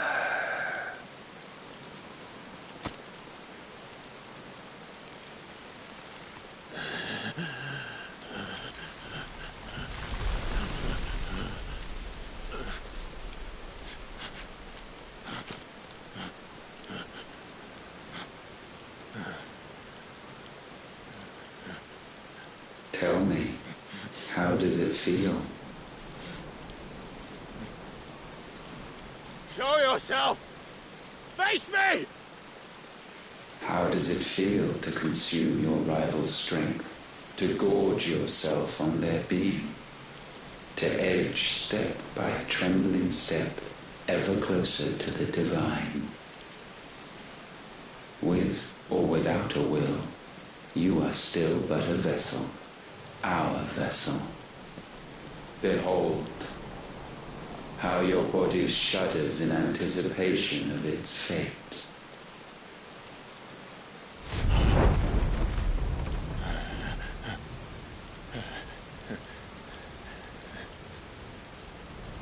Oh, it's not yours yet.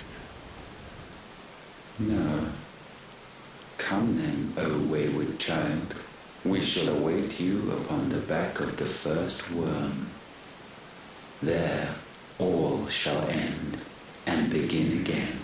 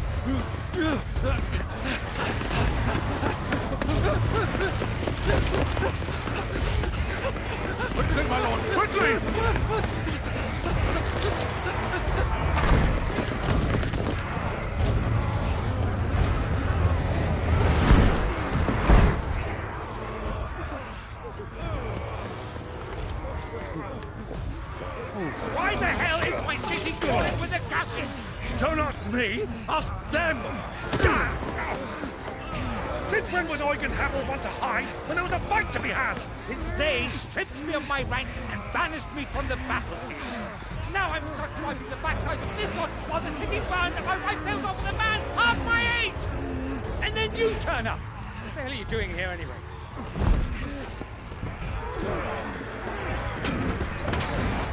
What indeed? The enemy numbers 200,000 or more, counting yours. There are simply not enough soldiers garrisoned in the capital to repel an army of that size. Then one of the central keep. Held by a contingent of soldiers and bearers from the surrounding boroughs. They are the sole reason it still stands. And all it took was an army on their doorstep to bring them together. The prospect of death does put things into perspective. Perspective. Perhaps it's what we've lacked all along.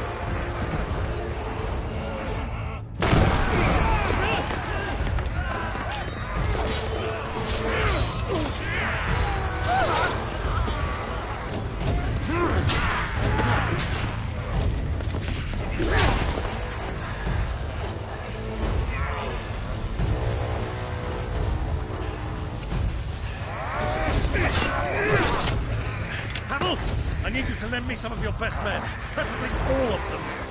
My best men? Does it look like I really want... I admit this might not be the most convenient time, but my nephew's in trouble, and I may have already promised him your help. Your nephew, the outlaw? My soldiers have better things to do than die for nothing. And you and he are of the same mind.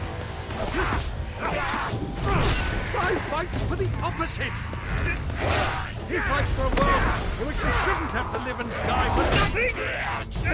And he fights today to give us all a chance of a better tomorrow. Be that as it may, a handful of men cannot stand against the kingdom.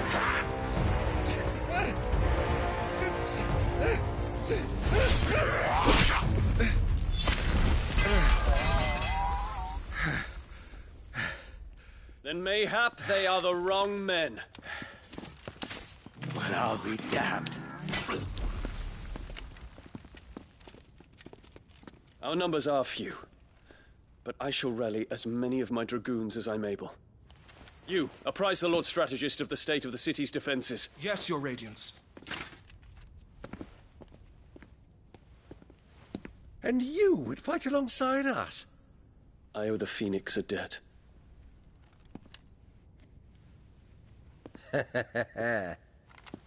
Does this vouch for my nephews? Aye, but I still have my doubts about you. Which we can discuss later. Indeed. You said you had men garrisoned in the keep. Captain, do you know how many yet remain? Allow me to confirm. Commander? Whatever their number, Randalar will be needing Gather the them bodies all. and build a pyre in the courtyard. Quickly. Terence. My lord.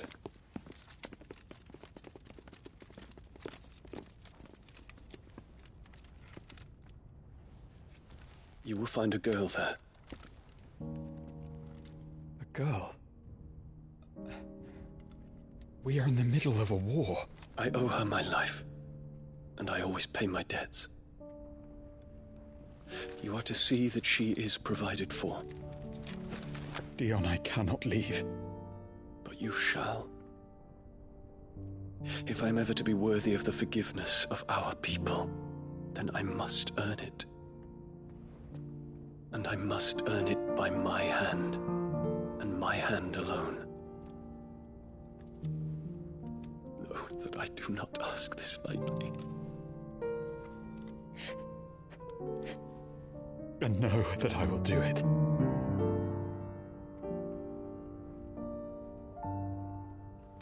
Farewell, Terence.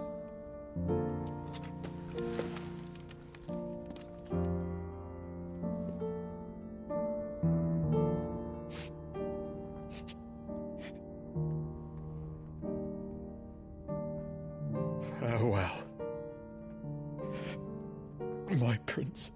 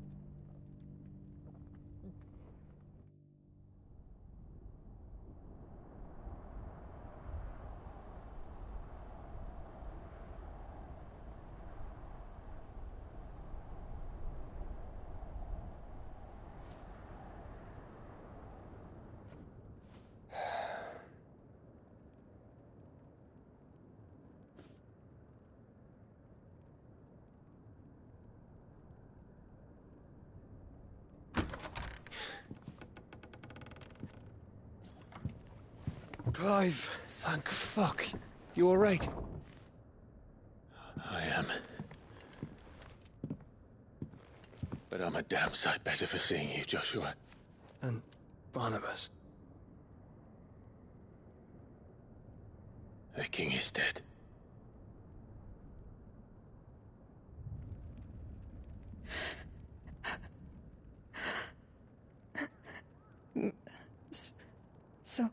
So they're all...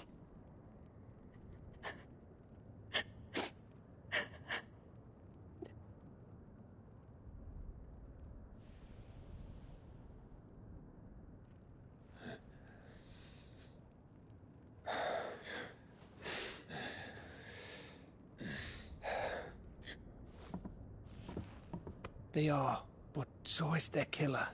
He can't hurt anyone anymore. You're safe.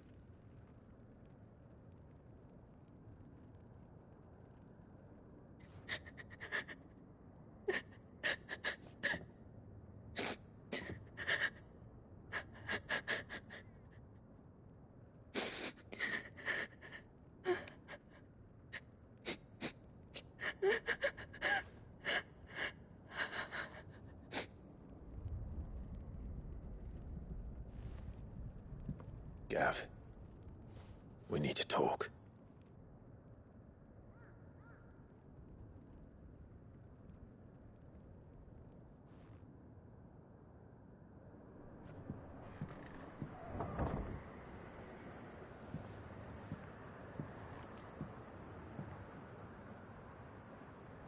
I'm sorry, Clive. You know I want nothing more than to go with you. I do. But I'm glad you're heading back to the Enterprise nonetheless. And not just for Edda's sake. Our people need to know what happened here. You can count on me. As can she, I hope. Thank you, my lords.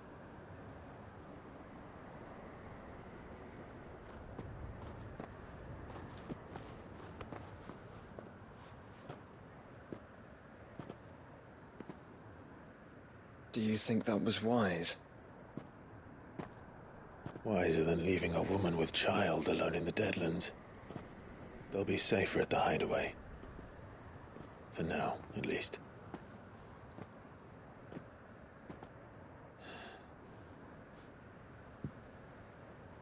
This land is overrun with Akashic. The king himself was long turned, albeit by choice. All to serve Ultima, in his damnable quest to forge the perfect vessel. The chaos Barnabas wreaked upon nation after nation. How many were killed for this? He didn't consider it killing. Or a mercy of sorts. A way to end their suffering. He truly wanted to save mankind, and ultimately use that. As he uses us. But why us? What are we? What are we? We are dominance. That is our fate. But that doesn't mean we have to accept it, which is why we fight. For the right to deny it. Is that not so? It is. For our sins.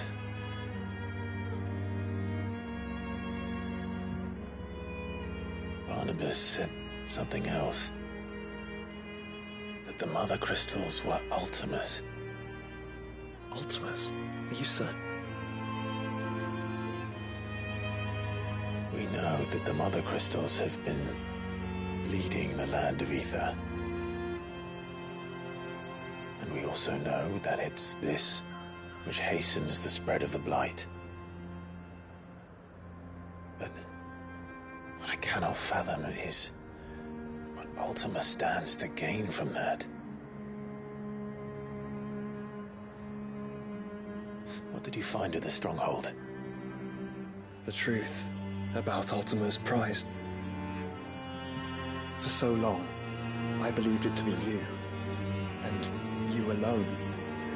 Yet, it is not merely Ifrit that he desires, but Ifrit and Phoenix both. That which we became in the skies over Twinside. Only when the twin flames are joined shall his vessel be complete. Quite why he needs a vessel is another question. Unless there is something he cannot achieve without one. Something his immaterial form precludes. Something requiring an unthinkable amount of ether and a body resilient enough to channel it. If I did not know better, brother, I would think that he meant to cast a spell. A spell 1,000 years in the making. A spell to end all spells. And he cannot do it without us. Nor without the Mother Crystals. But if we destroy them all, we will stop not only the Blight, but Ultima as well.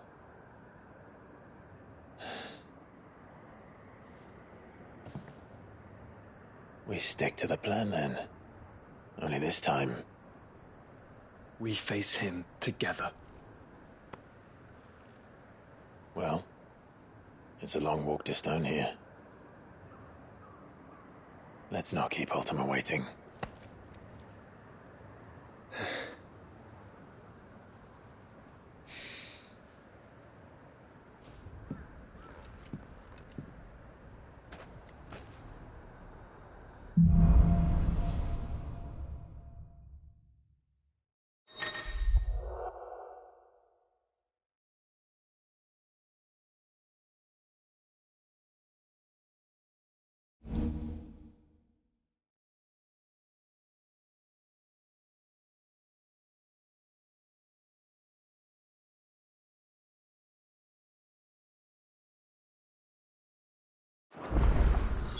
When Barnabas fell, his magic died with him. The road to Stonehere is barred to us no longer.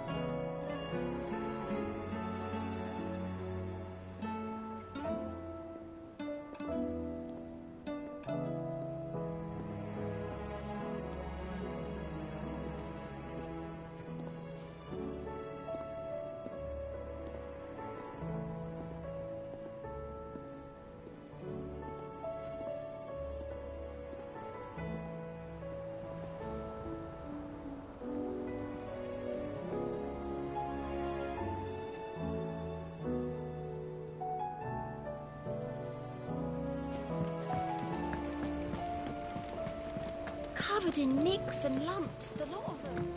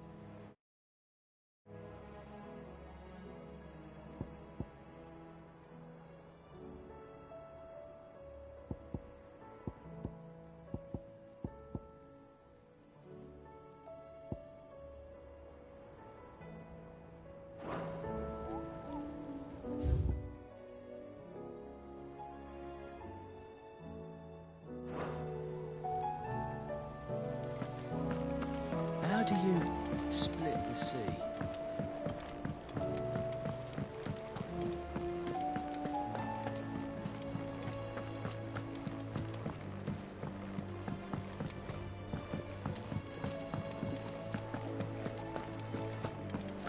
The stew's awful.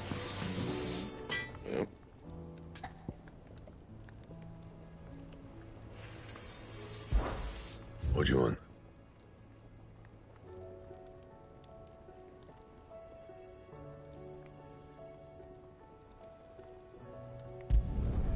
Should last you a good while.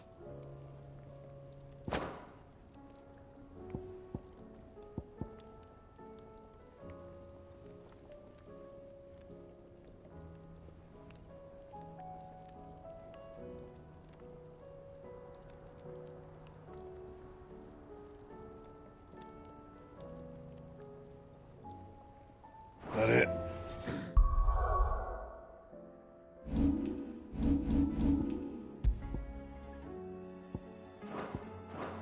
Fine. So what do I owe the honor? So, what'll it be? And?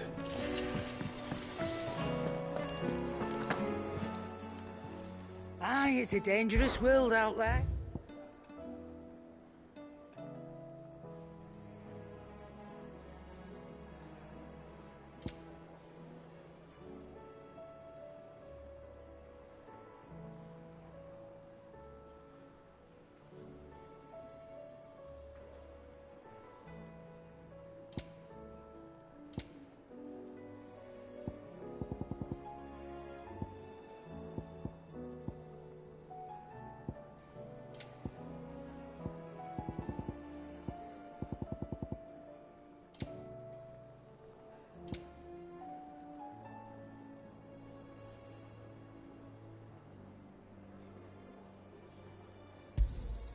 You're rubbing me blind, you know.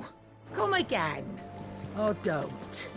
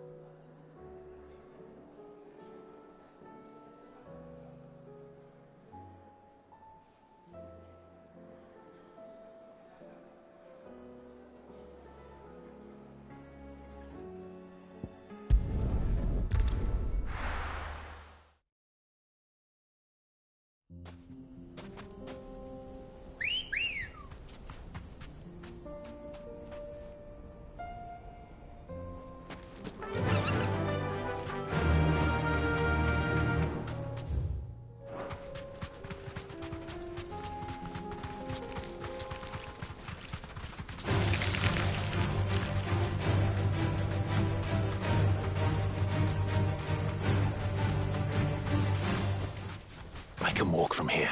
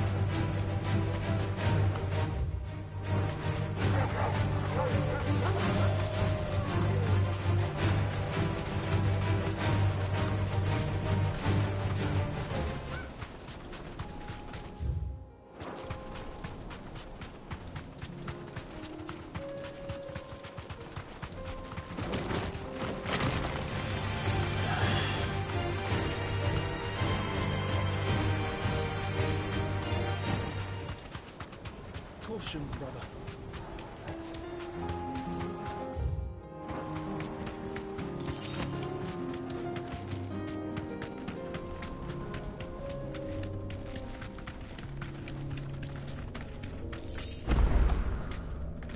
Straight home now.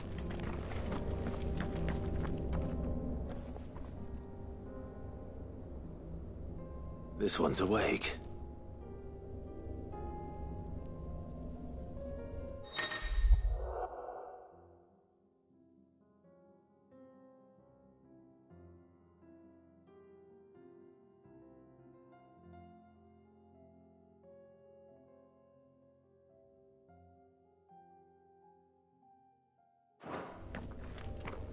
Let's see what's inside.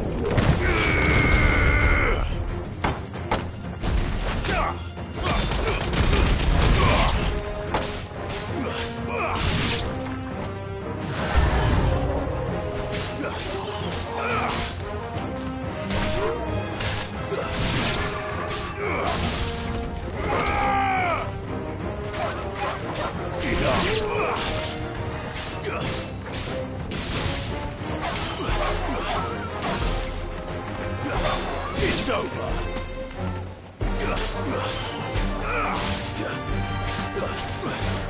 Too slow.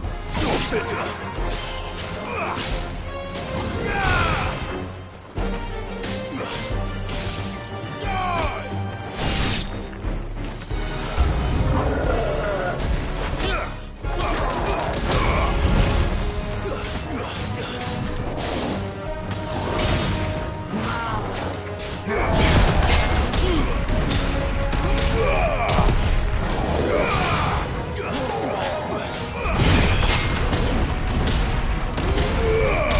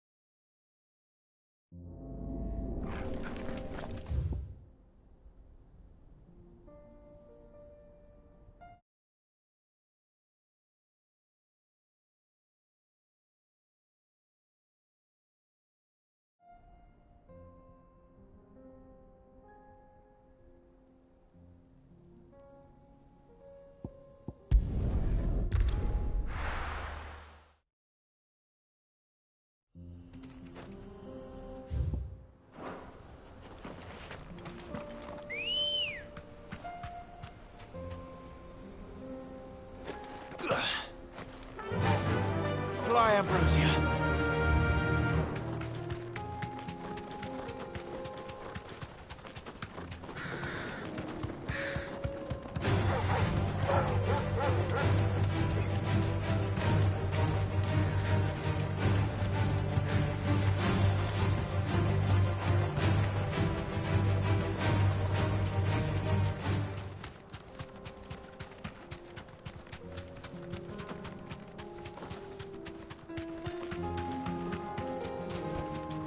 Straight home now.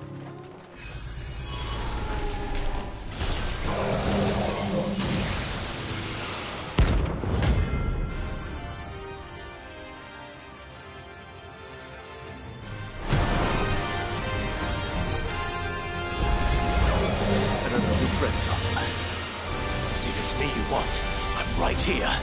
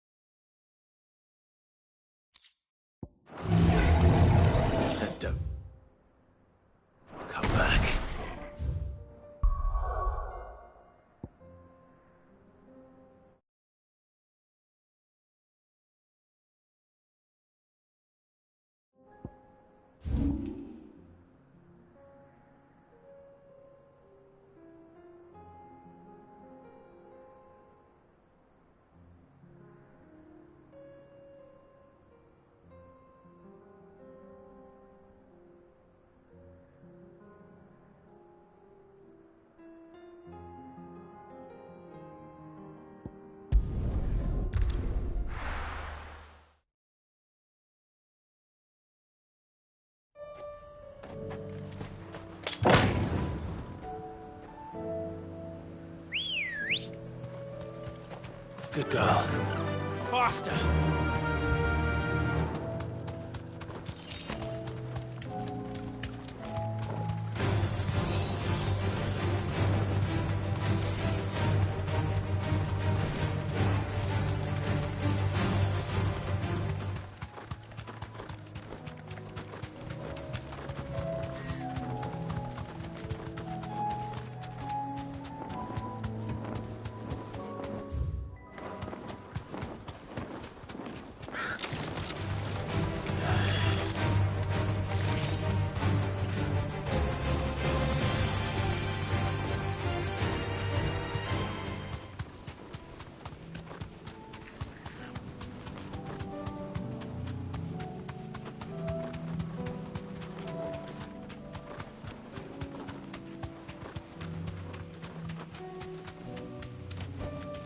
Back to the stables, girl.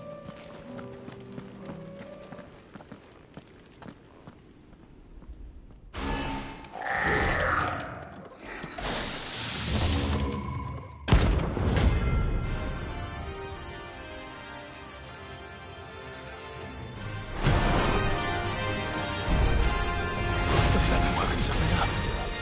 Only one thing for it.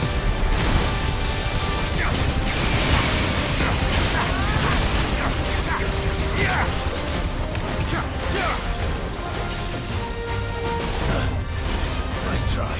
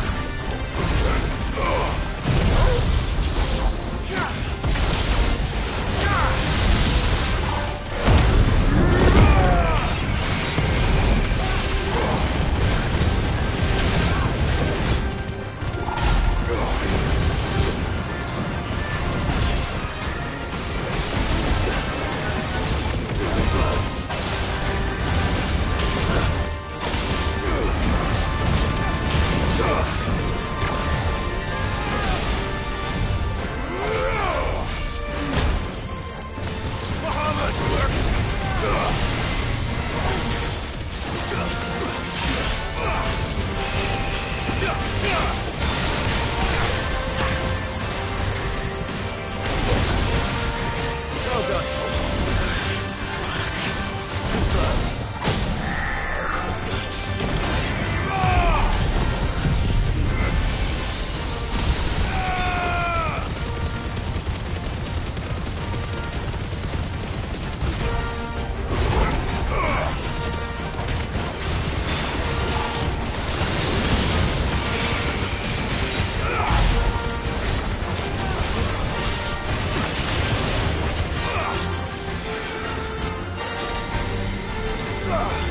Nice try.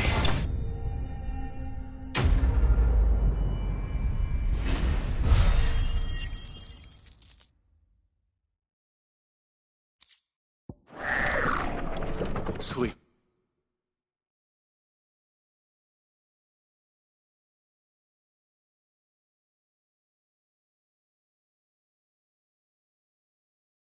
Dreamed.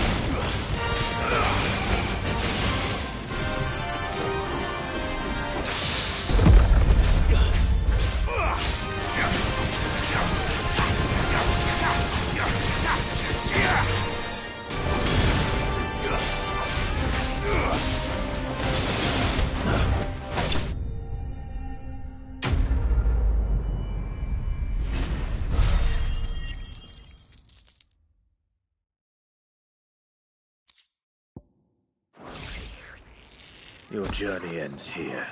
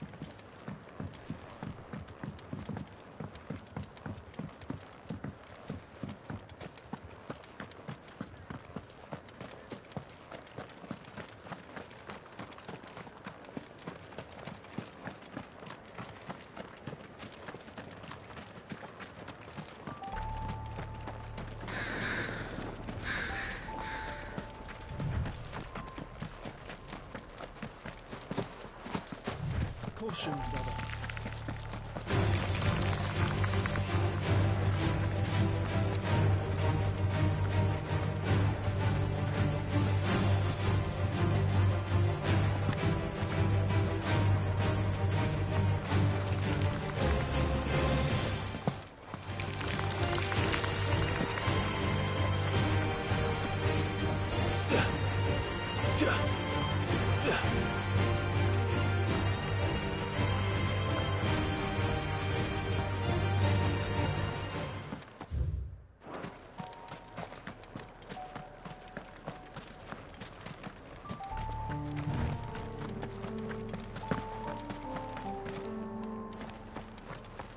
There's something there.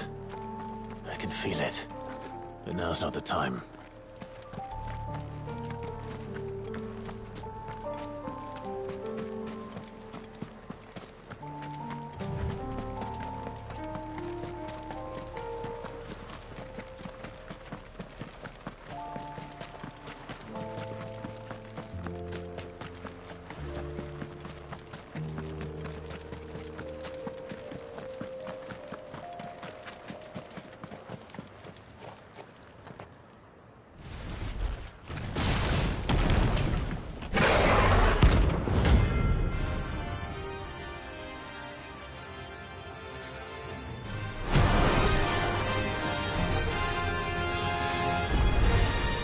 Look who's here to meet us. Pity they don't seem fond of visitors.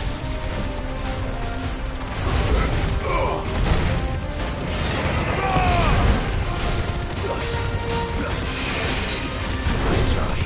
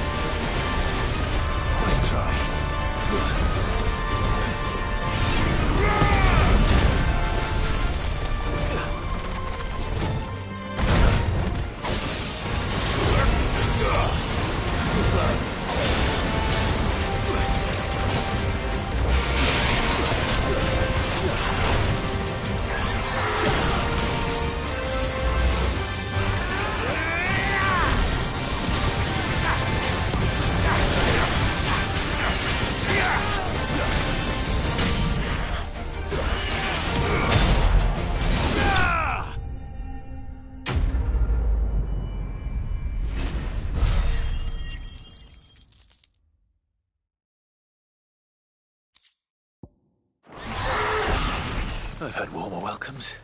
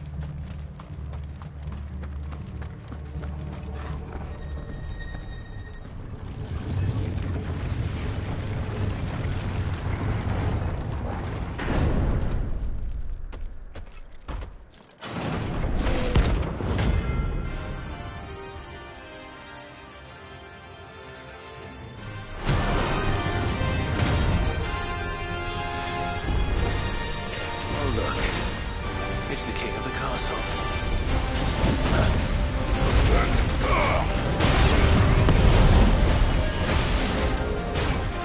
Too slow.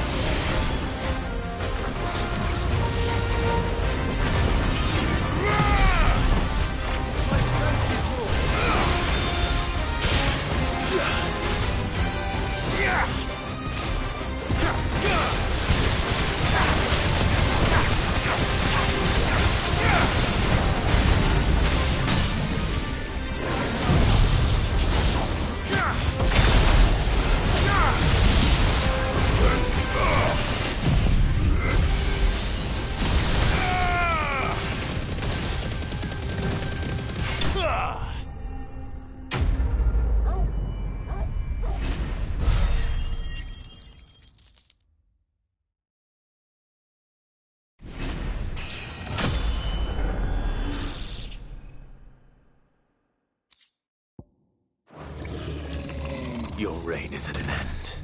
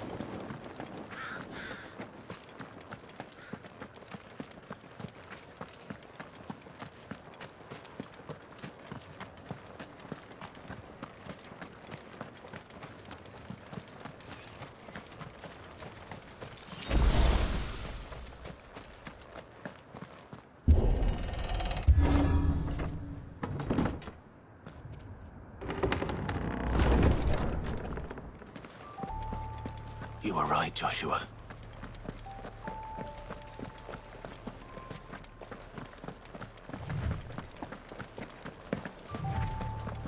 Bodies up ahead.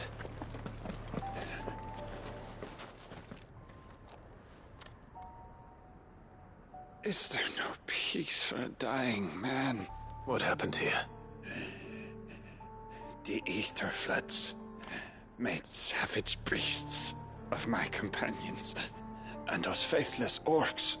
I knew they weren't to be trusted. We were told that they would stay loyal to our cause.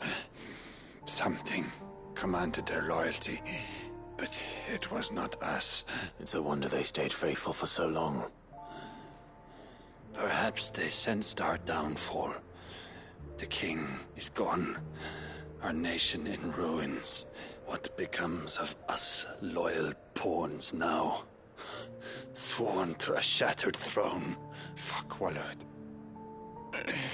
Fuck the dead king and his god. Fuck this withered shithole. The floods do not affect you. You are a bearer, albeit one who's lost his brand. Pray, hear me, brother. Will you grant this pawn his final wish? Will you lay my dying soul to rest? Of course. What do you need? Finally, some luck. Beyond the castle walls, towards Stonehere, there is a forest. Never turn. My parents are buried upon a bluff, nestled amongst the trees. Theirs was the only love I ever knew. I was torn from them in life, but perhaps I can return to them in death. Take my ring. See that it rests beside their bones. May you find peace at last.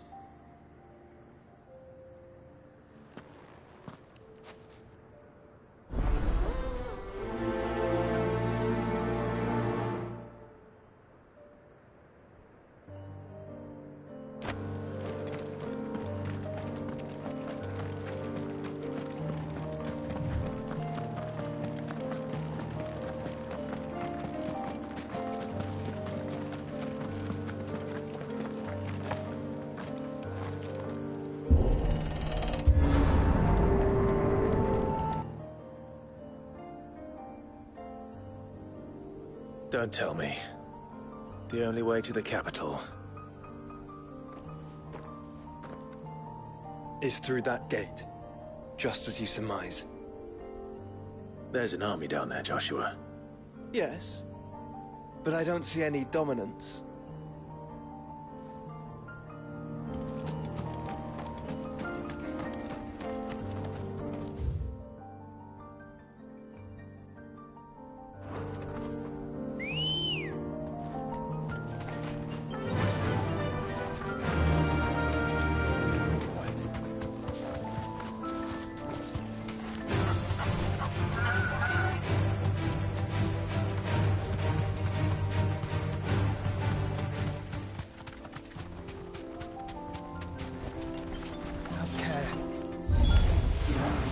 not an unturned soldier in sight.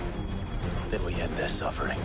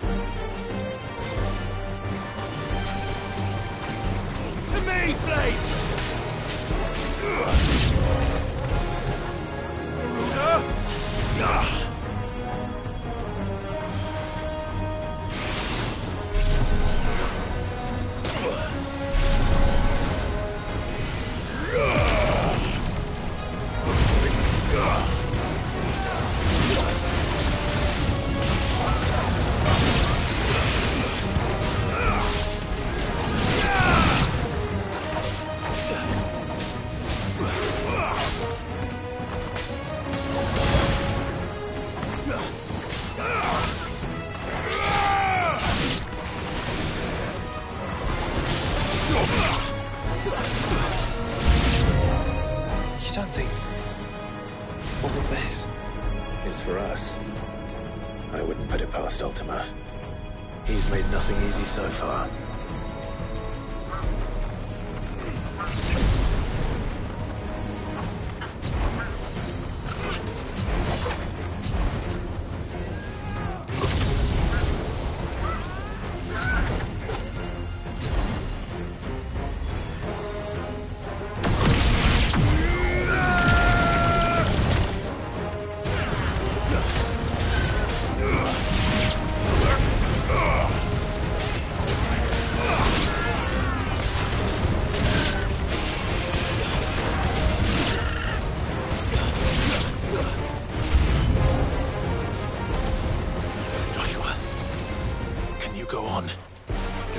choice.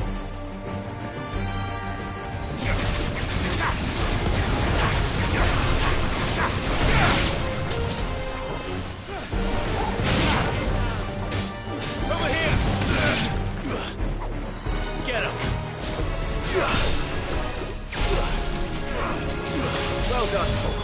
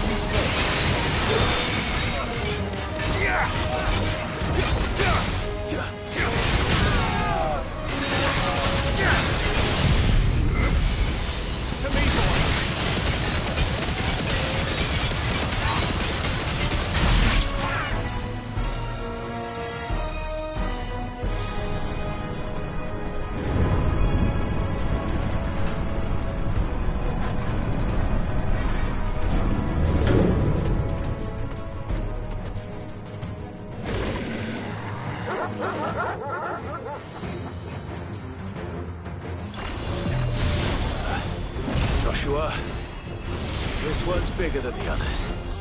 And meaner, by the look of it. That's better.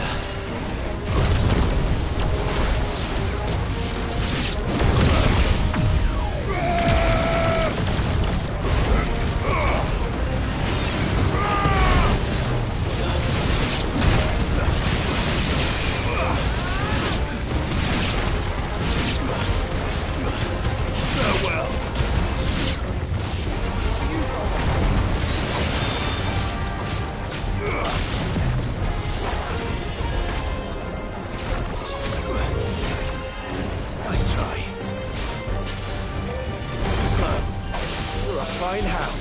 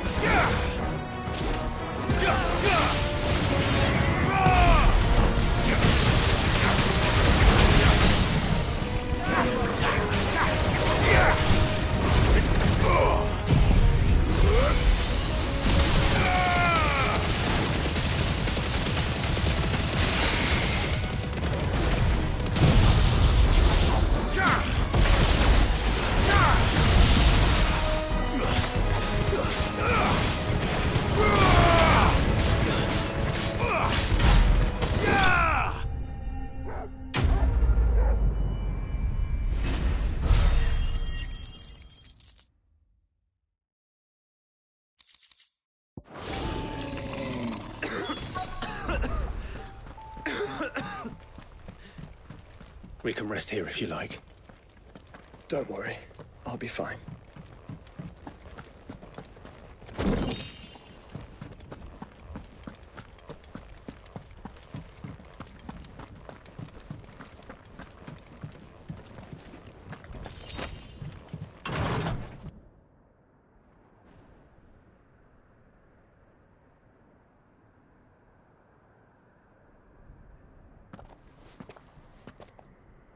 Look, Clive.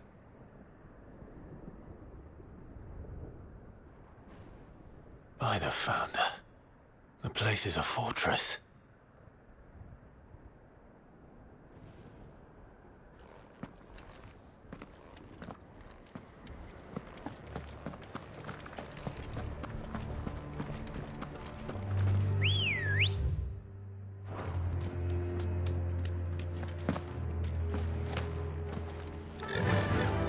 Faster!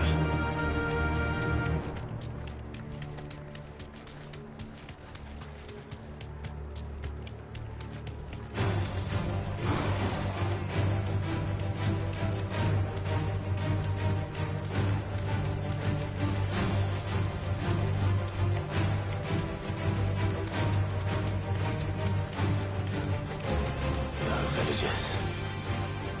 No knights. Not even any bodies. One could almost believe the whole kingdom had turned to Kashyyyk.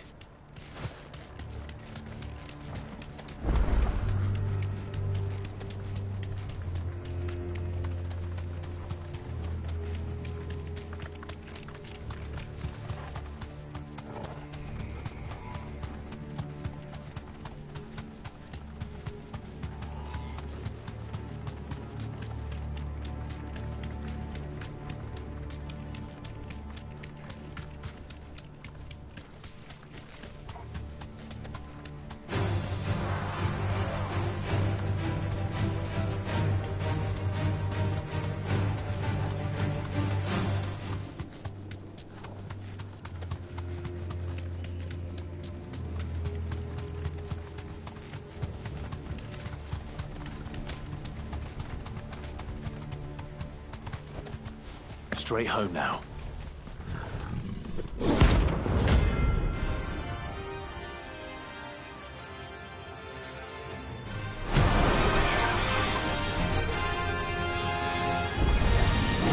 That's no ordinary girl.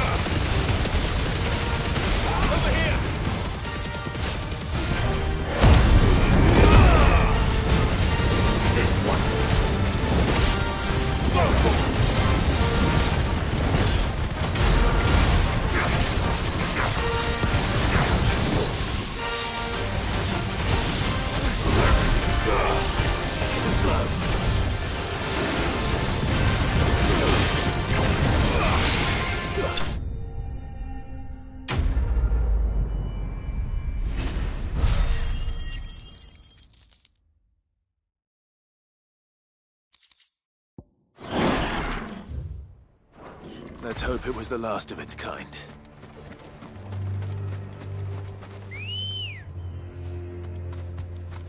Ready, girl? Run like the wind.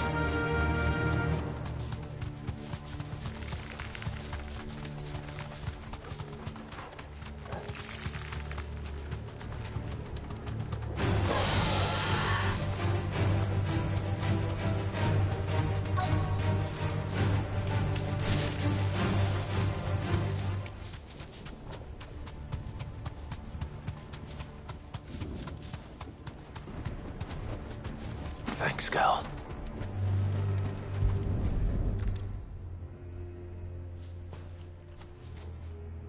He'll be able to see all the way to Stone here.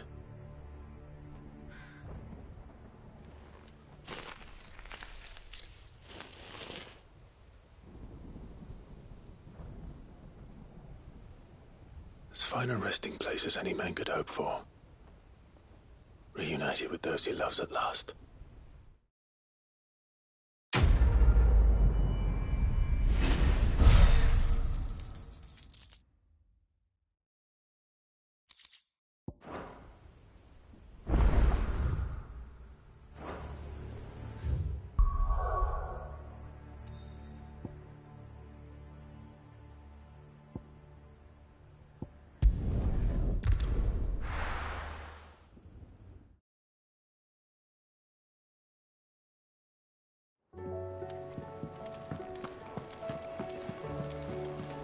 Covered in nicks and lumps.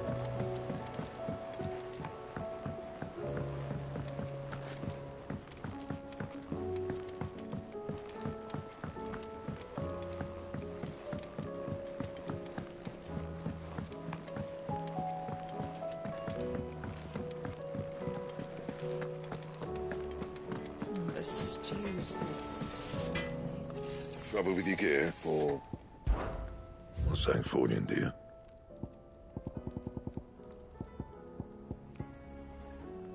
And?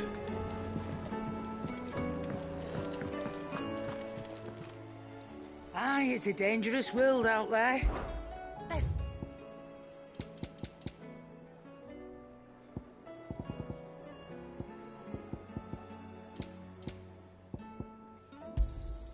You're rubbing me blind, you know. Finished, are you?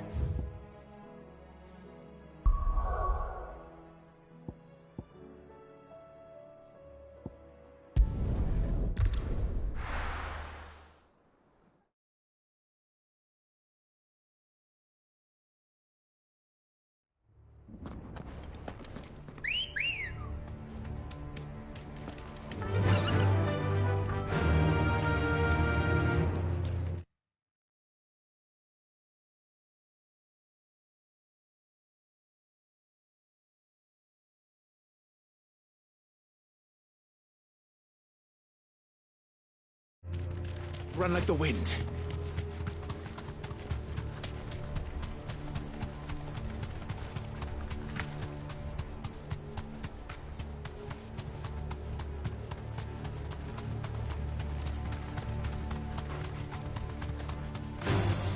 All right.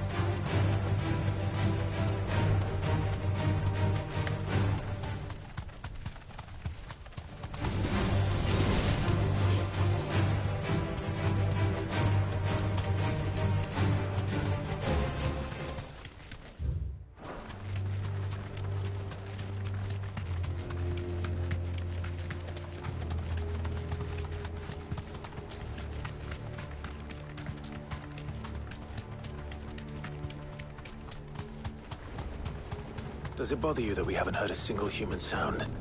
Everything about this place bothers me.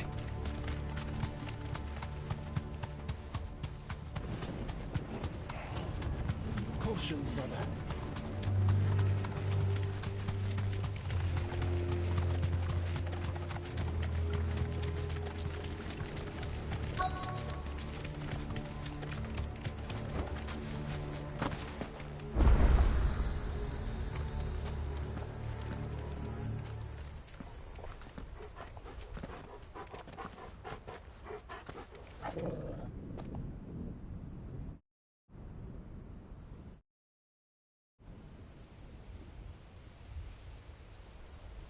The calm before the storm.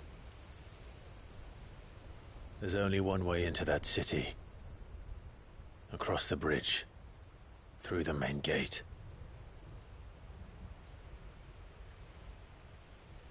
Right into the midst of whatever is left of the late King's army. Are you ready for this?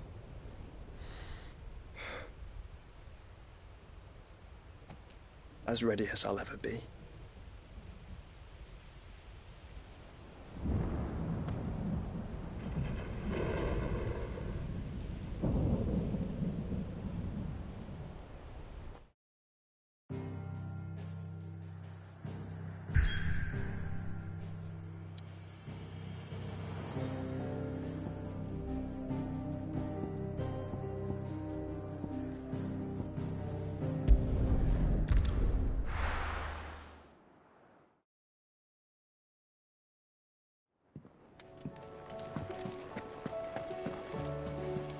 Covered in nicks and lumps, the lot.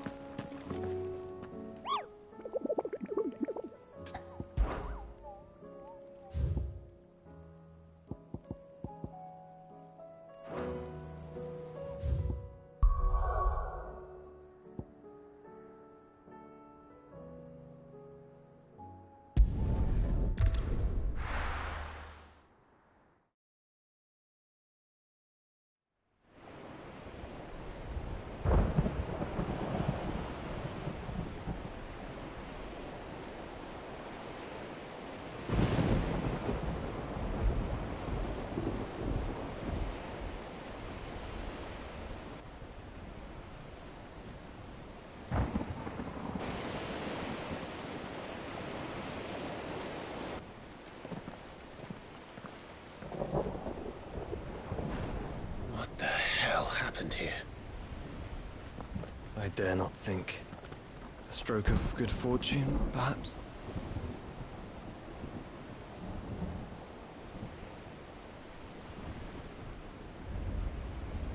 I hope you're right. So do I.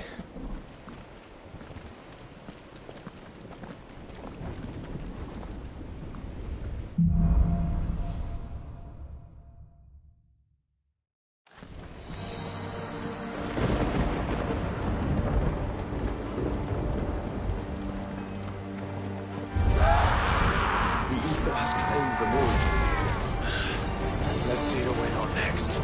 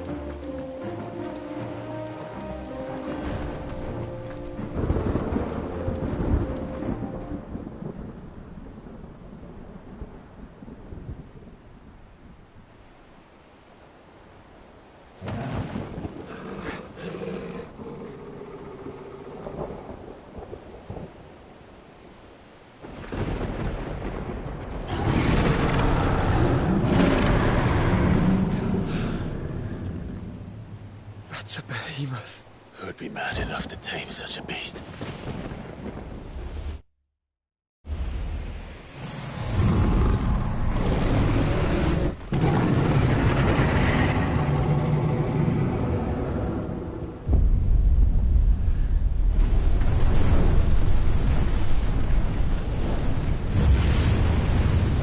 Stand back.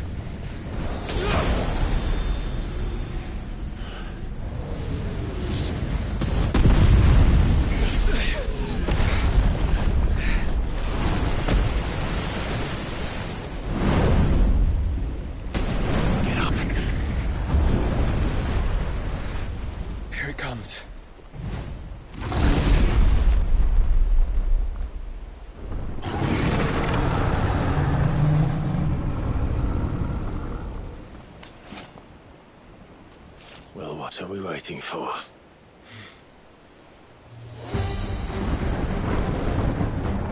Nice try.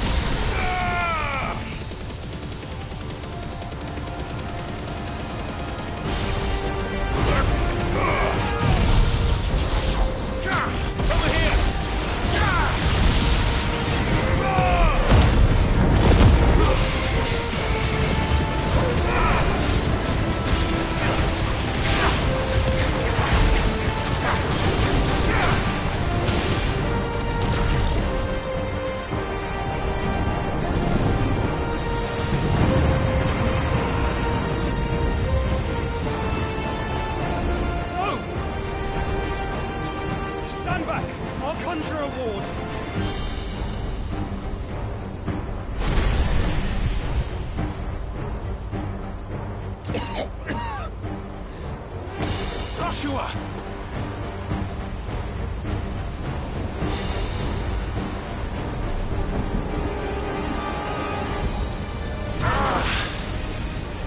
Desperate times. Clive, no! Trust me. Earn your shield, remember?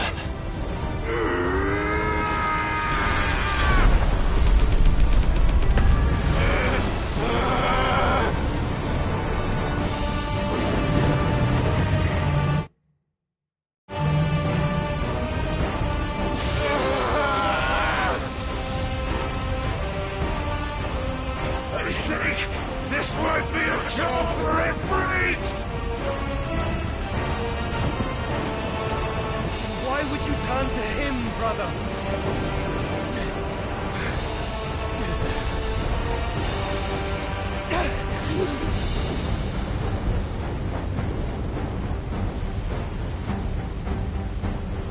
When we fight together.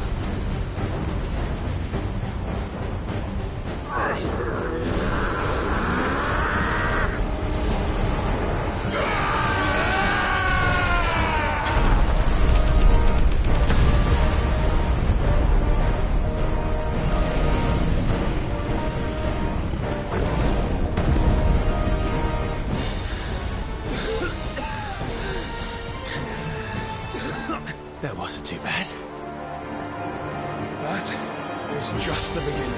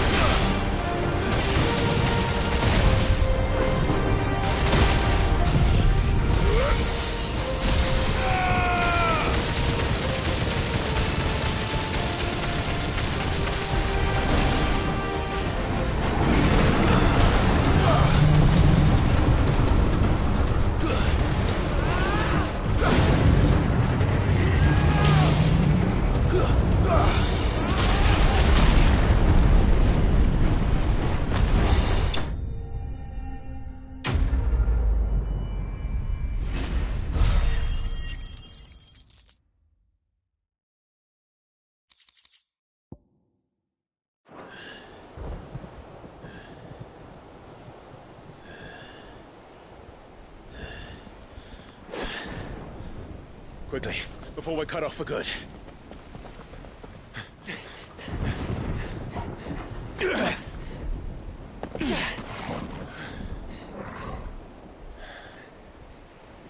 If it is like the others, the entrance to the inner sanctum will be at the foot of the crystal.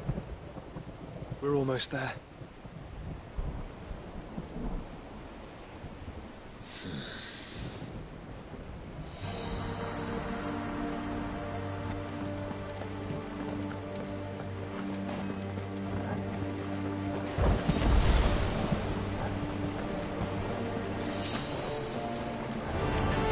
This might take a while.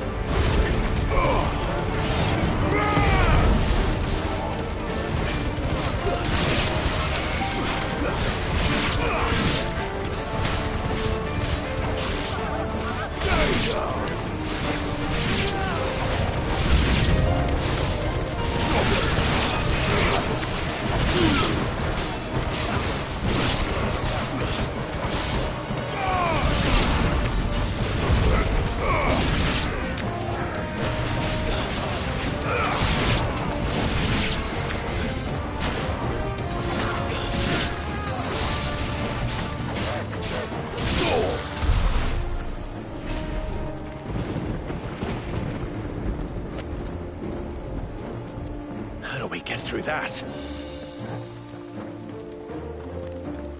This gate here is open.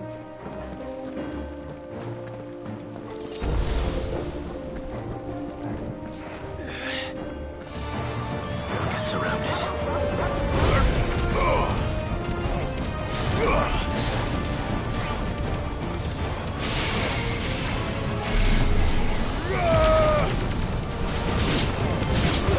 It's over.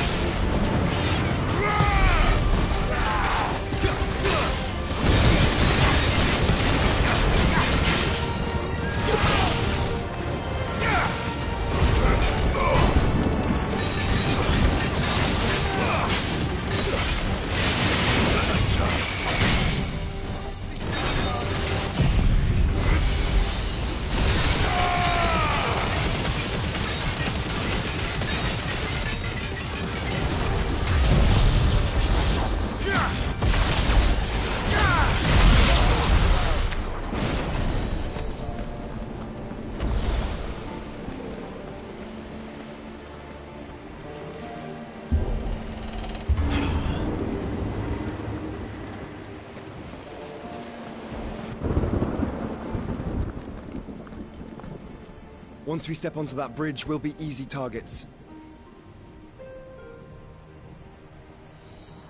Then we better move quickly.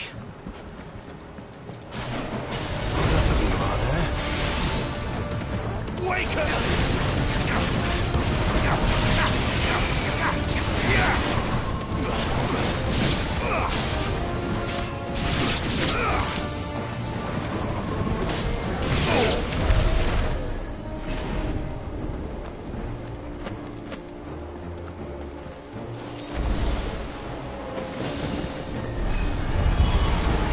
More of Ultima's tools.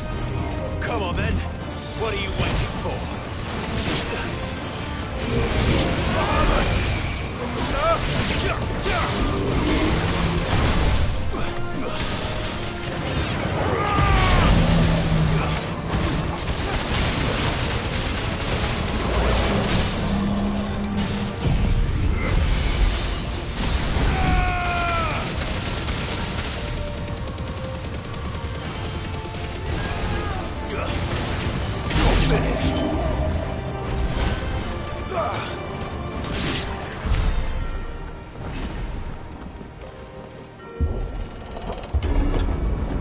Through the castle, then. I don't see any other way.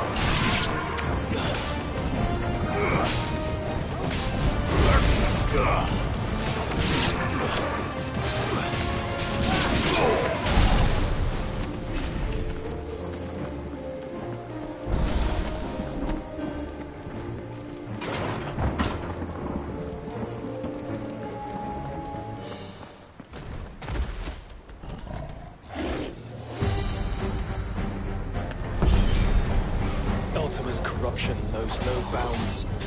We cannot allow it to spread any further. And we won't.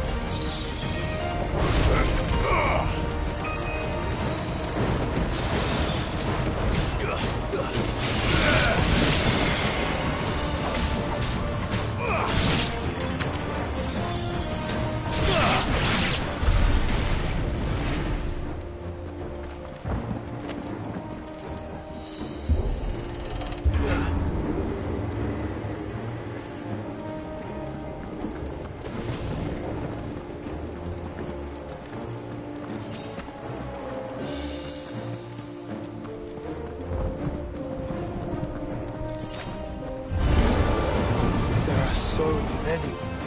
Focus, Joshua. We're not done yet.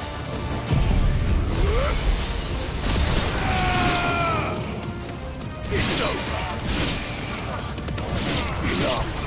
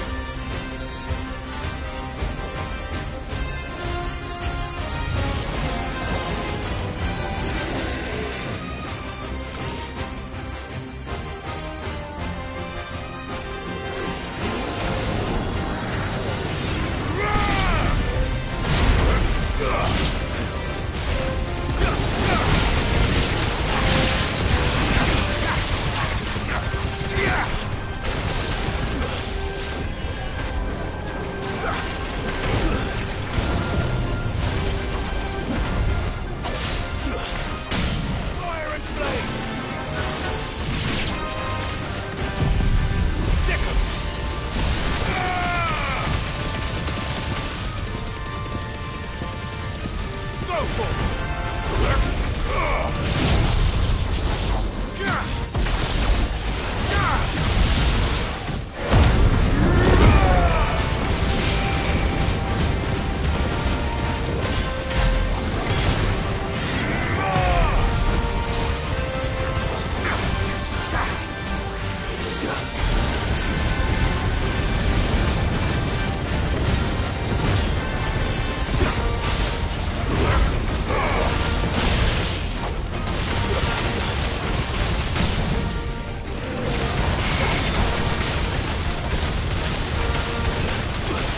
You're finished!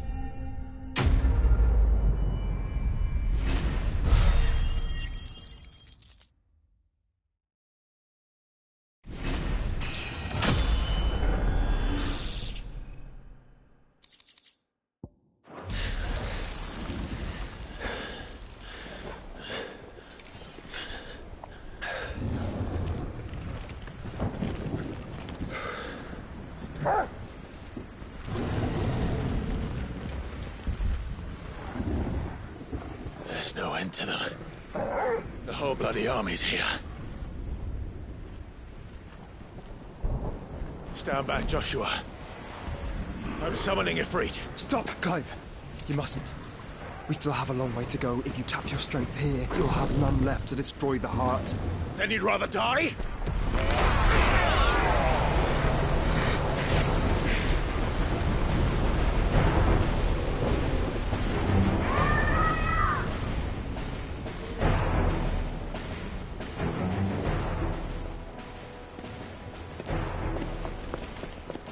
Jill!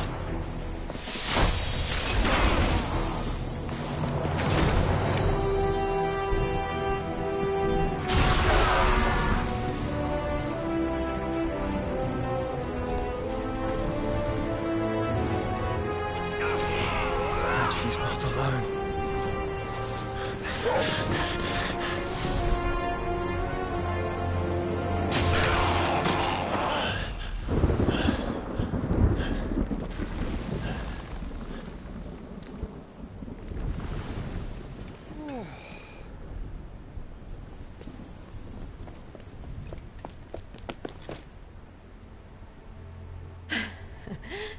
Surprised to see us.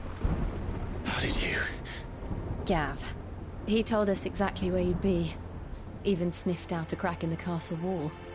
And when we saw the heavens come crashing down, we had no choice but to believe him. It's been quite a day. To what do we owe this honor? A debt I would see repaid. Prince Dion. It's good to see you well. So, this must be Ifrit. Your uncle bade me give you a message. Listen to your heart, and guide your steel true. Your father would expect no less. That is all. Thank you. For everything, Your Highness. Dion, please. You do realize the only thing we've freed so far is this wall from its foundations, right? Now, if your lord and ladyship's quite finished... Well said, Gav. We have work to do.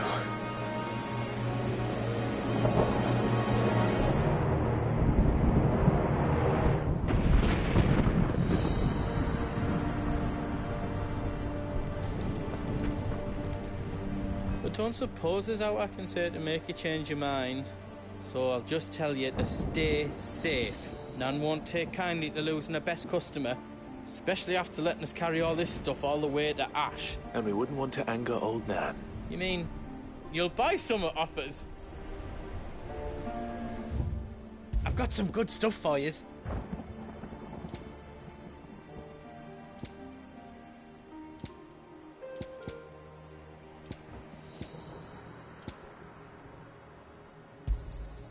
Righto, here you go. Thank you. Righto, here you go. You want us to make you something?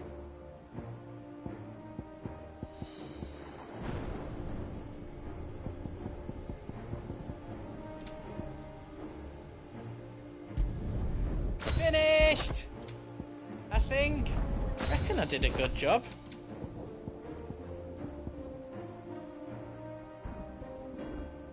You don't want me to make yours out else?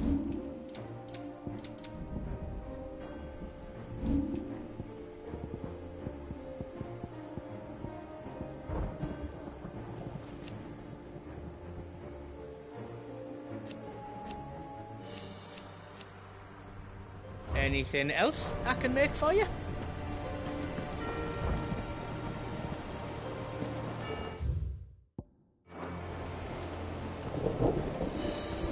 You see, Clive, we're not alone. If we are to win the day, we must all play our part, and ours.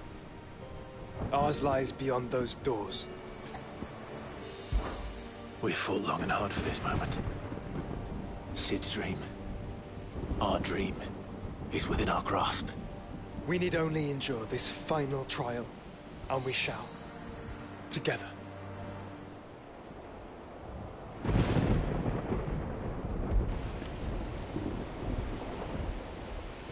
You all know what it is that awaits us beyond this gate. And we shall face it together. Aye.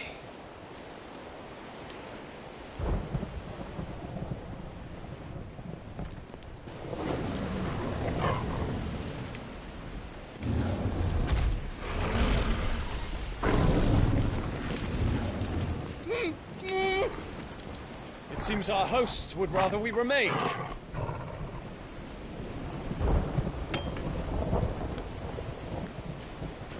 I will stay them.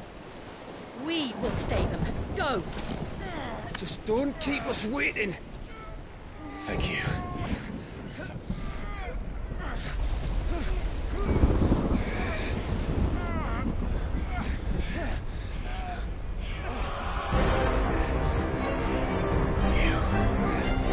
Welcome, sons of fire.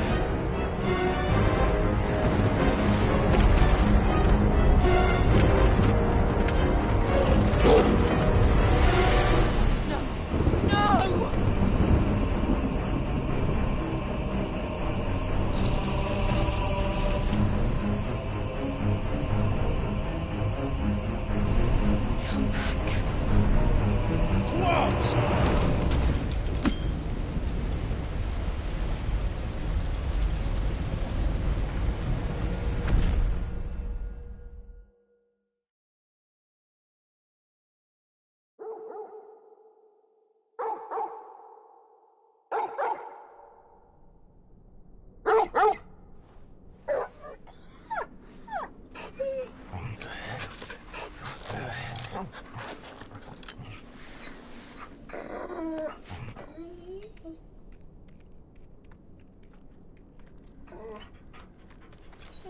Joshua! Joshua! Wake up! Clive, is that you?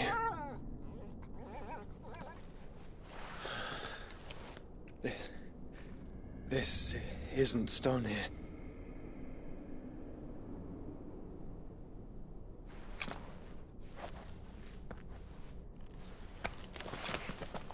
Welcome to our darkness. A rift between worlds wherein your kind might reflect. Show yourself!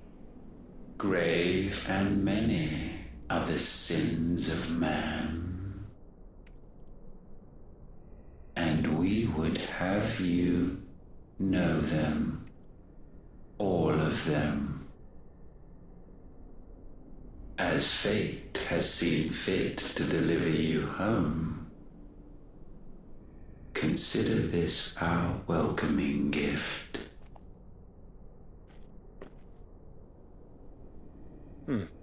It would seem we are trapped.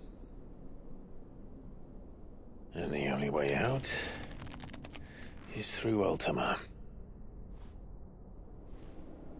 We find him, and we leave.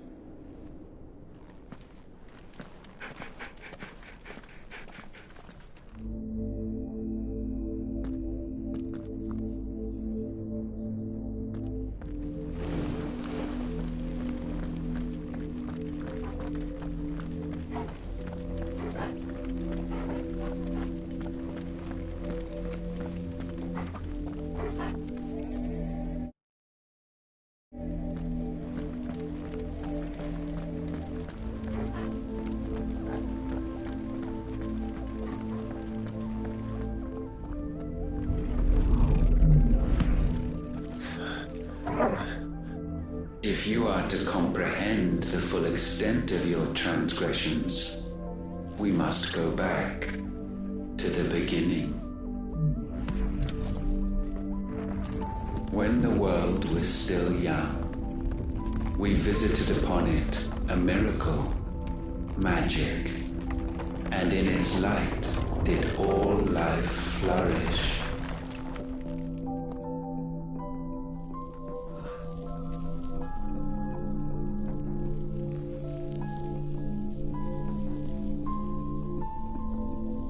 Yet the price for this boon would prove heavy. A pall descended upon the land, painting the horizon black as night. Though we labored to forestall its spread, in this one endeavor we stood powerless. And so we fled, that we might endure, that we might discover a means of salvation.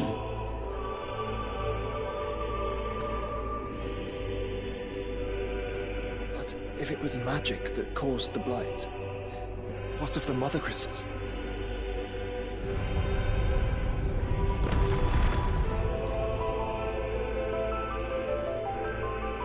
I expect he'll tell us soon enough.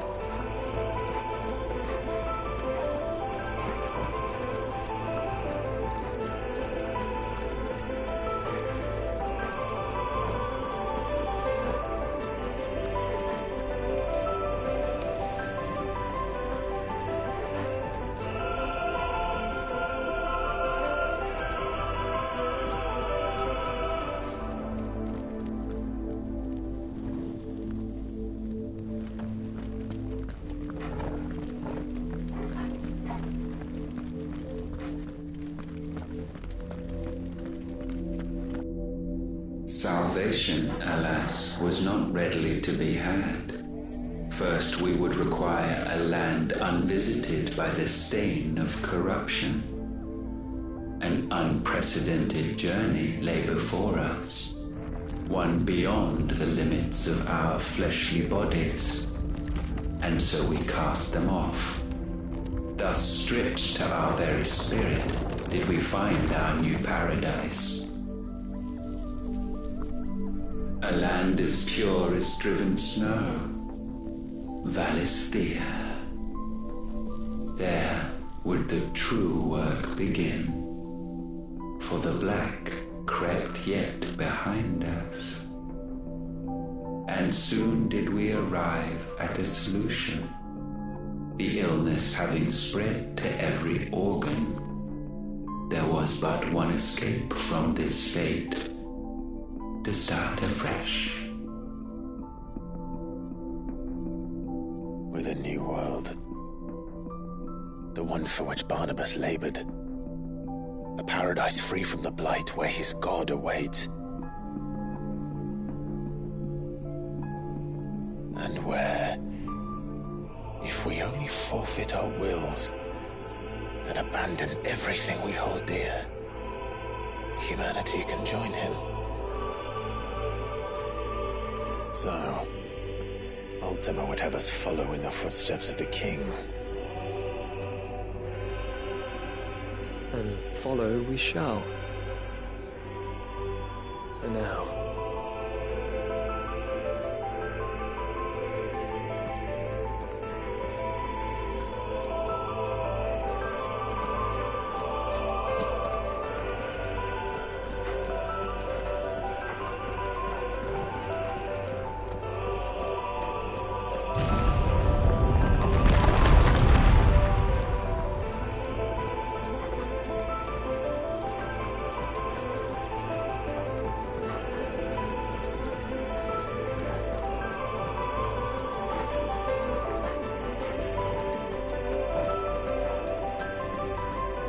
To forge a new world would require not only power, but a constitution strong enough to wield it. Acquiring the first would be simple. Untouched by the blight, Valisthea was replete with ether, and we had only to place jewels in her crown to claim it. Acquiring the second, however, demanded creativity. And so I cast forth the seeds of humanity. You created us. Is that not what gods do? We sowed the seeds for you, Muthos, all that you might one day blossom. And our future thus secured, we thought to slumber, though that would prove a grave mistake. For it was as we slept that man committed his greatest sin. He awoke. Alone in a world bereft of his god's radiance, he stumbled blindly, desperate for guidance. Finding no light, he sought to kindle his own. And from that single errant impulse was his will born. Having discovered himself at last, man turned his eyes inward and found he desired evermore that which only magic might afford. So wars were waged and brothers slain for custody over that dwindling resource, and the land, she wept tears of black.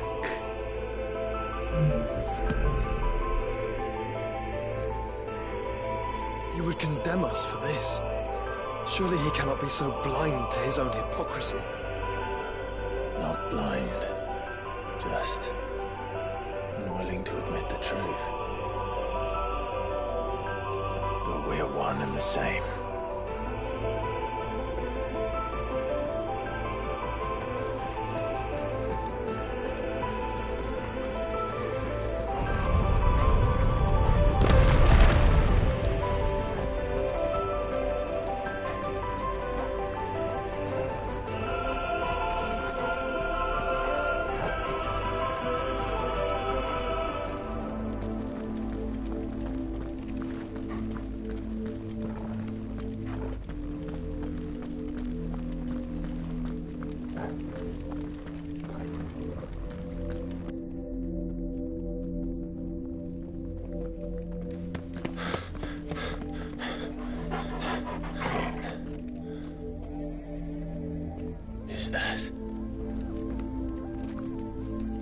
Ifrit, or what's left of him.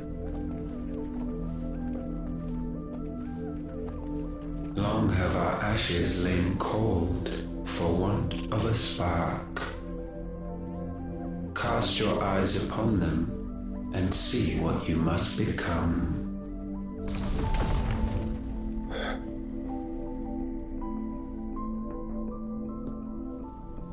Valisthea cannot endure a second claim upon her being. The avarice of man drives her ever closer to destruction. But she may yet be saved by you. It is what you were born to do, why we nursed you and fed you, as your own mother should have. And now that you are fully grown, our Muthos, it is time at last for you to serve your purpose. To right your wrongs. If our sin is wanting to survive, then you are as marked by it as we are. The fault is yours. Our wills were born because you abandoned us. And now, you would have us forfeit them. All for a place in your new paradise. Do you imagine yourselves worthy of one? Mankind has no place in our world. Is this truly so difficult to comprehend? We only ever require you, Muthos, when the time comes to bid this wretched realm farewell. None shall follow, none shall remain. What do you mean, none? This is our world. Once the land's rebirth is complete, humanity will have served its purpose. Why would we continue to suffer that which has caused us so much vexation? Because the land doesn't belong to you. It belongs to us all!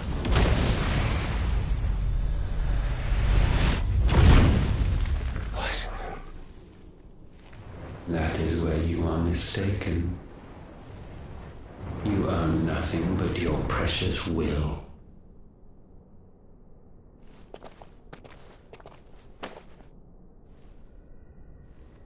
Brother.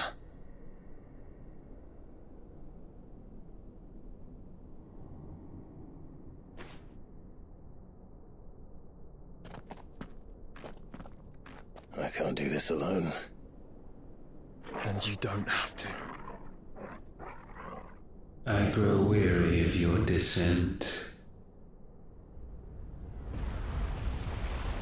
Now you must learn that this master will not tolerate disobedience.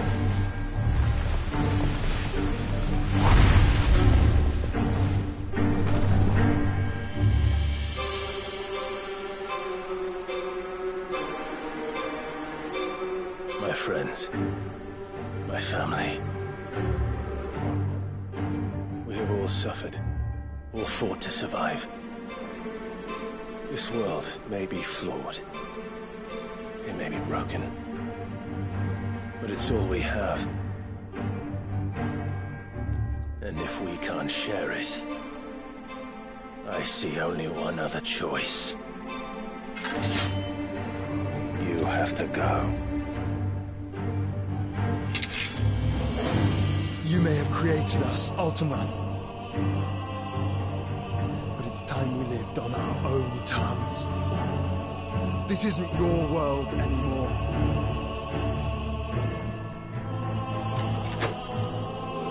It's ours. Bow down, offenders, hearts be stained.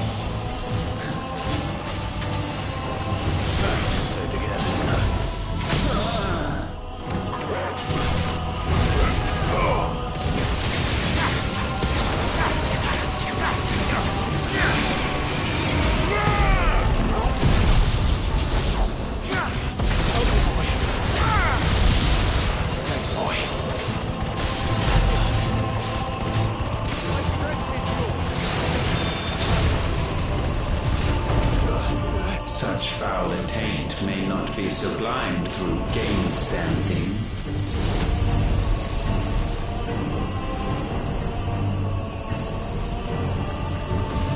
Only with heads hung low is penance paid. O wretched mortals, incapable even of contrition, in fitting season shall we reap our harvest. To me, boy!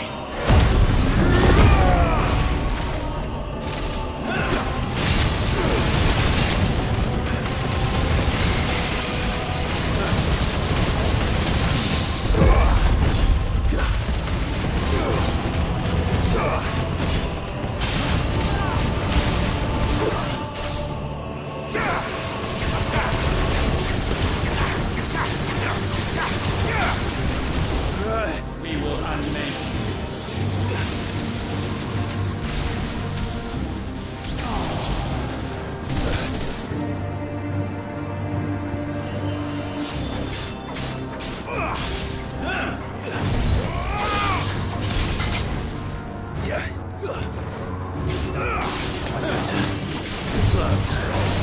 Nice try.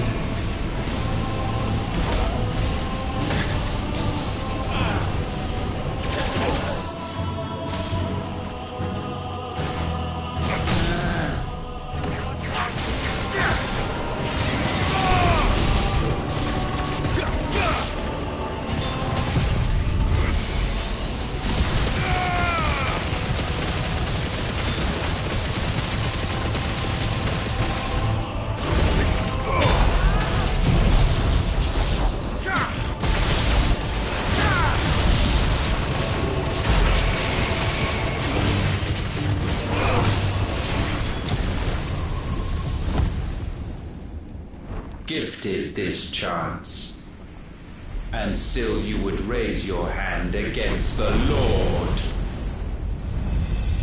What now? The darkness bends.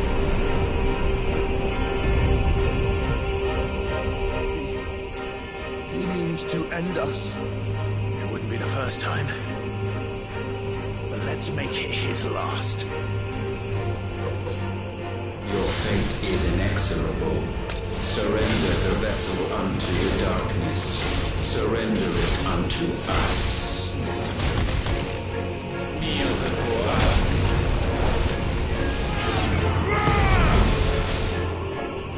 Help me, boy.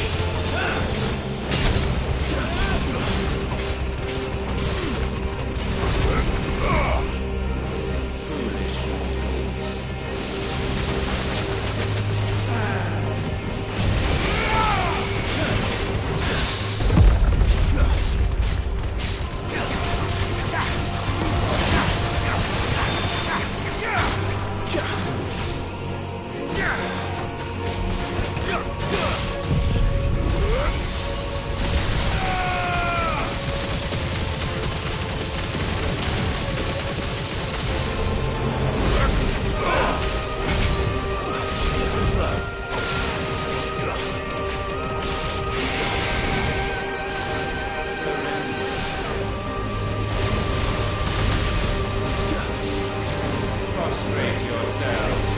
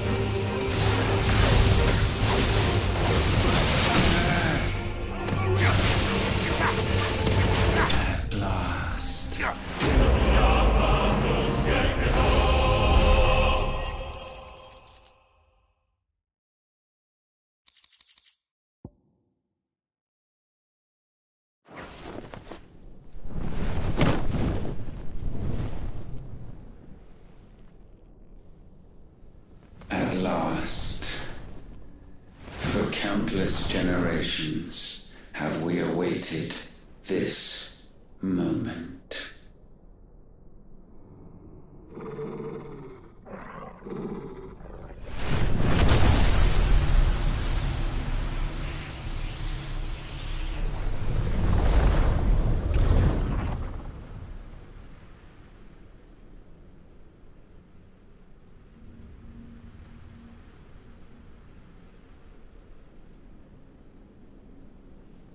Your struggles have made you strong, yet your soul remains heavy with sin.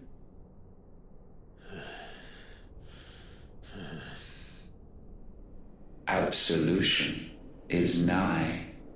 Repent, and all shall be forgiven.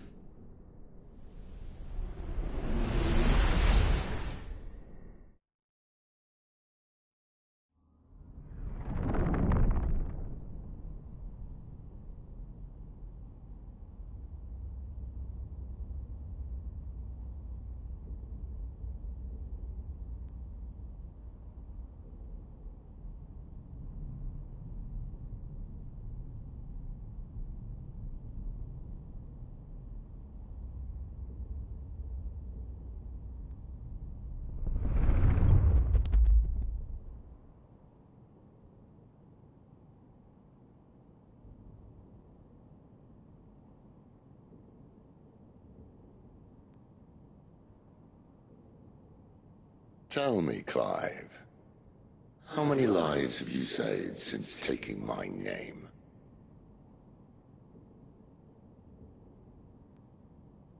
Fewer than we have ruined.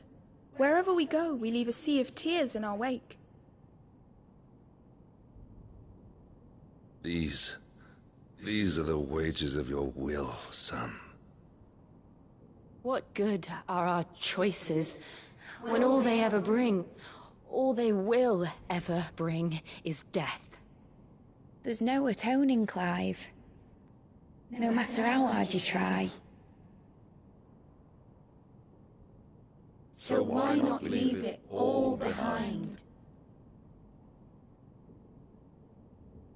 Leave it all behind.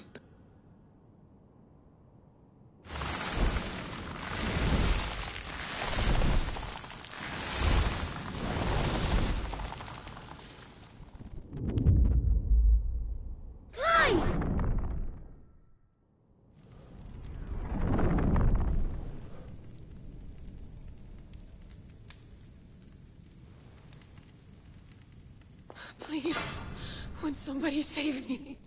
Won't anybody love me? I yearn, yet still she is not mine.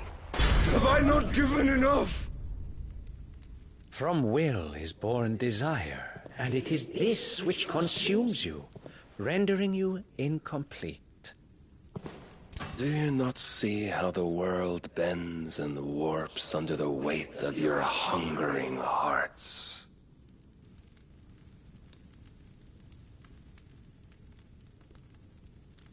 What if it could all just go away?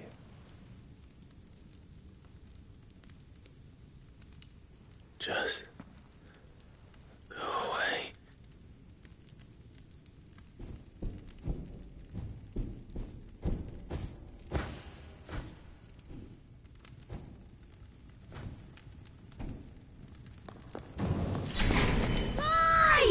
Clive!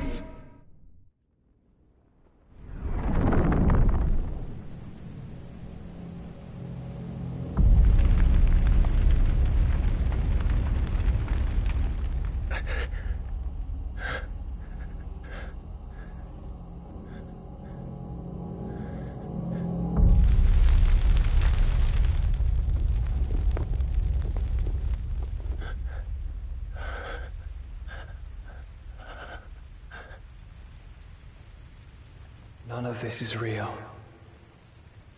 Wake up. It's time to go home, Clive.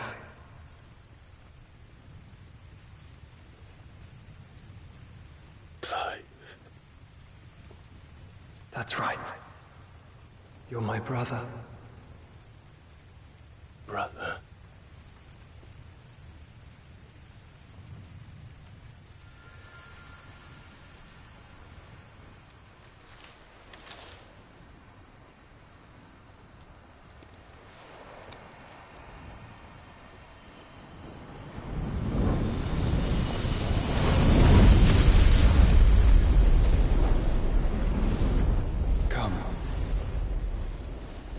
Remember who you are.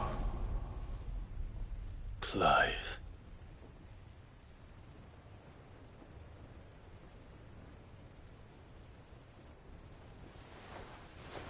Once more, lest you forget.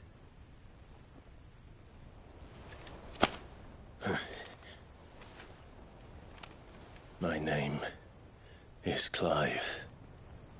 Clive Rossfield. Look, Ultima.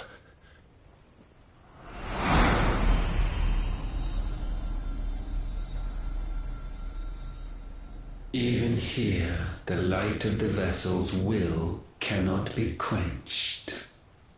And the Phoenix, his trespass should not have been possible. Not possible unless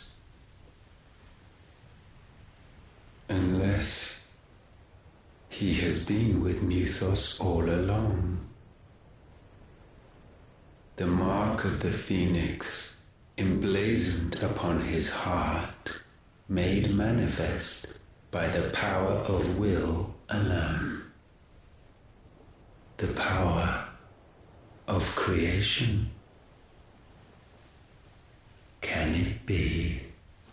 Are their wills truly so potent? Are you still talking?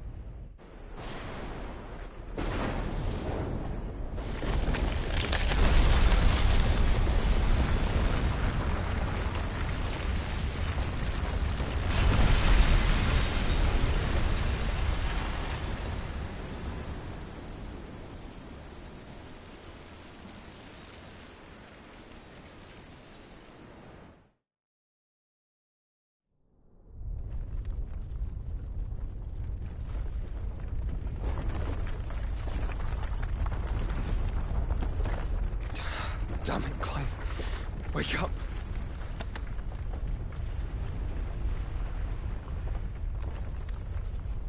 That hurt. Sorry to wake you, but I think it may be time to leave. This place.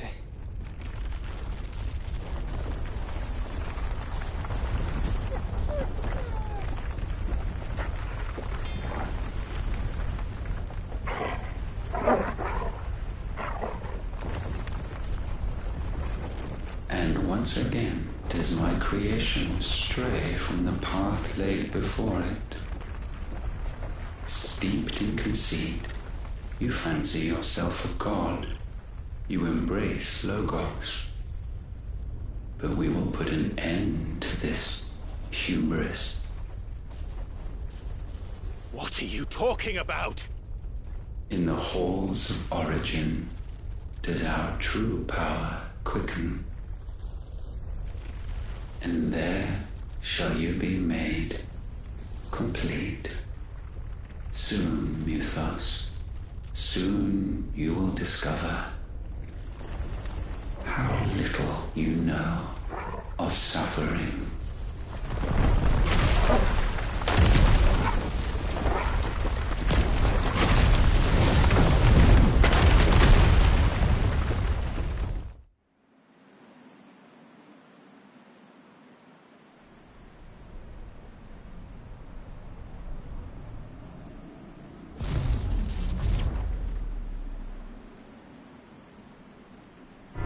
And so the crystals are no more. Yet in their silence, a new song rings. Its chorus building, a crescendo as it enters its final movement, stirring those long aslumber to waking. And back to their origin.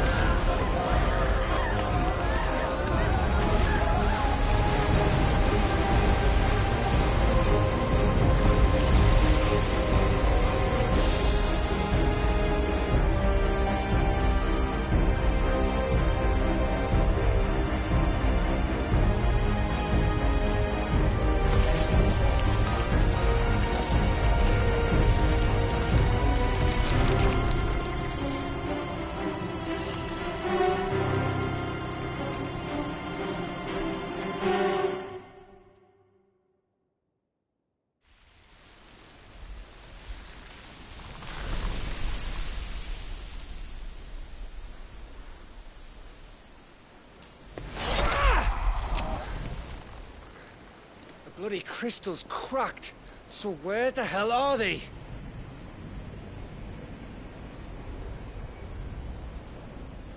Oh, fuck me.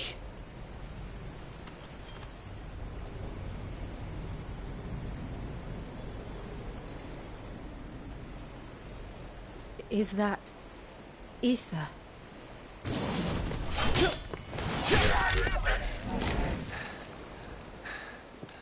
What in good Grieger's name is going on? This is wrong.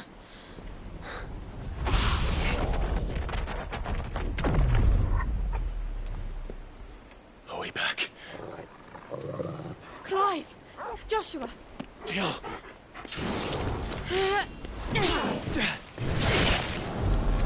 Is everyone all right?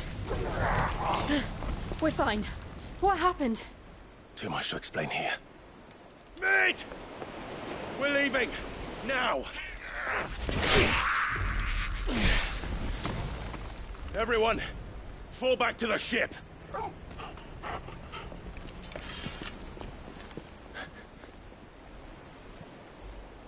I will be with you anon. Thank you.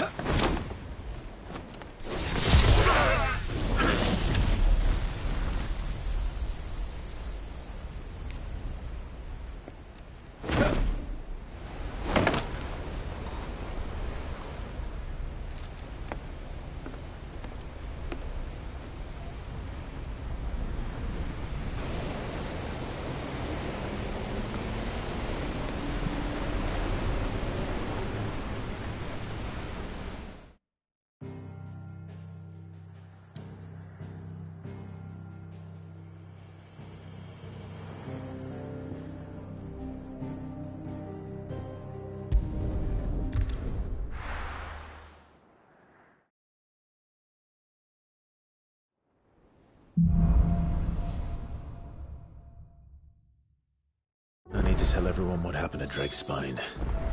And I'm going to need Otto's help. There's something about it.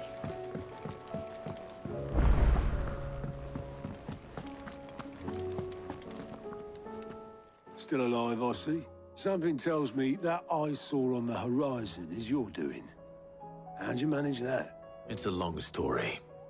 One that I'd rather only tell once. Right. All hands on deck, then.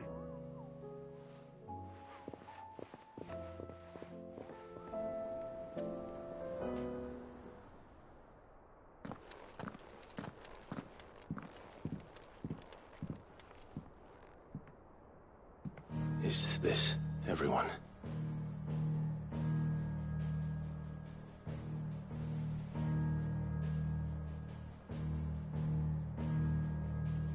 As I'm sure you've all guessed, the crystal which now commands the eastern skies was summoned by Ultima. He called it Origin. Though the significance of that name is as yet unclear. What does it matter what it's called? Its emergence tore Twinside asunder and wiped my homeland from the map.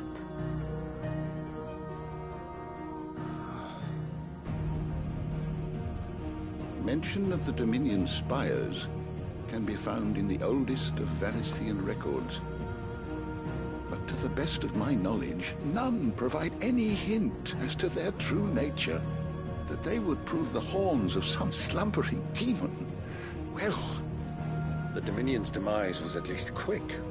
Elsewhere, the Republican army cannot hope to contain the chaos engulfing Randalar. Canva is in flames, and the Empire... Our allies are crying out for answers. I've sent the Cursebreakers to give them what assurances we can, but right now that amounts to fuck all. They wouldn't be able to stop what the skies have started in any case. People here and across the realm grow sicker with every passing day. Could it be that this new Mother Crystal is like the others? That it draws upon the land's ether? It certainly looked that way from stone here. If that were true, it would explain the hastening spread of the Blight since the crystal's appearance. Would it not? And as the land's ether slowly rises to the surface, it pools, corrupting all who cannot channel its energies. Archay above, ether floods below, and in the middle, here we languish, hopelessly entrapped.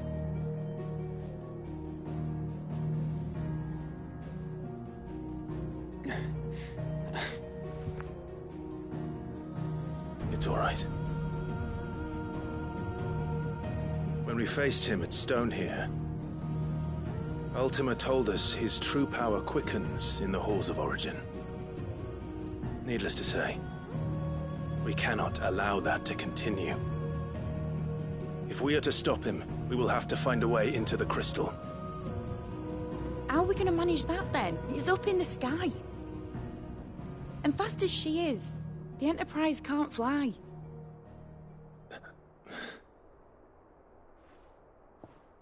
It's a lot to take in, and I reckon we'd all benefit from some time to clear our heads. The answer will come to us. Don't you worry. Ain't that right, Clive? Right. That's right. Well, go on then. Bugger off.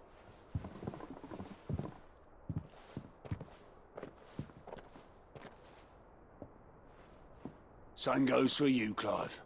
You won't solve anything like this. Trust me. Go and get some fresh air, eh? Thank you.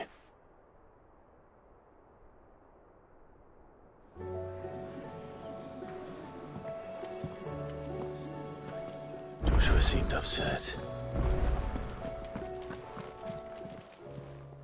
Still alive, are you? Go on, then.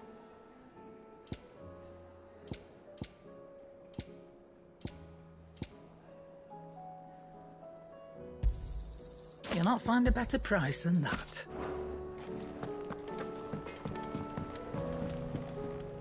Trouble with your gear, or what do you want? Not bad, if I do say so myself.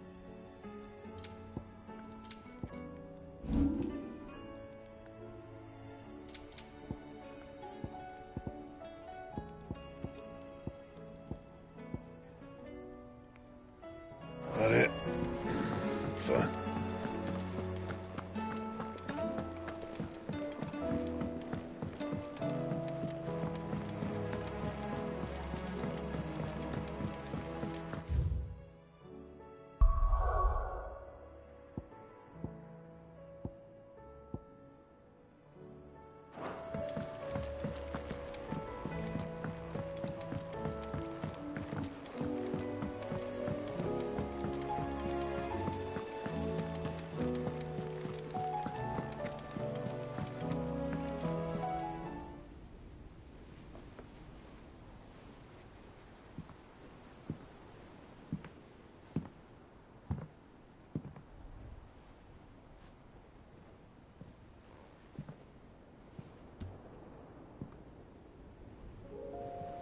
Ultima may have created us, but he doesn't make us who we are.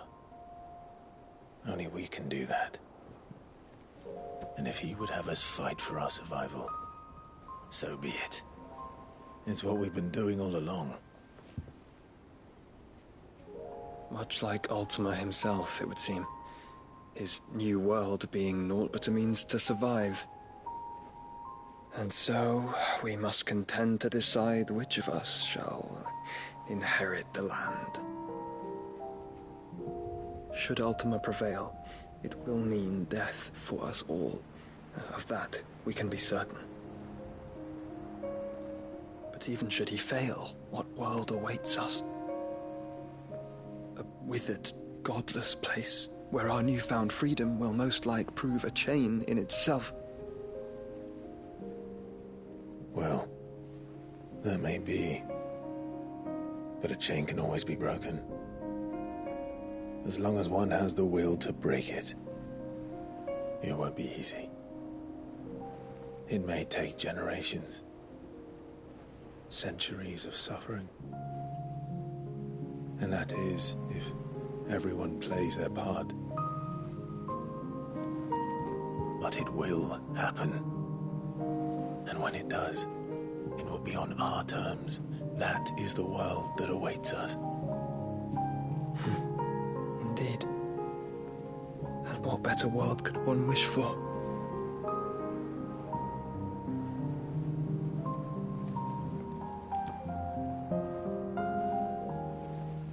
But first, we have to reach that crystal.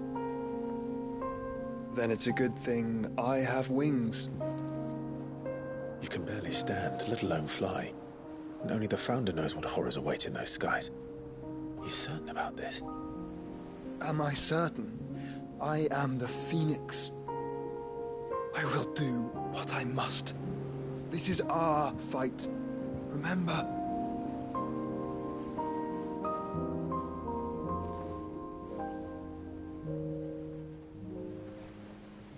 All right. I yield. But only what you must, yes? I'm still your sworn shield. That you are. And what of my wings? Lest you forget, you go to stand against a god. I would not have you succumb to fatigue before the fight begins. Ifrit, your brother mentioned that some few of the dominants who had lost their power to you were still able to prime. Is that true? It is. But their icons no longer submitted to their will.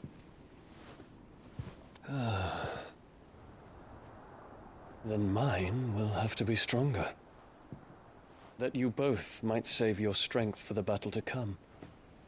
You don't have to do this. If you do, there's a chance you might lose all you have left. And what have I but regret? My life ended in the Dominion. I fear death no more. Besides, I would have words with Ultima. He has much to answer for.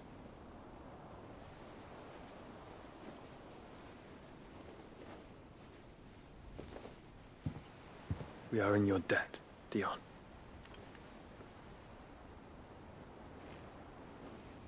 We can speak of debts when this is over.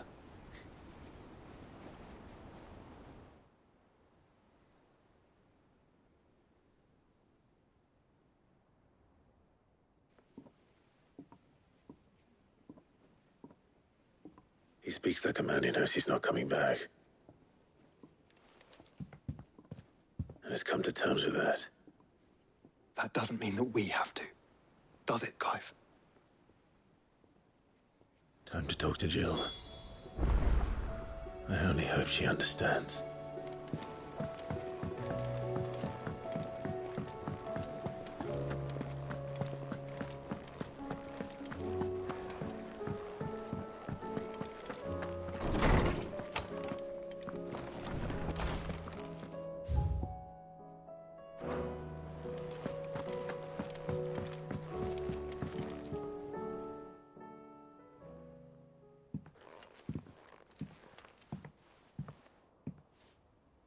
come to wish on a star. That might not be such a bad idea. This is it, Jill. You know what I have to do. Why I have to do it. There's no turning back now. This is where our journey was leading us. Where it will end, for better or worse. I could pray to Metia for you. But you'll be all right, won't you, Clive? You always are. I did promise we'd watch the moon together. I'll be waiting.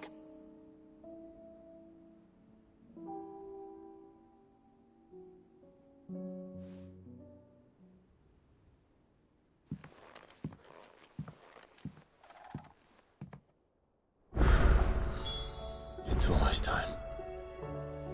Better make sure I haven't forgotten anything.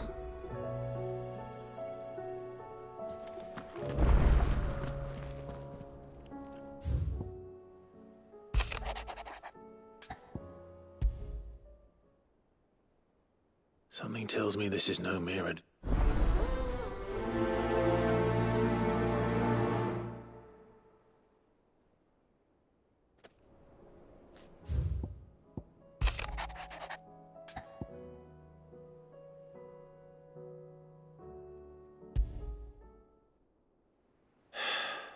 What is it this time, Torgal?